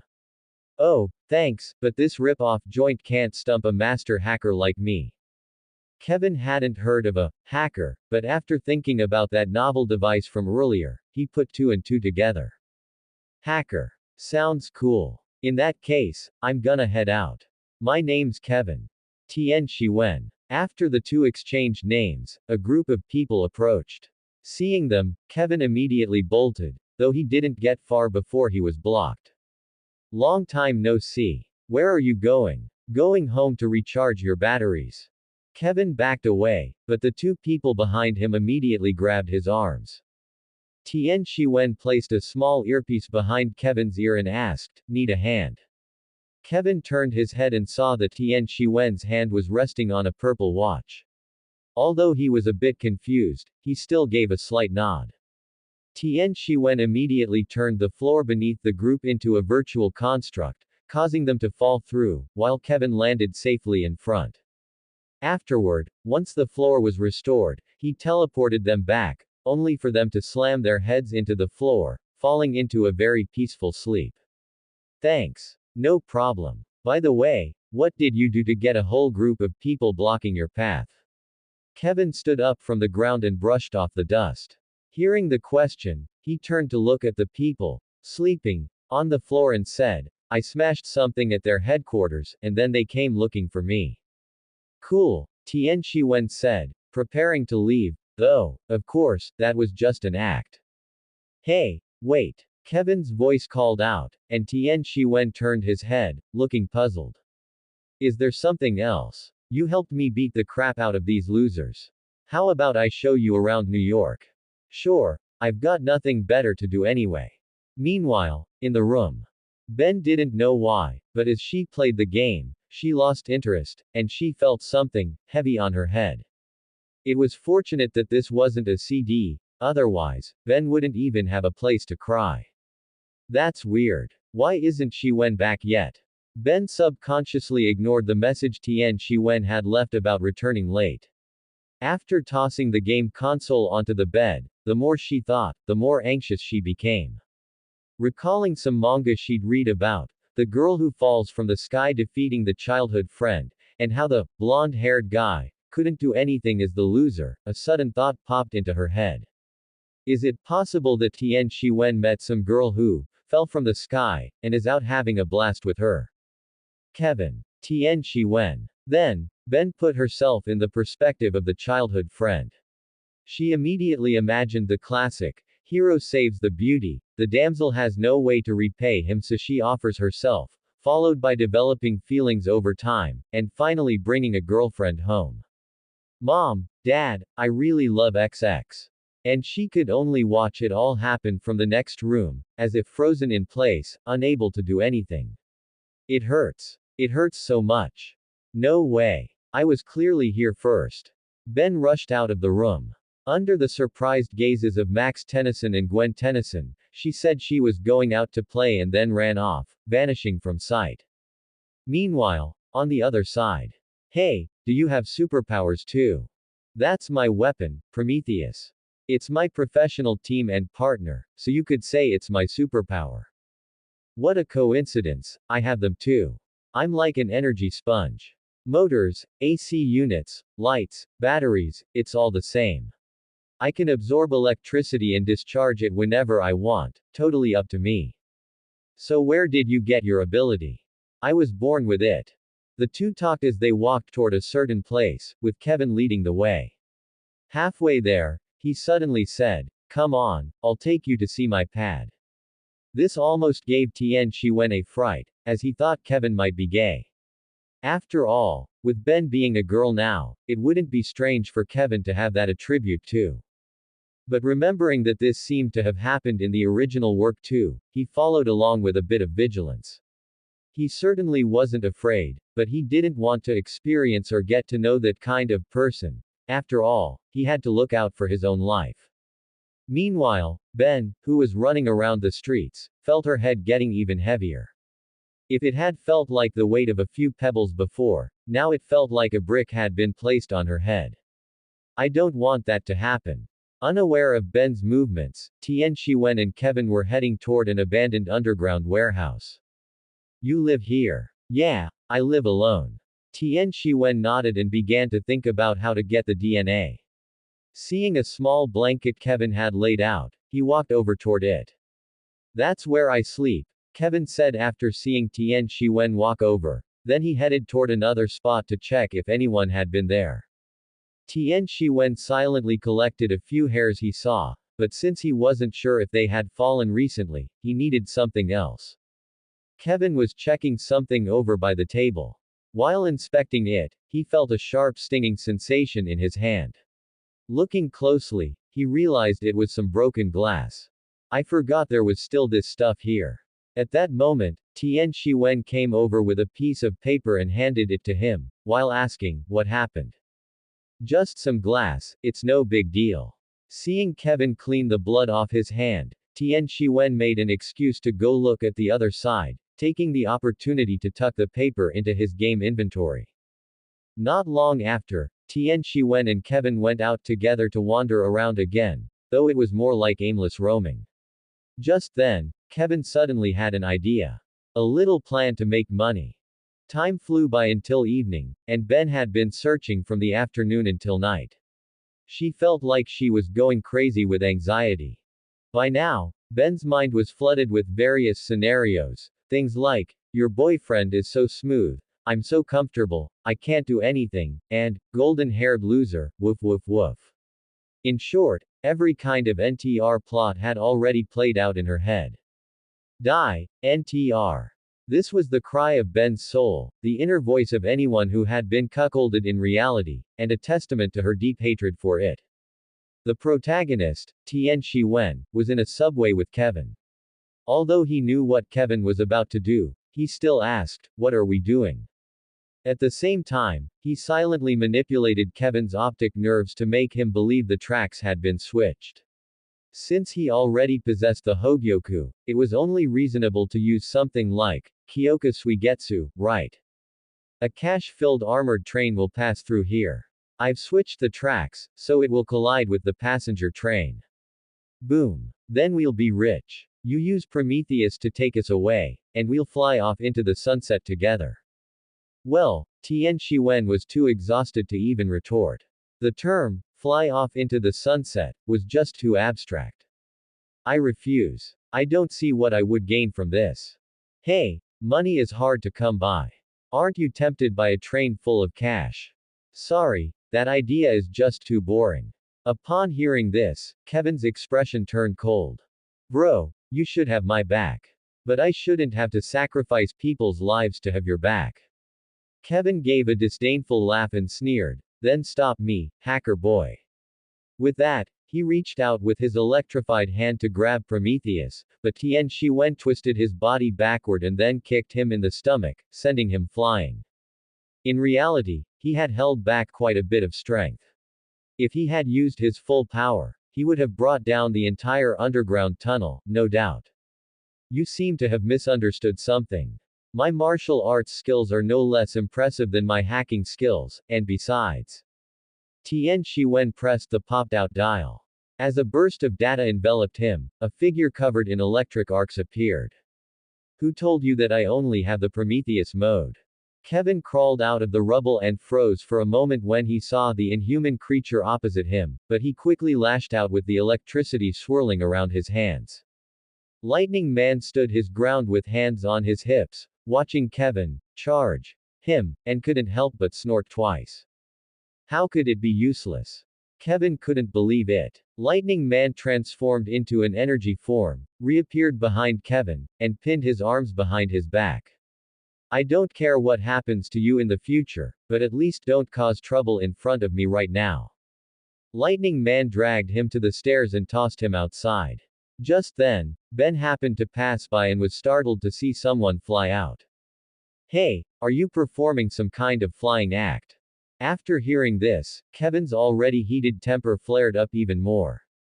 Without a second of hesitation, he unleashed a bolt of electricity at Ben. Ben dodged with a roll and frowned at him. She was already annoyed enough that she hadn't found the person she was looking for, so what was the meaning of someone attacking her out of the blue? She silently pressed the dial. She was already used to the body of Heat Blast. She had originally intended to select 4 arms, but the Omnitrix had acted up, leading her to seriously suspect that the system was rigged. Are you with him? Looking at Ben, who had transformed into Heat Blast, Kevin's not-so-high intelligence suddenly made a connection. After hearing this, Ben seemed to have discovered something incredible. Her brain, already filled with who knows how much jealousy, saw the concentration spike immediately upon hearing Kevin's words. Her mind was already conjuring a story about a blonde homewrecker luring an innocent boy, the boy realizing it and beating up the blonde, and then encountering the boy's actual girlfriend who wanted revenge. The flames on Heat Blast burned even brighter. Kevin even felt like he was about to be roasted. As everyone knew, the angrier Heat Blast became, the stronger the flames grew. Die, NTR. Ben might have been so angry that she was losing her mind, she just hurled a fireball at him. Kevin dodged and retaliated with a bolt of electricity. Ben didn't dodge or block, taking the hit head-on in a classic trade damage tactic. Tian Shiwen, having just walked out, was dumbfounded. Wait, sister, why are you here? And why are you two fighting? Knowing Ben's reckless nature, Tian Shiwen immediately turned his electricity into a whip to clear away the surrounding combustibles. After suffering repeated setbacks, Kevin decided to play it smart and yield.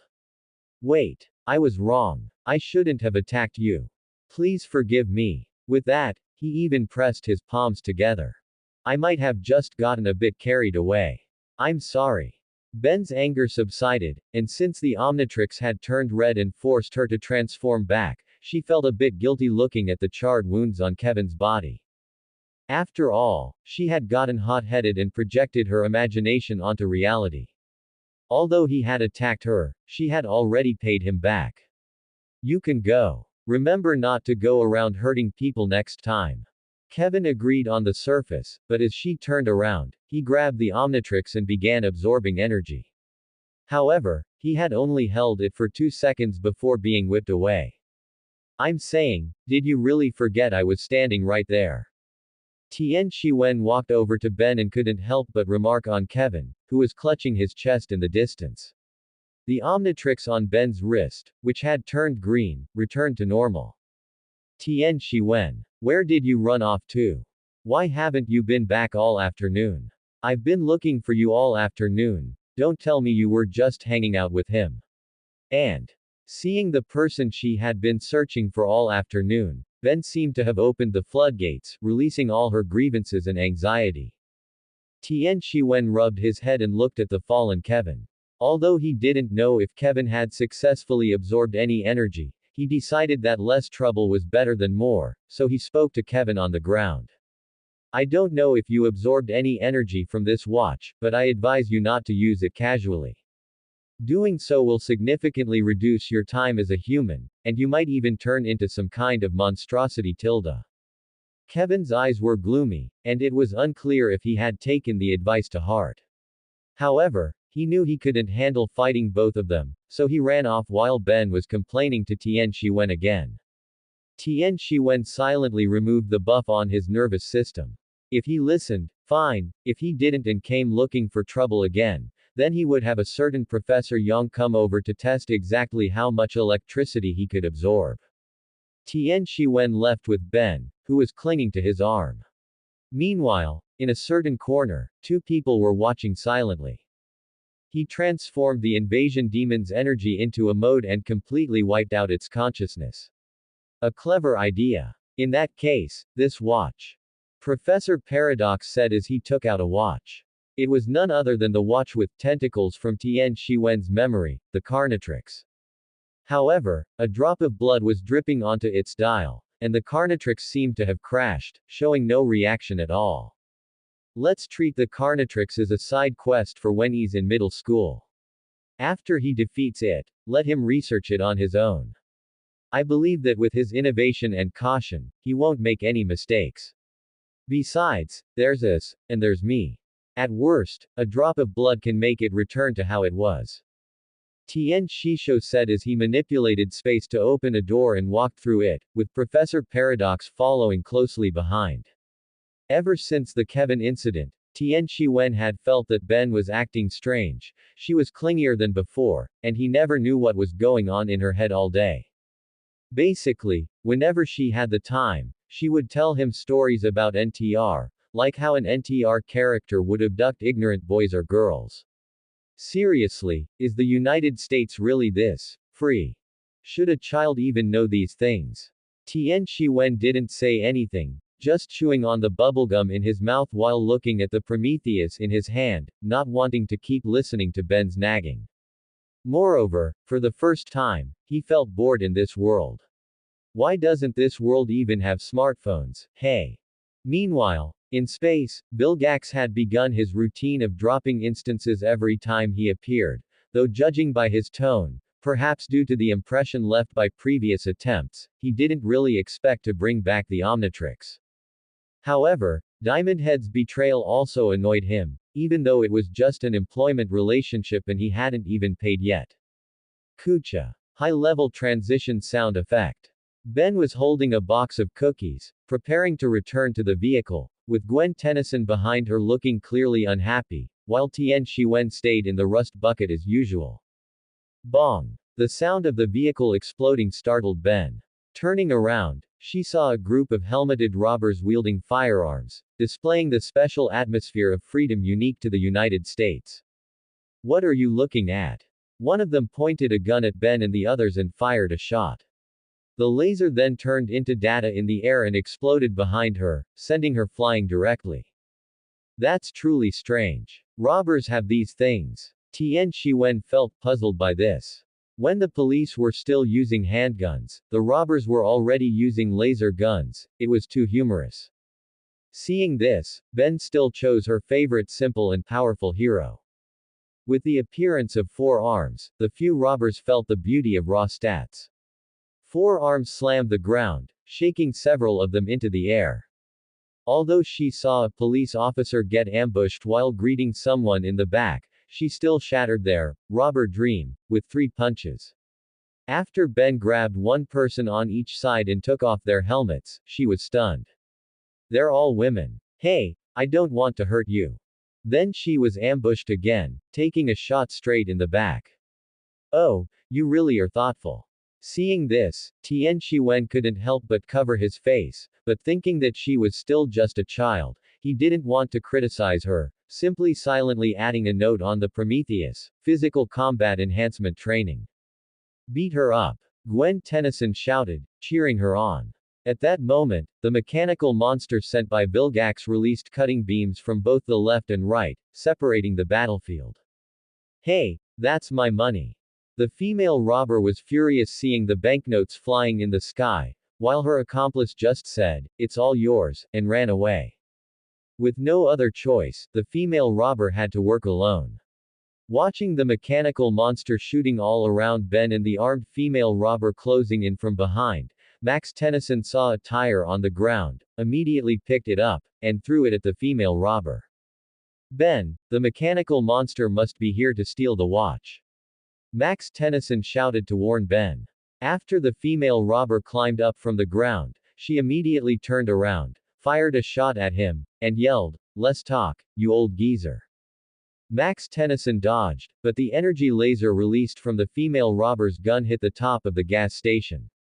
Debris fell, and just as it was about to hit Max Tennyson, he turned into data and disappeared from the spot, appearing next to the rust bucket.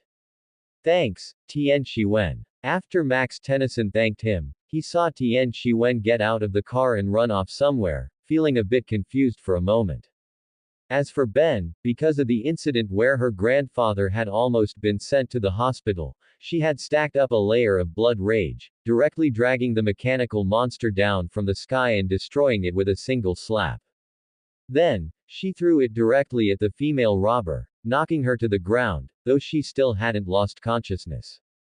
Seeing this, I still can't help but wonder about the constitution of humans in Ben 10. Max Tennyson's constitution is so good that it's understandable, but it's quite strange that a robber wasn't knocked out after being hit by something thrown by 4 arms, though maybe it's because Ben didn't use much force. Perspective shifts to Tian Shiwen. Feeling a piece of information that had appeared in his head, he couldn't help but curse on the road. Son of a fool. Using his ability to sense a life form somewhere in the city, he discovered something quite familiar and used his ability to bring it over directly. This thing could be identified as 4 arms, but in terms of appearance, it looked more like a spider. This was also the 4 arms that an invasion demon, which Tian Shiwen had previously killed, had transformed into after invading the Omnitrix. But after seeing that there was no icon on the outside, he was certain that it was just an infected member of the 4-armed species. You also have the Omnitrix. The head of the invasion demon appeared from behind the neck of the 4 arms, still with that mouth full of fangs, but the body was twisted, as if a tube had grown out from behind his neck. Without saying anything more, the invading 4 arms began to move. Of the 6 arms splayed on the ground, 4 were raised and struck at Tian Shiwen. Having previously witnessed the terror and abilities of this monster, Tian Shiwen still used his ability to freeze it in place. However, this time he felt that his ability didn't last long before it was cancelled out by another stronger ability of the same type. What? Tian Shiwen hurriedly dodged backward, and the hand of the invading 4 arms landed on the ground. The terrifying supernatural strength shattered the ground and also sent Tian Shiwen flying into the air. The invading 4 arms jumped up. The nose on the original face of the 4 arms had elongated, just like a real spider. At a thought, Tian Shiwen transformed into Lightning Man, turning into an energy form to dodge the attack, while simultaneously creating a whip to strike him a few times. Attacked, the invading 4 arms cried out in pain, but immediately attacked again. This time, his attack was unique. All 6 arms were stacked together and slammed toward the ground. Suddenly, the ground within a radius of 100 meters began to shake, and a stone pillar appeared beneath Lightning Man, attempting to impale it. Lightning Man still used energy transformation to dodge, subsequently creating a thunder spear and throwing it out. One of the invading 4 arms' hands was pinned to the ground, and under Lightning Man's control, the thunder spear immediately covered his entire body in lightning. However, this time, the invading 4 arms stood up as if he had suffered no damage, even with lightning covering his whole body. The invasion demon behind his neck seemed to sense something and looked toward a certain direction, then laughed a few times, which sounded bone-chilling. Tian Shiwen noticed this, so he tapped on the dial. Suddenly, a virtual fence appeared, isolating the surrounding space from the outside world. The invasion demon, which had been sneaking underground, felt that there was no way forward and returned to the main body in frustration. Who on earth created this instance for me? Tian Shiwen screamed internally, and balls of lightning appeared behind him. Outside the virtual fence, Ben and the others had recovered, and they were all shocked when they saw the peculiar and ugly posture of the invading 4 arms. Max Tennyson felt that he hadn't seen much in his career as a plumber. Was this a Tetraman? Gwen Tennyson and Ben truly never expected that 4 arms' body could be twisted into such a shape. I suddenly feel that the form you've transformed into is actually not bad. I can't believe how many things have agreed with you on this summer vacation. After Ben finished speaking, she looked at the glowing red Omnitrix on her wrist, then looked toward Tian Shiwen with eyes full of worry. They had tried to enter, but couldn't. Even Max Tennyson hadn't found a way, so the only thing they could do now was wait. In the arena, Lightning Man hurled all the lightning orbs downward, while the invading 4 arms slammed his hands into the ground again, sending gravel flying to block the attack. When Lightning Man noticed a tentacle-like object emerging from its prone chest and extending into the ground, it immediately formed a spear and thrust it backward. The large face of the invasion demon emerged from the ground, its sharp claws thrusting directly toward the icon on the Omnitrix. Outside the arena, Ben panicked, wanting to cheer him on, but it seemed her voice couldn't get through, and she once again experienced the feeling of being unable to do anything. Lightning Man's strike behind it caused blood to splatter everywhere, but the ground beneath it loosened, and another face of the invasion demon emerged. The body of the previously attacked invasion demon began to converge toward it, covering it. Sensing the little electrical energy remaining in its body, Lightning Man shifted its intent and transformed into Nightmare. As soon as it transformed and prepared to release mist, it saw the invading four arms jump up, firing the sharp claws of one hand to knock it to the ground, then using the claws of his remaining hand to grab at the other two clones. The invasion demon had only one strategy now: as long as it touched his Omnitrix, it would win. So, it prepared to forcefully make contact, ignoring everything else with a reckless, brute force approach. Nightmare dodged upward, and by this time, the invading four arms had regained his freedom of movement, slamming into the ground again, causing stone pillars to erupt and smash toward Tian Shiwen's direction. With stone pillars all around and the invasion demon nearby, how was he supposed to play this? In response, Tian Shiwen decided to stop playing fair and use a cheat. He slapped the Omnitrix again, first teleporting himself to a safe place, then turning the dial and slapping it again. A gray, data-like fluid, completely different from before, enveloped Nightmare's entire body. Under the modification of the gene change pattern mode, invading Nightmare appeared. I need to end this quickly. Because he couldn't exceed 30 minutes in this mode, otherwise his DNA would be contaminated, Tian Shiwen had to finish the fight fast. The invasion demon was stunned when it felt its own corruption ability appear on its opponent. After all, it hadn't touched the Omnitrix yet. Could it be? Before it could finish its thought, dense tentacles appeared all around, trapping them in one area. The current Nightmare looked a bit like the King in Yellow. The invasion demon wanted to return to the invading four-arms body, but several tentacles slammed down simultaneously, severing the connection point between it and the body. Before it could scream, the remaining tentacles slammed down in a dense barrage. The invasion demon died under this attack, while the invading four arms relied on his physical toughness to endure for a while, but was still slammed to the ground, life or death unknown.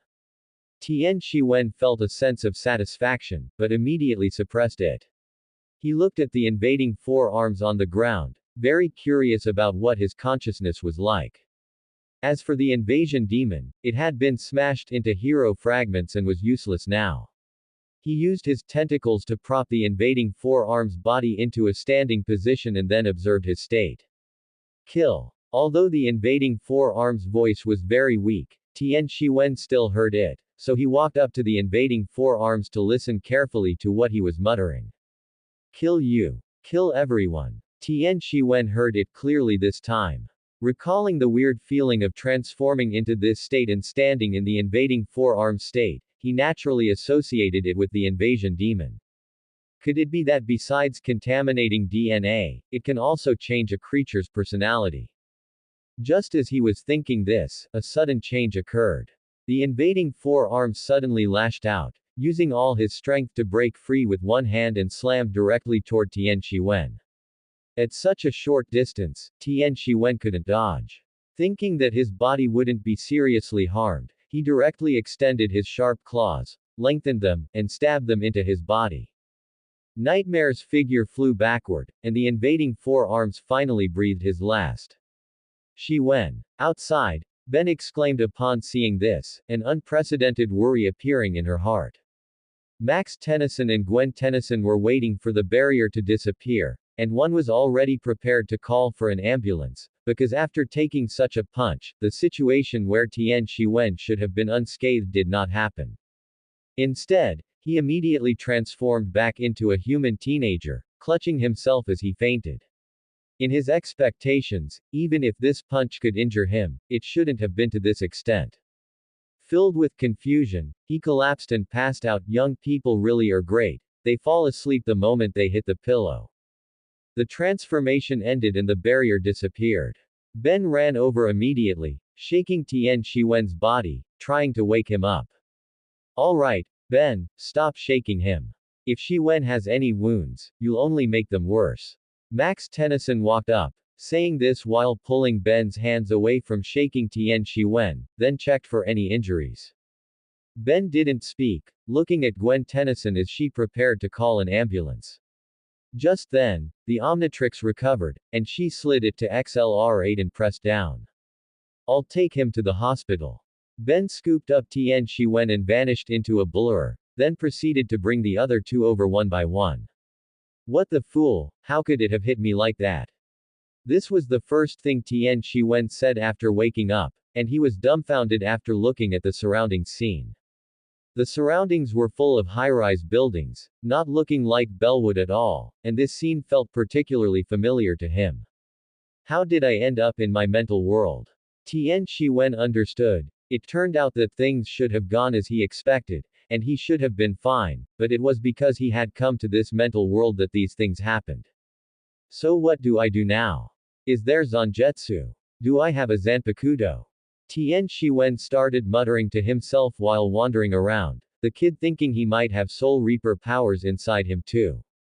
He found nothing, so he jumped toward another building and discovered something new here, a piece like a fragment, which looked more like a puzzle piece. Tien Shi Wen silently picked it up, thinking it might be useful later. After searching the vicinity for a while and finding nothing more, he continued jumping toward another building.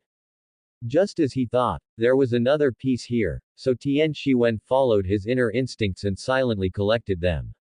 In reality, Ben kept watching Tien Shi Wen on the hospital bed as the doctor beside them began to explain Tien Shi Wen's condition. The patient's brain must have received a strong shock. However, the strange thing is that a normal person might have become a vegetable by now, but his situation is different. His body is terrifyingly strong. He has only fallen into a coma. It doesn't feel like he's human at all. Max Tennyson immediately felt something was wrong, so he changed the subject. Then when will he wake up? At the same time, he felt incredulous about Tien Shi Wen's physical strength. The specific time is unclear. It could be today or tomorrow, but either way, it won't be too long. Okay. Max Tennyson watched the doctor leave, told Ben and the others, and went out to make a phone call. The corpse of the invading four arms was still there, and he needed to find someone to dispose of it and analyze this mutated Tetraman. Although it was certainly related to the monsters they had seen before. Gwen Tennyson also followed him out, saying she was going to buy some food, leaving Ben alone in the ward. Ben looked at the Omnitrix on her wrist and thought of the invasion demon again. If only I could be this strong, I could protect everyone around me, Ben thought to herself. After all, in her eyes, it was the invading four arms that had beaten Tien Shi Wen into unconsciousness. Ben just stared at the side of the person lying on the hospital bed, not knowing what she was thinking about. Inside the spiritual world, Tien Shi Wen fell into deep thought as he looked at the thing he had pieced together from the fragments he had collected. What he had pieced together was a person, and they had seen this person not long ago. How did I piece together a female pervert? Tien Shi Wen looked at Bad Ben's face, feeling as though the wrinkles on his head were about to disappear. Then he picked it up and looked at it repeatedly, and after finding no errors, he fell into deep thought again. The Bad Ben on the puzzle was in a juvenile state, similar to the current Ben, only her hair was black. Looking at the action in the puzzle, it seemed like she was being held by someone, the image showing someone grabbing the back of her clothes like holding a cat. Tien Shi Wen continued to look around her and saw the other hand of the person who was holding Bad Ben in the puzzle. A fair hand hung by their side, with distinct knuckles making the hand look very delicate. It is worth mentioning that on the wrist, there was a purple watch. The watch looked unremarkable, just a bit more aesthetically pleasing, but Tien Shi Wen did not think so. Because wasn't this the Prometheus on his own hand? So that means that person is me. After Tien Shi Wen thought this, a sudden idea appeared in his mind. Could it be that this wasn't his first reincarnation? Thinking about Bad Ben's previous reaction, he felt this possibility was very high, and coupled with the fact that Prometheus looked exactly like his, he was even more convinced of this idea. Tien Shi Wen suddenly remembered that he had previously copied a copy of Bad Ben's memories about himself. Although it had been gathering dust due to various things, it seemed it could come in handy now. However, I wouldn't count as a runaway groom, would I? Tian Shiwen never thought he would encounter such a situation one day. Although he had seen similar things, now that he had truly become the protagonist of the story, he felt immense pressure. The key was that with one situation, there could be countless others. What should he do? The perspective returns to reality. The person appearing on the street causing destruction was none other than the previous female robber. Her body was already covered with components of the mechanical monster, they had merged. At this moment, in the jewelry store, she felt invincible, but seeing the jewelry being crushed into powder by her own hands, she couldn't help but feel a surge of anger. It's worthless now. She walked towards the clerk, each step looking incredibly oppressive, scaring the clerk so much that they didn't dare to move. Just then, Bilgax's voice echoed in her mind. Listen well, no matter who you are. The female robber clutched her head, looking very painful, and the clerk took this opportunity to run away. Who are you? How did you get into my head? Do not ask questions. Bilgax's voice grew louder, as if he were threatening her. You must follow my instructions now. Listen to my head, I only listen to myself. The female robber retorted, then felt as if her body had been electrocuted and fell to the ground. You now possess power beyond your imagination. Unless I teach you how to use it, it is completely useless. Bilgax's figure appeared before the female robber, like a giant looking at a human, or perhaps like a human looking at an ant. Follow my instructions and I will teach you. If you don't listen, I will turn you into dust. What do you want? Something that originally belonged to me. A priceless piece of high-tech equipment. Fortunately, you can help me get it back. The female robber's consciousness returned to reality, looking somewhat unwilling.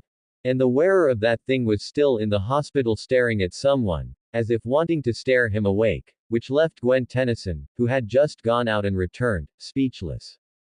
All right, Ben, the doctor said he's fine. But he has been in a coma for 1 hour, 43 minutes, and 52 seconds. I'm very worried about him.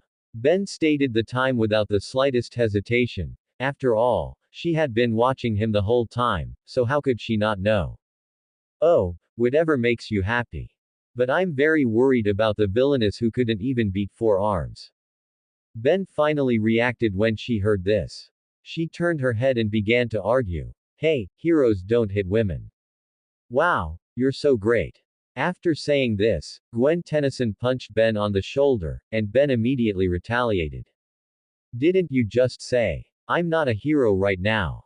Very good. Her flexible morals left Gwen Tennyson dumbfounded, but Ben walked straight out of the ward looking rather lonely. Are you okay? Usually, when you bully me like that, you'd be incredibly pleased with yourself. If I could turn into upgrade right now, I could enter those medical instruments and make Tian Shiwen get better faster. Ben, it's no use. Gwen Tennyson spoke up directly to shatter Ben's fantasy, but the latter was still somewhat persistent. Alright, then what if I turn into Ghost Freak? I could possess him. I don't know, but I hope he can get better quickly. Then Ben popped out the dial, preparing to transform, and the signal of the Omnitrix was detected by the mechanical monster components on the female robber. However, in the end, Ben did not transform. She just vented her frustration and annoyance at her own weakness on a trash can. Gwen Tennyson wanted to comfort her, but upon seeing something flying in from outside the window, she lunged at her and knocked her down. Then the window shattered, and the female robber flew in from outside. Hand over the Omnitrix. If you want it, come and take it. Although Ben didn't know what the Omnitrix was, thinking that the Omnitrix was the only thing on her that had any attraction value, she spoke up, trying to lure her elsewhere. And the female robber fell for it, firing a shot directly. Ben took Gwen Tennyson and dodged, running elsewhere. Ben sprinted down the hallway with Gwen Tennyson, while the female robber stopped halfway, standing still like a turret and firing attacks. Doctors and nurses in the vicinity fled to other areas to avoid being caught in the crossfire. Reaching the stairwell, Ben and Gwen Tennyson headed straight down the stairs, analyzing intelligence as they went. Ben, that thing is what the villain who robbed the armored truck turned into. She seems to have transformed into those machine monsters. No sooner had Ben finished speaking than a raging fire surged up from the stairs. Seeing this, the two continued running downward, while the female robber simply jumped down, which was effortless thanks to her body currently fused with machinery. Upon landing, she fired two more attacks at Ben and Gwen Tennyson, but they were dodged, as if she were a master of outlining the human body rather than hitting it. Alright, once we get out, you're going to transform into an alien hero, right? Ben nodded upon hearing this, and after leaving the hospital, she hid behind an ambulance.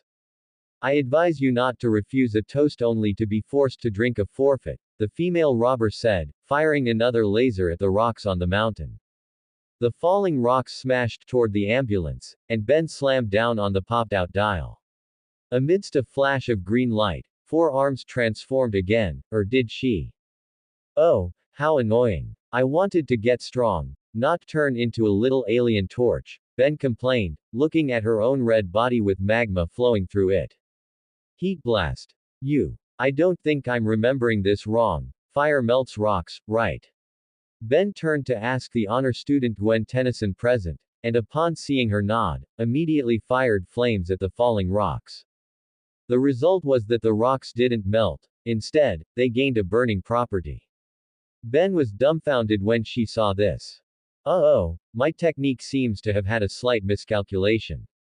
Run. After sending Gwen Tennyson away, Ben started burning the ambulance to fix it in place, leaving the spot a second before the rocks rolled down. The falling rocks collided with the burning ambulance. Fortunately, the ambulance was sturdy enough to take the brunt of it. The hospital is safe now. But there are still many people down in the canyon, Gwen Tennyson said, pointing below, where a small town was located. Oh, how annoying, you were right again. Ben rushed downward, but the female robber seized the opportunity to knock her to the ground. Already in a bad mood, Ben felt like someone who had just played a match of Naruto, was about to wear the third outfit, but then the potato server glitched and kicked her out of the game. Surging flames ignited around her, and the female robber was blown away against the mountain.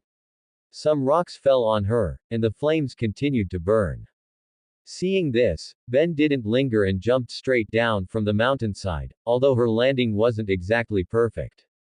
She then used a pillar of fire to shatter the bridge, causing the falling rocks to land naturally into the water. Just as Ben was about to return, the recovered female robber took her into the air and threw her to the other side. However, the female robber wasn't doing too well either. One of her laser cannons was broken, and some parts on her body had been scorched. Still, she was able to suppress Ben with firepower. After firing a few shots, she began searching for Ben's location, and Ben jumped out, saying, "Looking for me? I'm right here." The female robber flew over to grab her by the neck, but Ben ducked to dodge. There was a gasoline truck in front of her, and for once using her head, Ben tossed a spark onto it. A sheet of flame rose up, blasting the female robber into the sky. Ben threw out a taunt. Bye. Then she returned to the hospital. Ben, Gwen Tennyson, and the newly returned Max Tennyson analyzed the current situation together. Every time I use the watch to transform, it draws her here.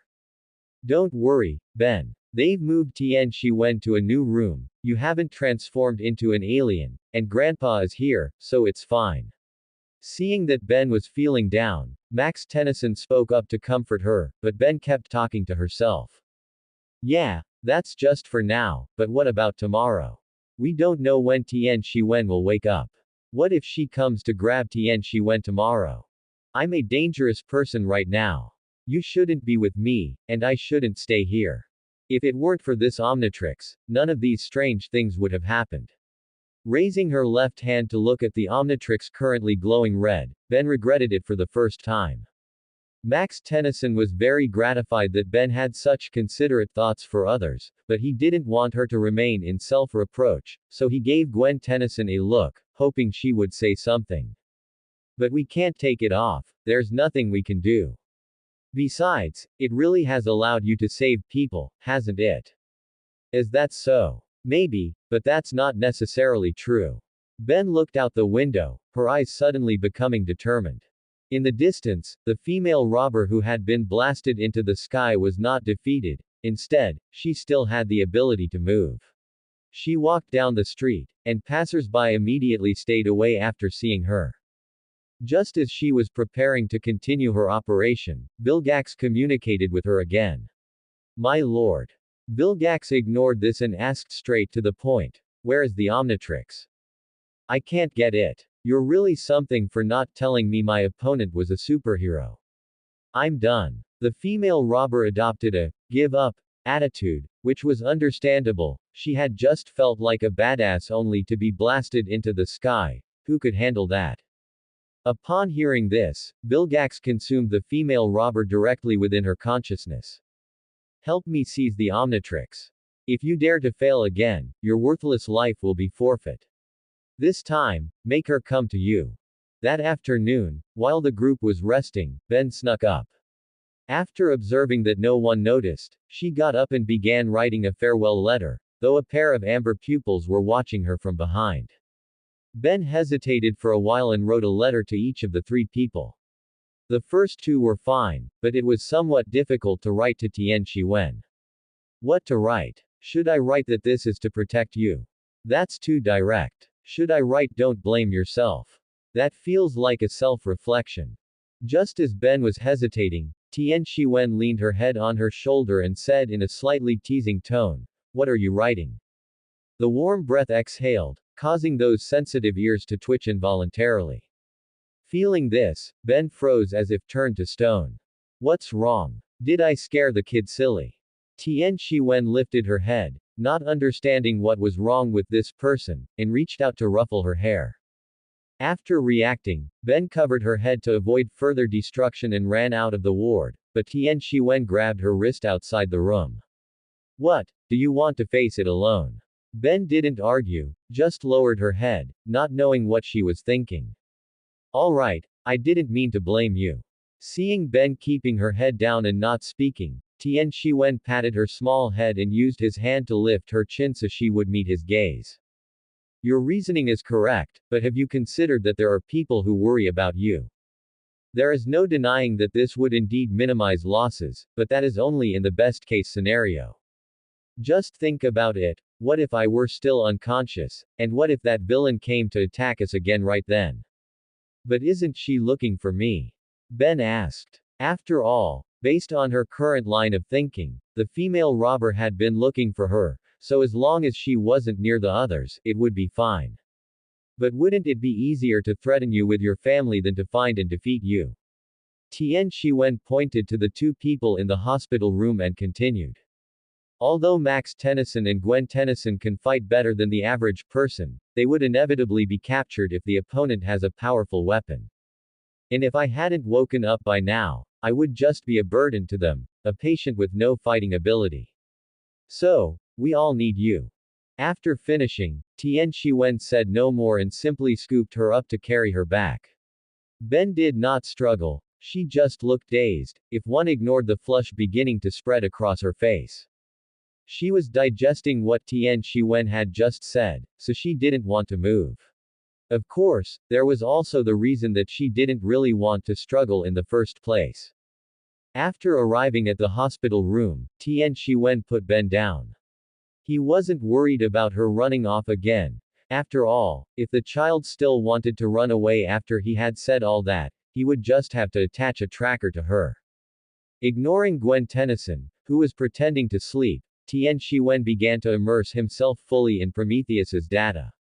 He was currently attempting to input memories into Prometheus to create an effect similar to a movie. And for this effect, he needed to add an AI to manage this function. He had already thought of a name for it, Director. Dunderhead cousin, what are you doing? Gwen Tennyson squinted at Ben, who was sitting blankly on the chair, feeling frustrated by her lack of progress. He was being so proactive, and her brain had just crashed. What kind of move was that? She had woken up back when Tian Shiwen went to chase after Ben. She had originally thought he would just bring her cousin back, but he had carried her back. She had thought their progress was quite fast, but seeing Ben sitting there motionless, she became anxious. Right now, Gwen Tennyson felt like a fan of a couple who kept waiting for some sweet moments, only to realize that the two people weren't actually together. And what was Ben thinking about? Tian Shiwen smells so good. Is he wearing perfume? That's right, after digesting what Tian Shiwen had said, she was thinking about this. After all, the faint peach blossom scent that had been lingering around her nose had disappeared, and it felt rather uncomfortable. And why did Tian Shiwen feel so warm? Ben didn't speak, just kept thinking. Tian Shiwen didn't speak, just kept trying to load the new AI. Gwen Tennyson didn't speak, just kept pretending to sleep. Unable to keep up the act any longer, Gwen Tennyson opened her eyes and stepped forward to pat her dunderhead cousin, giving the latter a start. Gwen Tennyson didn't pay attention to her reaction and went straight to grab the letter Ben had written for Max Tennyson and herself. Seeing this, Ben finally remembered her own business and prepared to retrieve the letter intended for Tian Shiwen, but it was too late. Dear Tian Shiwen, when you see. Tian Shiwen's low murmur was just heard by Gwen Tennyson, so she spoke with a face full of smiles. Wow, dear. Don't say it. Ben lunged forward to cover the content of the letter, and Tian Shiwen's stomach suffered a fierce attack, though it didn't hurt much. Hey Ben, isn't this the letter you wrote to Tian Shiwen? Why are you taking it back? Mind your own business. The pair of cousins continued to bicker, and Max Tennyson was awakened by the noise. Ben and Gwen Tennyson, what are you arguing about? Oh, Tian Shiwen, you're awake, Max Tennyson said, rubbing his sleepy eyes and yawning. How does your body feel? Is there anything uncomfortable? I'll go call the doctor. Saying this, he didn't wait for Tian Shiwen to speak and went to find the doctor. After some examinations, with the doctor's permission, Tian Shiwen was successfully discharged from the hospital. Next, we need to deal with that female devil. To change the subject, Ben spoke first, and clearly, this tactic was effective. The energy frequency I detected on the map is similar to the previous mechanical monster. I'll teleport us directly to the vicinity. Max Tennyson nodded, which counted as agreeing for the other two. As a stream of data appeared, the group vanished from where they were and appeared near the female robber, who was currently being chased by several police cars. The female robber used her remaining laser cannon to fire a few shots at the police cars, and as the cars made contact with the lasers, it meant they were completely totaled. Seeing this, Ben transformed into XLR8, used super speed to trip her, and then kicked the laser cannon behind her to change the laser's trajectory. Hey, why didn't you come play with me? The female robber tried to grab XLR8's foot but was blasted aside by the quantum cannon. After changing Prometheus's mode to hacker mode, Tian Shiwen began to hack into the mechanical monster's program. Stall for a while, I'll take control of the permissions. Upon hearing this, Ben started running. After all, the main strategy was to keep pulling her around. The female robber, however, dismissed Tian Shiwen's words with disdain. After all, it would be too ridiculous for alien technology to be hacked by a kid. He wants to take back the Omnitrix, and I'm helping him take it. This is getting more and more interesting. Hearing this, Ben asked while dodging attacks, who is he? Then she jumped directly onto the female robber and began to kick her rapidly. Seeing Ben kicking the female robber until she kept retreating, Max Tennyson and Gwen Tennyson found some tires and such nearby. Whatever they could find, they threw, and it successfully had a suppressive effect. After Ben kicked the female robber away, a tank arrived. Seeing this, Ben dodged to the side, and the female robber took a shot head-on, but she was unscathed and even lifted the tank. Not bad, but the speedster is mine. After saying that, just as she was about to throw the tank, she realized she couldn't move at all. This time, it's the hacker's victory. Looking at Vilgax's big face on Prometheus, Tian Shiwen smiled. Kid, who are you? How could you possibly hack into my system? Vilgax didn't understand. His control over the mechanical monster was perfectly fine, and suddenly it was taken over by an Earthling kid. What the hell is this? Forget it, you stinking squid, I have no obligation to answer you. As the delete key was pressed, Vilgax's control permissions were completely taken over. Ben, turn into upgrade and possess her, she can't move now. To let Ben become more proficient and understand upgrade's abilities, Tian Shiwen decided to let his teammate take the kill. After kicking the tank out of the female robber's hands, Ben turned the dial and transformed into upgrade. Without saying much, she possessed her directly. After upgrade came off, the mechanical monster on the female robber was completely totaled, and she herself was captured. Oh, we are an invincible team, Ben said happily after transforming back in a corner, and she raised her right hand. Tian Shiwen understood and raised his right hand to give her a high five, pushing Gwen Tennyson to the side. A not-so-quiet day. Two men stood on a small wooden boat, one of them saying to his accomplice, "Robbing this shipyard is really easy and fun, ha ha ha ha." But suddenly, the water nearby began to splash repeatedly. The man looked into the water, saw only a pair of green eyes, and was then grabbed by Ripjaws and pulled into the sea. The other man heard the commotion and looked with confusion toward the spot where his companion had just disappeared. Let's just say, whether he was scared or not, he was still a short distance from godhood, but he had already left humanity far behind. Ripjaw's head popped out of the water, scaring the man so much that he ran away immediately. Would Ben let him run? No. When the man had run a distance and looked back, a column of water rose from the nearby sea, and Ripjaws emerged. The man ran straight to a hot dog stand and knocked it over, causing hot dogs to spill onto the ground. Wasting food is shameful, and the oil inside leaked out, surrounding Ben. Just then, an electric wire came into contact with the oil, and Ben was immediately trapped in a blaze. I love a traditional grilled fish feast. Because there was no water, Ben had difficulty breathing. She punched through the bottom of the bridge and returned to the sea to replenish her state. The man thought he had successfully taken care of Ben and prepared to leave, but Ben charged out from under the bridge and threw him away. With the arrival of the police, the incident ended smoothly. A police officer standing next to Ben saw her appearance and said with a smile, "I don't care what others say, I think you circus freaks are pretty cool." Circus freaks. I'm not a circus freak, I'm a superhero. Having said that, Ben jumped into the water. Seeing this, the police officer added, "Still looks like a freak." After returning to the car, Ben sat next to Tian Shiwen as usual, while Gwen Tennyson sat opposite, staring blankly. After being rendered speechless by the two of them, she looked out the window to relieve her boredom and ended up seeing a billboard. Zombozo's Laugh a Lot Circus Tour, cool. Hearing Gwen Tennyson say this, Max Tennyson continued, "I haven't really been to a circus since I grew up. It's quite fun, do you want to go see it?" Gwen Tennyson was already interested in it, and upon hearing Max Tennyson say this, she expressed her interest. "I love circuses. Because you look like a circus clown. I don't want to go, that's for little kids. Oh please, grow up." Gwen Tennyson was displeased, and Tian Shiwen also wanted to tease Ben, who clearly didn't want to go. "But aren't you just a little kid right now?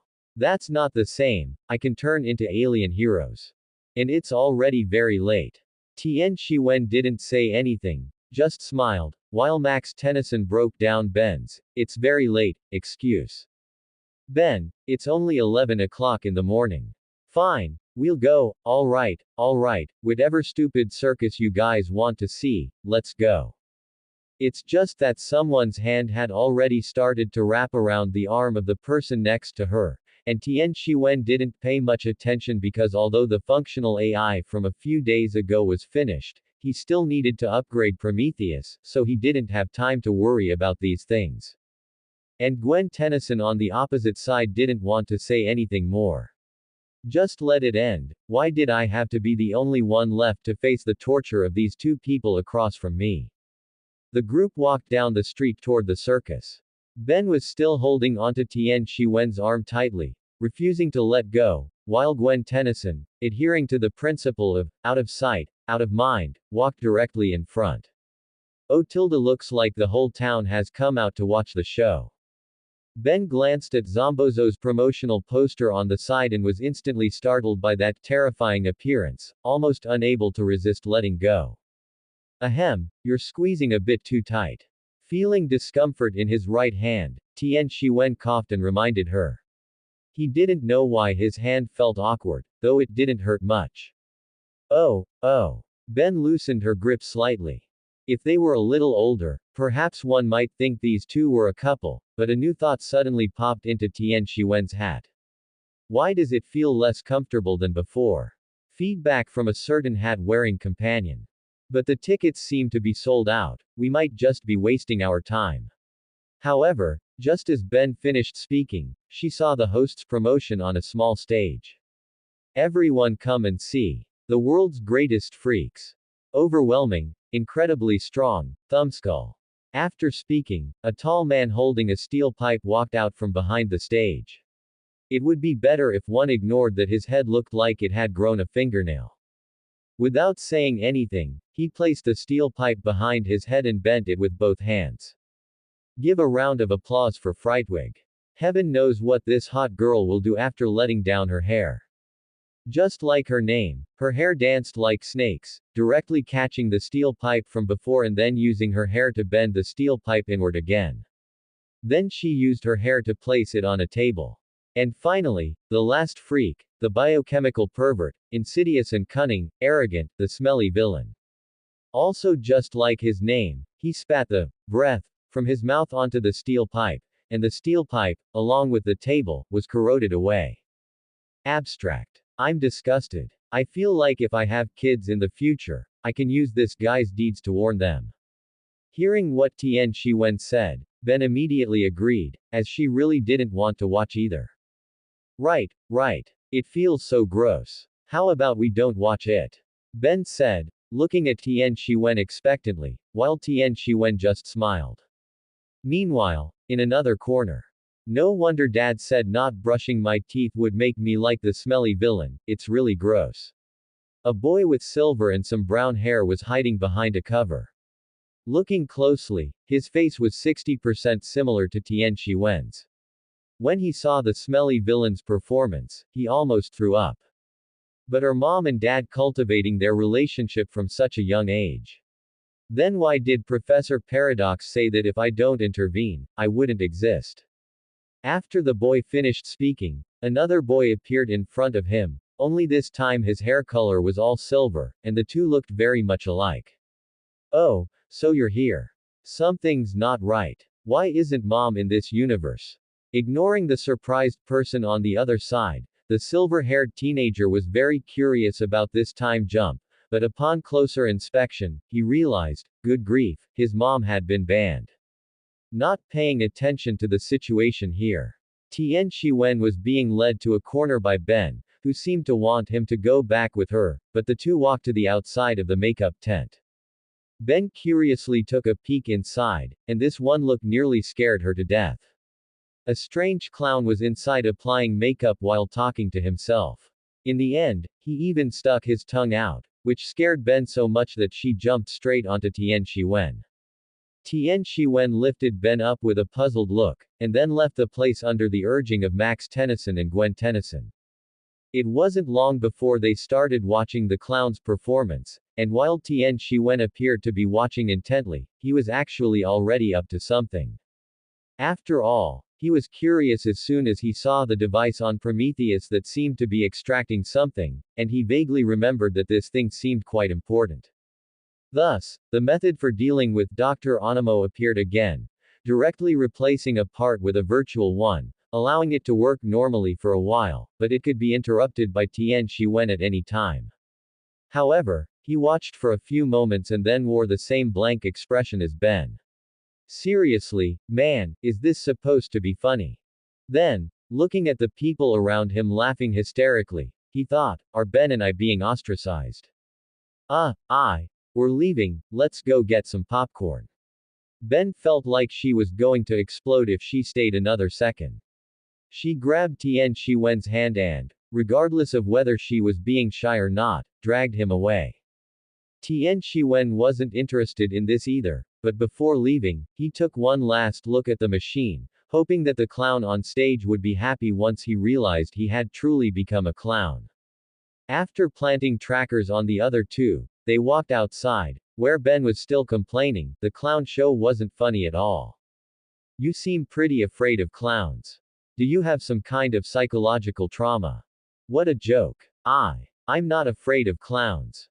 Ben bristled at the question, while Tian Shiwen just shrugged, indifferent.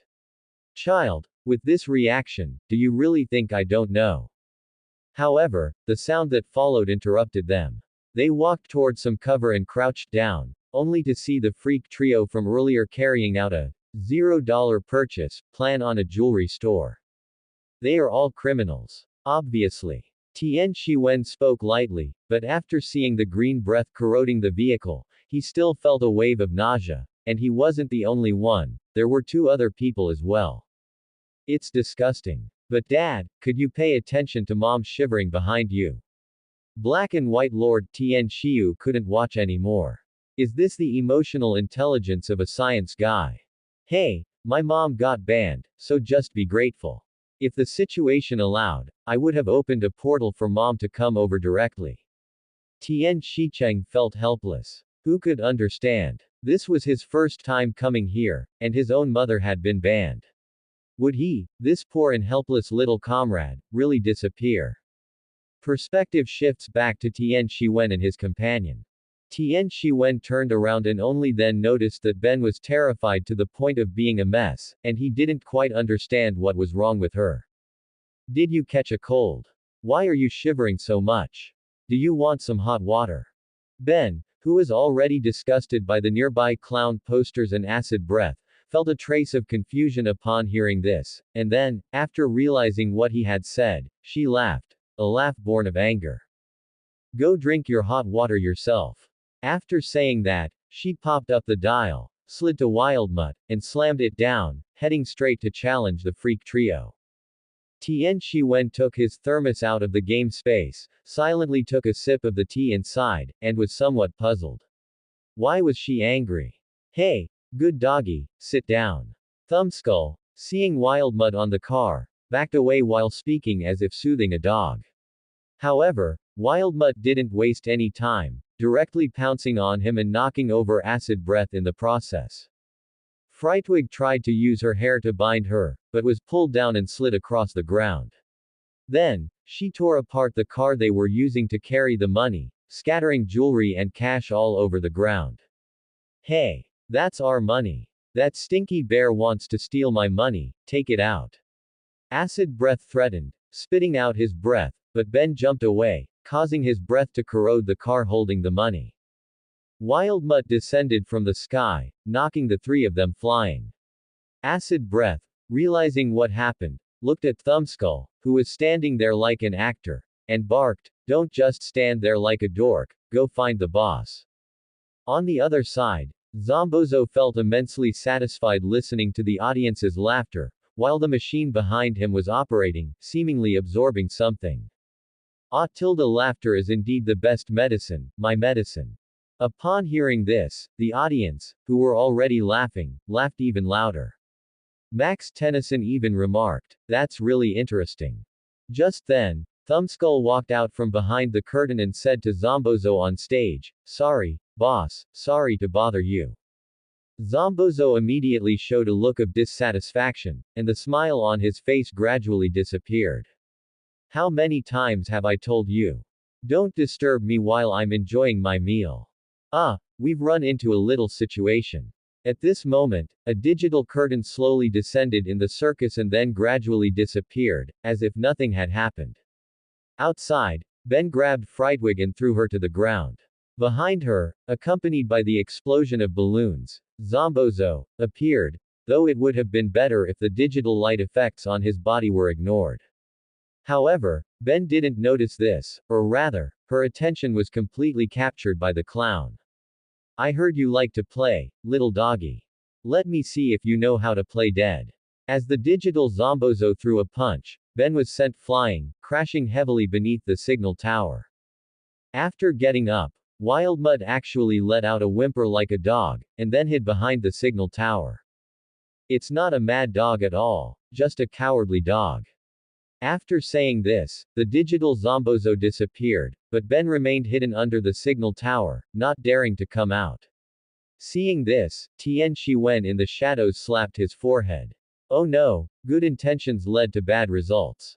So, he first used quantum energy to create a few ropes to tie up Frightwig and Acid Breath, then went to the signal tower to find the shivering Ben. First, he tapped the Omnitrix icon to turn her back, and just as he was about to ask what was going on, Ben, upon transforming back, threw herself into his arms. Regardless of whether she was shy or not, she started sobbing quietly, snot and tears streaming down. Wait, Ben, tell me first why you're so afraid of clowns. I don't understand. And please, stop crying, okay? Tian Shiwen kept trying to soothe the little princess, and after a while, she finally adjusted her emotions. Then you're not allowed to laugh at me. What's so funny about that? Tian Shiwen didn't understand. Now I need to know why you're afraid of clowns. Max Tennyson and Gwen Tennyson are still inside, and if they get captured, that'll be a problem. It's just that when I was little, Grandpa dressed up as a clown to scare me, so. As she spoke, Ben's voice grew quieter and quieter, until it was only loud enough for herself to hear. Tian Shiwen thought about it and realized it made sense. Although he was a man, he had heard some things about girls, and since Ben here had a girl's mindset, it made sense that something she feared as a child would still leave a shadow now. Alright, I know. You don't need to be afraid of these things. You have me by your side now. Even if it's something truly terrifying, don't I still have to face it with you? Everyone has things they are afraid of. Don't look at me like I'm indifferent. I had things I was afraid of when I was a kid too. It must be said that making Tian Shiwen comfort a child like this was really asking too much of him, especially with that world-weary face of his. When I was a kid, I was even afraid of ghosts. Whenever I watched horror movies, as long as it looked like there was a bit of ketchup, I was scared. And Uncle Max Tennyson, he was so afraid of heights when he was a kid that he eventually had to keep standing in high places to overcome his fear. What you're experiencing now is normal. And think about it, what would you do if, because of fear, you couldn't bring yourself to strike at a clown who hurt your family? Ben couldn't speak, because based on her performance earlier, she really might do such a thing. So Ben, treat fear as a challenge. You must overcome it so that you can protect the people you want to protect. That's what he said, but Tian Shiwen didn't believe anyone could overcome their fear immediately. I want to go back to the circus to see. I'm very worried about their situation. If you're still not feeling up to it, just wait for me to come back, okay? I want to go too. You can't leave me behind. Ben stood up with some difficulty. Seeing this, Tian Shiwen didn't say much and took her toward the circus. Hey, Dad's emotional intelligence, is it Schrödinger's emotional intelligence? How is it there one moment and gone the next? Who knows? But really, I remember Mom telling me that when they were kids, Dad actually had pretty good emotional intelligence. How is it that here? Meanwhile, inside the circus, Zombozo was about to start cursing. He had been walking for nearly 10 minutes and simply couldn't walk out of the circus, as if he had encountered a ghost wall. This situation made him both angry and afraid. So, to calm his nerves, he simply knocked the audience unconscious and began to absorb their happiness, though this time the absorption efficiency was very slow. Zombozo comforted himself with the excuse that there were many people. Suddenly, he sensed two people walking in. Out of a test for his own power, he decided to play with these two. He went to deal with the little girl, while Thumbskull went to deal with the boy. Although Thumbskull felt that going was just throwing his life away, he still followed orders when faced with the boss's command. The two who had just entered the circus were immediately separated. Ben was very nervous, looking at the surrounding mirrors and constantly calling out Tian Shiwen's name. Suddenly, the person in the mirror turned into a clown, which startled her. Hello there, little girl. I have a premonition that you will bring me infinite joy. On the other side, Tian Shiwen looked at Thumbskull in front of him who wasn't even pretending anymore, and laughed. Fine. I was worried about having to deal with two people one by one, but it turns out you delivered yourself to my doorstep. Neither side wasted words. Thumbskull threw a punch first, but Tian Shiwen dodged by tilting his head and backhanded him in the face, then grabbed his wrist and threw him into the distance. Still the same saying, he didn't dare to use force because if he did, his skull would basically turn into powder. While Thumbskull was still stunned, Tian Shiwen pressed the dial. Lightning Man appeared in the arena, and without wasting words, turned into an energy form, flew behind Thumbskull, and pressed both hands on his shoulders. Electric currents flickered constantly over Thumbskull's body, causing him to scream in pain. Ah! After feeling it was enough, Tian Shiwen let go. Thumbskull was still smoking, as if he had been roasted, although that was practically the case. After binding him with quantum ropes and teleporting him away, Tian Shiwen looked toward a certain place. You must hold on, Ben. Ben had been walking in the mirrors for a long time. After touching many mirrors, her own face in the mirrors turned into Zombozo's face, and then these faces kept spinning. Hey, sour face lady. Zombozo's big face appeared on the mirror, with two identical, terrifying big faces staring at Ben. How about a smile? Ben seemed to be frozen in place and unable to move. Then the scene changed again, with many Zombozos extending their hands as if to grab her. At the same time, his voice kept pressing. What kind of tricks were you playing just now? I heard from my underling that a mad dog was causing trouble. Was it your stupid puppy that made my underling wail? And who is that freak outside? Zombozo was naturally talking about Lightning Man, though he hadn't seen Tian Shiwen transform. When Ben saw Zombozo's head pop out of a gift box, just as she was about to run, a new one appeared on the other side. He is your underling. Or are you a freak too? After retorting that she wasn't a freak, Ben began to dodge, eventually landing on a spider web. Zombozo's head was attached to the spider. At this moment, he could truly be called the head-attaching overlord. Alright, little girl, you have to learn to relax. Then he came in front of Ben and pressed the spider's two legs against her face. That will feel great. Then he destroyed the spider web, letting Ben fall. Ben looked closely and realized that she hadn't moved at all. She was still on this stage, just having been affected by something like an illusion. The clown walked up to her, and inside the device on his body, something like a soul floated by, though it was very ethereal. You wouldn't be afraid of old Zombozo, would you? After hearing this, Ben retreated repeatedly, but when she saw Max Tennyson and Gwen Tennyson inside, she couldn't help but feel a surge of anger. Even after Zombozo connected the machine's tubes to her, she still kept an angry gaze fixed on him. What do you want? Ben asked with a suppressed voice. Zombozo laughed out loud upon hearing this, then floated in the air and spoke playfully. I just want to get what every clown wants to get. Make everyone laugh, and then suck up their sense of joy, just like a sponge absorbing water. Am I wrong? Ben slowly stood up and popped out the dial, with Ghost Freak's image appearing within it. I just realized one thing, just like what Tian Shiwen said before. Zombozo watched the movements of her hands curiously, neither stopping her nor interrupting, just watching. Compared to clowns, I am more afraid of letting you hurt my family. She slammed it down, and in an instant, she transformed into Ghost Freak. Not bad, little girl, but I am even more pow. Before he could finish, he was punched flying by Ghost Freak, and the tubes behind him wrapped him up. Zombozo still maintained that posture, clearly still thinking he was invincible. Yo, Zombozo, you dropped your ID card. Two playing cards flew over and stopped in front of Zombozo. The cards were the Big Joker and the Little Joker. He looked angrily in the direction the voice came from and saw Tian Shiwen holding a part with a helpless expression, while the machine had long since stopped working.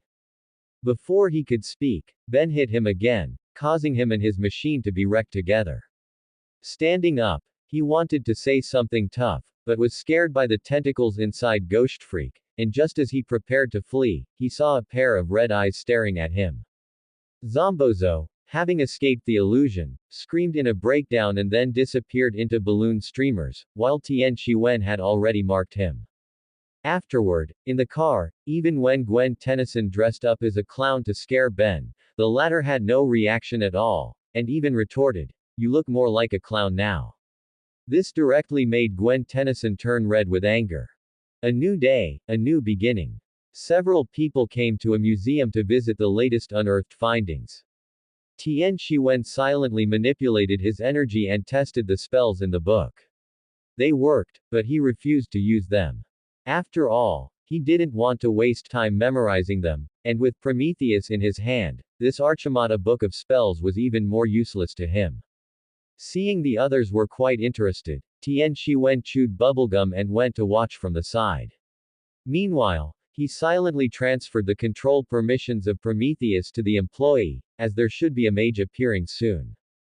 Sure enough, after a while, everyone around except Tian Shiwen started floating inexplicably. Tian Shiwen himself had the employee adjust his own data. Actually, it was just changing his body density, and incidentally creating a fixing effect when his soles touched the floor. "I have a bad feeling about this. This isn't a performance," Max Tennyson said while pinned to the ceiling. He looked down and saw Tian Shiwen, completely numb. Not long after, following the appearance of red smoke, an old man flew in. If one didn't look closely, his face looked like bone. "Archimata Book of Spells, all the magic power it possesses will be mine." Hex looked at the book in the glass case and reached out to blast it. However, as soon as he reached out, cannons appeared all around, making him afraid to move.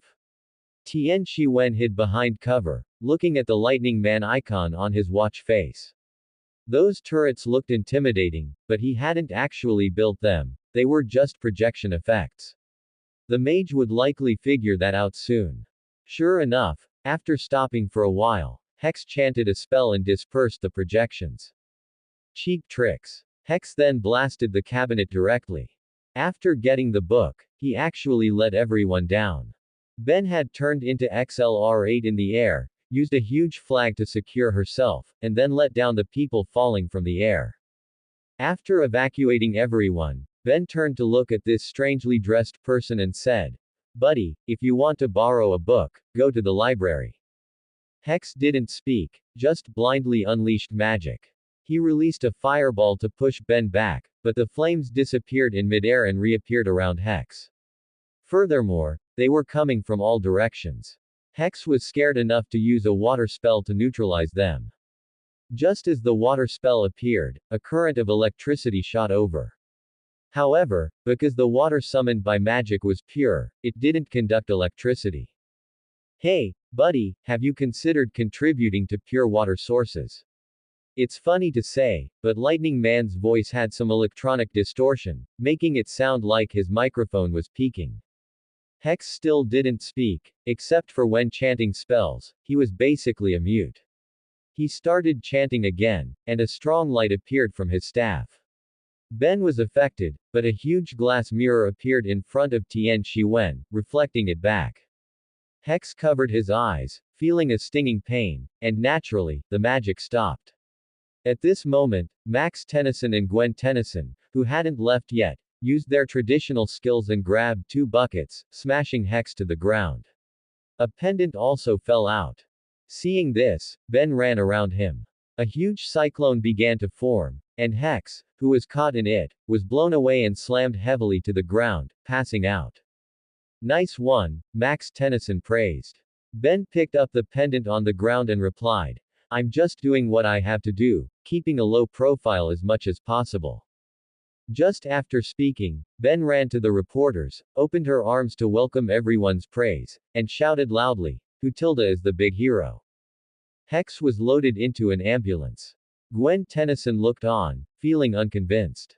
As for Tian Shiwen, he went online to search for information related to that pendant, as almost anything in this world could be found online.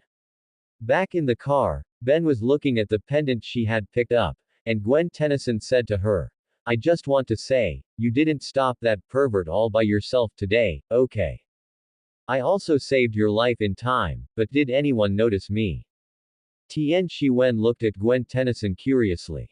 After all, she hadn't cared about this in so many previous incidents, but today they were arguing because of this matter. Being a hero isn't about attracting attention. Who is the big hero? Oh, please. After hearing this, Gwen Tennyson immediately imitated Ben and started raising her hands. Max Tennyson smiled and said, I noticed you. Your grandpa, so that doesn't count. Hey, don't be angry. You just hit him with a trash can. Playing those little tricks certainly doesn't make you a hero, unlike us. After finishing, Ben nudged Tian Shiwen with her elbow, and Tian Shiwen shook his head and continued checking information. Wake up, you two are fundamentally different. You can become a big hero all because of that watch. Shiwen, his is self-made, so it doesn't count. After saying that, Gwen Tennyson pointed at the Omnitrix and immediately said, if I had found the watch, I could have attracted everyone's attention, and had a bunch of cool stuff too. After speaking, Gwen Tennyson started sulking and looked out the window, leaving Ben at a loss, because she knew Gwen Tennyson seemed really angry. She had just taken the pendant out of the box when Tian Shiwen grabbed her wrist. What's wrong? Ben's voice trembled slightly. Because she wasn't in a special state, there was now a trace of a blush on her face. When Gwen Tennyson turned to look, she was almost furious. Although she knew this wasn't Tian Shiwen's intention, did these two have to do this in front of her? I'm afraid you need to hear about its origin. Tian Shiwen looked at the little thing in front of him, afraid that it would cause Max Tennyson to mistake the brake for the gas pedal. When Max Tennyson heard there was something to talk about, he found a parking spot and stopped, then joined the conversation. Tian Shiwen projected the relevant information and said, this is something that fell off that mage. It is part of the bezel amulets, called the lucky charm. There are also fire, levitation, and transformation amulets. There are no clues for the other two yet. And the Archimata book of spells needs the bezel amulets to work together to exert the strongest magic power. It is estimated that the mage will come to chase us soon. There is another feature. This lucky charm will increase the wearer's luck to the extent of winning the jackpot if you buy a lottery ticket, but this luck comes from the luck of people around them. So it will also make the luck of people around it worse. Gwen Tennyson asked. Tian Shiwen nodded, completing his impression of this item, and a thought about something with a similar effect appeared in his mind. This thing is basically a GU of ultimate fortune. It either increases the user's luck or absorbs others' luck. If it weren't for the fact that these two aren't in the same world, he would really have to wonder where exactly he had ended up. So what should we do now? Based on what you said, that old wizard will come chasing after this, Ben asked. Max Tennyson, sticking to his original mindset, said, this thing doesn't belong to us, we should return the charm to the museum. Tian Shiwen was stunned. This piece of equipment dropped by Hex, although it might have been stolen by Hex from another museum, did they really expect the meager security guards there to stop Hex if they returned it to the museum? Tian Shiwen shook his head. The mental imprinting of the older generation was still too strong. But what if we return it to the museum and Hex takes it again? Uncle Max, can't you stop being constrained by rigid thinking? Max Tennyson's old face flushed, and he was left speechless by the question. The legendary plumber actually hadn't thought of that, and once he considered it, he really didn't trust the security team that much either. Then how should we deal with this thing now? Ben was also confused. Her grandfather had stopped talking after being asked that, and now there was just one nerd and two heroes here. Who else could she ask but Tian Shiwen? It's best to destroy it. That way, even if Hex wants to do something later, he won't be able to complete it without gathering all the bezel charms. An effective method. Gwen Tennyson and Ben nodded in agreement. After struggling with his own thoughts, Max Tennyson also nodded in acquiescence. Seeing this, Tian Shiwen placed the lucky charm on the ground, found a shovel, and smashed it directly. The charm emitted a burst of white light before completely shattering into pieces, and Gwen Tennyson's mouth twitched uncontrollably after seeing it. Is this really a magic charm? If it weren't for the fact that it was glowing, I would have suspected it was just a normal rock. Me too, Ben chimed in. Seeing that it was getting late, Max Tennyson called everyone to wash up and go to sleep. After Ben, Gwen Tennyson, and Max Tennyson were all asleep, Tian Shiwen got up, looked at the small red dot on the virtual map, and teleported there directly. At this moment, Hex was in a place similar to a mausoleum park, trying to locate the lucky charm, but it was useless. Could the lucky charm have already been destroyed? Hex didn't dare to think about it. If that were the case, how could he obtain unparalleled magical power? He had come here from the ambulance, only to find that he had lost one of his charms.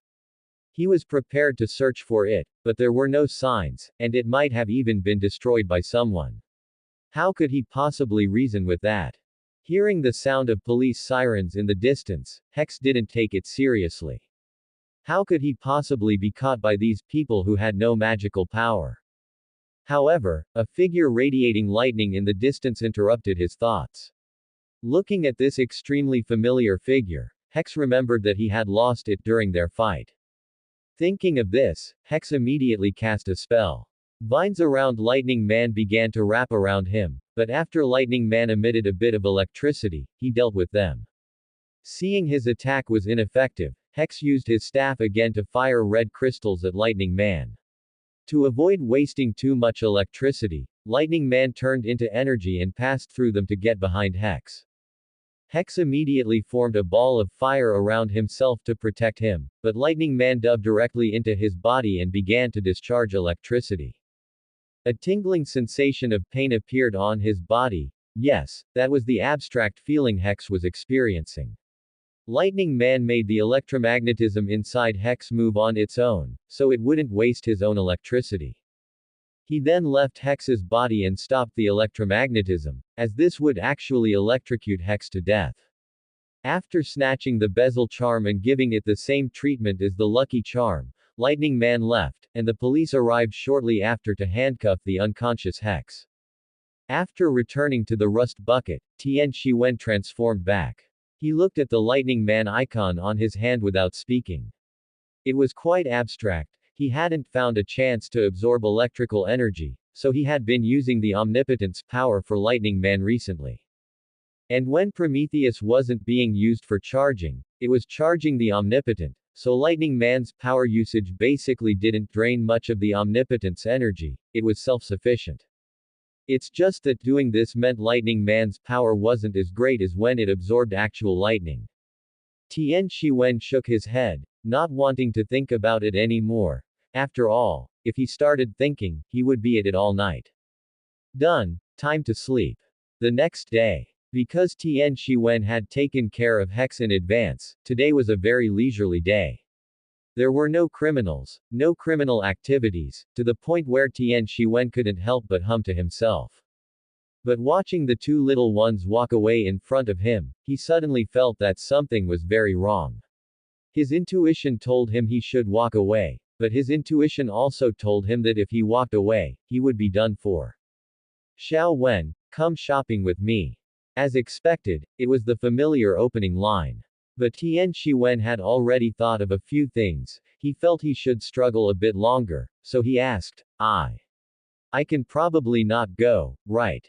Without a second of hesitation, Ben and Gwen Tennyson exchanged glances. Ben grabbed the person in front of her and pulled him back, while Gwen Tennyson pretended to go find Max Tennyson for some money, but actually pushed Tian Shiwen out from behind. Tian Shiwen, who wasn't resisting, was pushed out caught off guard, and Gwen Tennyson slammed the car door shut. Sorry, this is the final stop. Please get off the vehicle, thank you. Seeing this, Tian Shiwen stopped struggling. After all, it was useless. So, an incredibly happy Ben dragged a helpless Tian Shiwen to go play, which actually meant shopping. As for Gwen Tennyson, what did you expect her to do? Provide heat and light. At least that's what she thought. Xiao Wen, what do you think of this one? It's alright. How about this one? Okay. How about this jacket? It suits you. The salesperson looked at the two people engaging in this human-machine dialogue and smiled. Or rather, she was just laughing at Tian Shiwen's robotic behavior. Although she initially suspected she had encountered an alchemist when she saw the height difference between the two, she didn't think much of it after hearing they were 12 and 10 years old. After all, people just grow tall, and even if they were actually dating, they would both be alchemists. Ben was wearing a short skirt, swaying in front of Tian Shiwen. Of course, she was wearing safety shorts.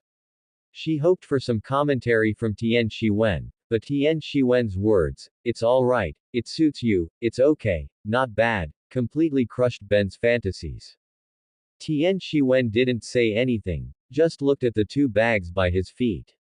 With that expression on his face, his resentment was clearly visible. He just knew it. If he could, he would never go shopping with girls again. That's the end of part 2. Part 3 is coming soon. Thanks for watching. Please subscribe and support our channel for more stories.